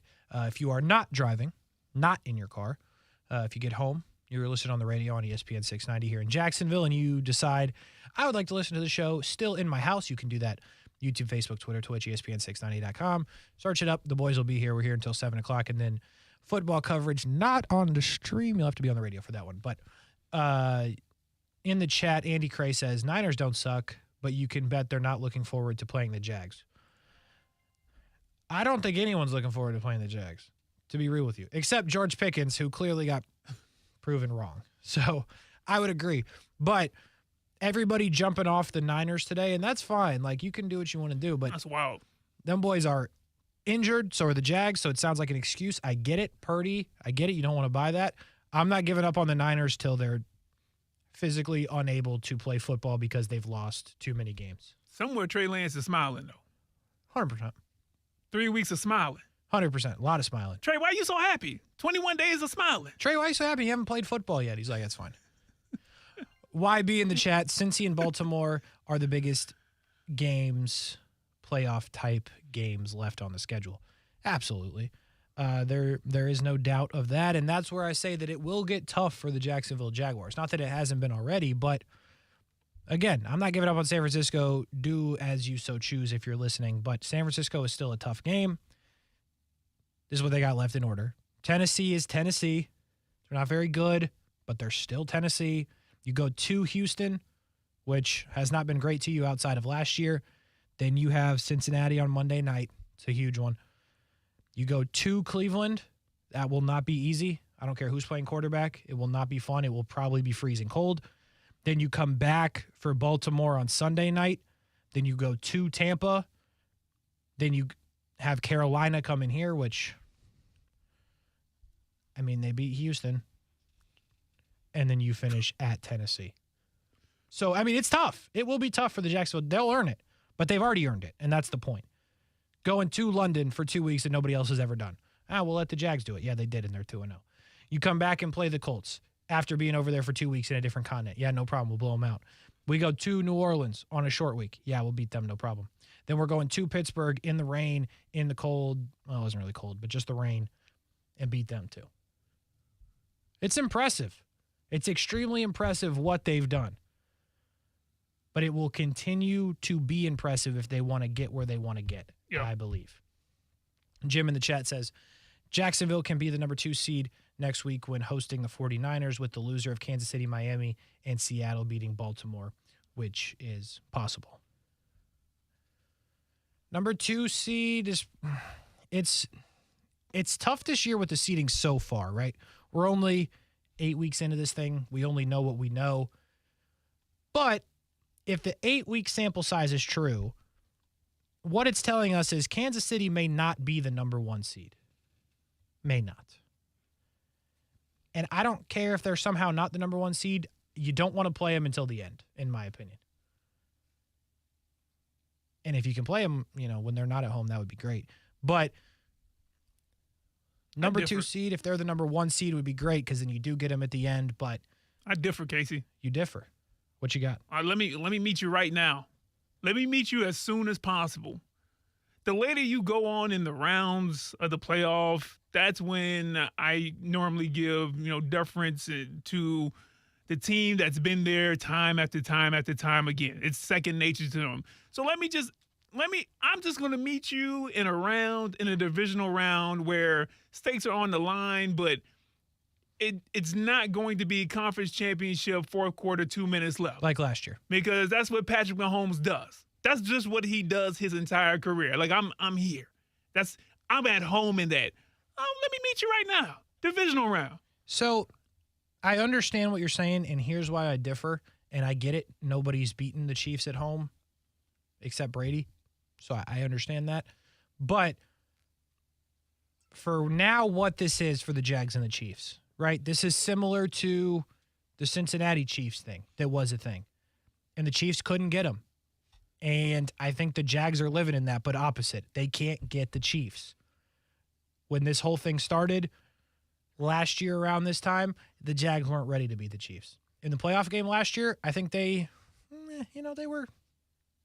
were worth being on the field with the Chiefs, and they make a couple more plays, they beat the Chiefs. Yeah. This year, I think they were ready to beat the Chiefs. They did not. So now this is a thing. And I think when you play the Chiefs again, if it's earlier in the playoffs, if for some reason they're not the 1 seed and you're, the 2, potentially, I think it's just going to take so much to get up for that game, right? And I think when they win that game, it will feel similar to the Super Bowl. So I think the letdown after that may be tough. And I know they haven't let that come in their heads yet this year, but that's why I think if you can just get to Kansas City at the end of the AFC playoffs, if that's how it happens, and you do beat them, you get that week before the Super Bowl. You see what I'm saying? Okay. Like you get that, we did this, so you can have that little, moment, if you will, to realize that you've exercised those demons, whatever it may be, but then you get the time to re-lock back in. Versus if you play them earlier, I think there is at least a little bit of, we did it. But now we got to do it again. So that's why I'd rather play them at the end. I know the odds are stacked against you if you play them at the end because they don't lose at home. But that's where they're due, but that's where we are. This is not what this is. This conversation we're having is not like pie in the sky. This is real life. Like the Jags are good enough to be in the AFC Championship and potentially win it. And figuring out the path, which we have no control over, by the way, is a real thing because that's where the Jags are. They're that good. And they're 6-2 after beating the Steelers. 13-3 apparently since the second half of last season. This is true. And the only teams they lost to is Detroit and Kansas City. Both teams who are in most people's top 5 of the power rankings. Detroit. Kansas City is. I'm just saying, that's a really good record. It's great. But, Kurtz, another thing, and we'll say this over and over again, we've said it multiple times so far. Ain't this crazy that the discussion that we're not having 8 games into the season, basically halfway through the season, is potential draft order? I haven't even thought about it once. It is seeding for the playoffs this early into the season. Last year we were in a hole as a team, and then they went on that incredible run. So we weren't really having – they can still make the playoffs, but they got to do this, and that, right? Mm-hmm. That was the conversation. But a conversation like this, it's been at least 6 years – 2017, so what, 6 years, 7 years? We didn't know they were this good in 17. Exactly. But to have this kind of discussion this early or halfway point in the season, it's a bit of a shock. It's a bit of a change. It's different. It's definitely different. But it's great. And this is why you bring in a Trevor Lawrence. This is why you bring in a Doug Peterson, but this is why you thank Frank Gore every day of the NFL season, twice on Sundays. Shout out Frank Gore. Send that man a birthday card every day of the year. I get it. We celebrate his birthday every day of the year for what he did 3 seasons ago. Shout out Frank Gore. You change a culture when you have this kind of talent at quarterback.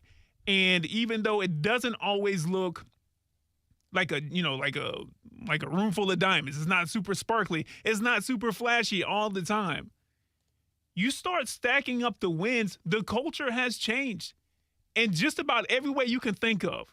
First, Doug Peterson had to come in here and get rid of the toxic culture just in general from Urban Meyer, right? But also the culture of just devastating losing. Yeah. And you have a young QB who you think is going to be amazing, but, that's a lot to ask a 20, 21, 22-year-old coming from college, no matter how much he's won most of his life, to change a whole NFL franchise around by himself without a competent coach. But you get that part of the culture situated. And now, seemingly, you now have the winning part starting to be figured out on a really consistent basis. The kind of consistent basis, Kasey, that you have from really good teams. And it's just amazing to see. You remember we were in TV not too long ago. I mean, it's long ago now, but think about it. When we were in TV, Jags sucked. You remember when they almost beat Minnesota and we were begging them to lose that day? Yeah. I was like, what are you doing? Stop it. Thank goodness. Knock it off. I don't want Zach Wilson. Knock it off. So, man, it's just cool to see that culture change in real time. And really, it's been pretty quick. It's been pretty quick when you really think about the amount of time that Doug Peterson's been here. He's done a fantastic job in that coaching staff. Doug Peterson is the man, but, this should if you've never thought that, like, the locker room stuff and, like, having good people and good locker room people mattered, this should stamp that home. Trevor Lawrence, all-world dude. He's also a winner from college, like you mentioned. Doug Peterson is a winner and a good dude. Urban Meyer was a winner in college. Not a good dude, right? But we all kind of knew that going in. Doug Peterson, good dude, winner. Trevor Lawrence, good dude, winner. Trayvon Walker, winner in college, good dude. Say what you want about some of the stuff that's happened on the field. I get it. Whatever. Still a good dude. Still a winner. And then you go to a guy they bring in like a Lewican. Wasn't always great in Atlanta, but this is like an all-world human. He's not only a genius from Yale, he's an unbelievable leader. And just the way that because I've been in the locker room after some games, and the way that they just kind of feed off Foye Oluokun and just the vibe that he gives you as like their leader, it's real. It's real. Christian Kirk, all-world dude. Zay Jones, been through real-life stuff. Evan Ingram, like they all have this, all of their paths are very different, but they all kind of have a similar theme in terms of they've got something to prove. A lot of these guys do. Even the ones that I talk about like Trayvon Walker, he still has stuff to prove. Evan Ingram, the Giants made him a first-round pick and then they gave up with him. He's got something to prove, and he's proved it. Calvin Ridley, he's had stuff to prove, and he's had a good game. Trevor Lawrence, they were doubting him. He took the receipts, right? All of this. And Doug Peterson has taken all of this and put it into, not only are these good people, these are good football players that we're developing, and we're getting every player on our roster, front to back, ready to play football at a moment's notice. And that's what Doug Peterson has done. 53-30, by the way. It is extremely impressive. In the chat, Josh Kirkland says, we got to make a trade for a decent pass rusher. The trade deadline will be tomorrow. We've seen some guys move already. Nothing in the AFC South as of yet. But that's the only time to answer your previous question. It wasn't really a question. It was more of a statement. But talking about draft, thinking about it, the only time I've thought about the draft is trying to figure out where the pick would be that they give up if they were to trade for somebody before tomorrow. The Calvin Ridley stuff kind of ties that up because you do owe Atlanta second, third, fourth, something that you don't really know what it is yet. So that will be tough. But if you listen to Doug Peterson today, it feels like they're gonna ride with what they got.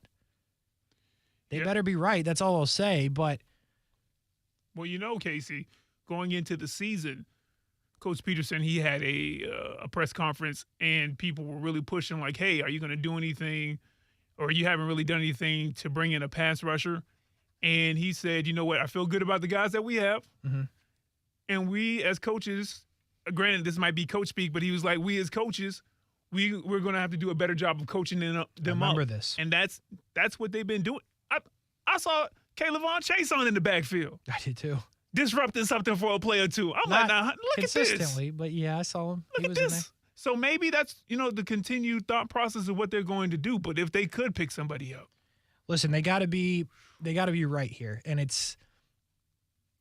it feels like it's tough to criticize them with this because it seems like everything else they've done is, pretty spot on.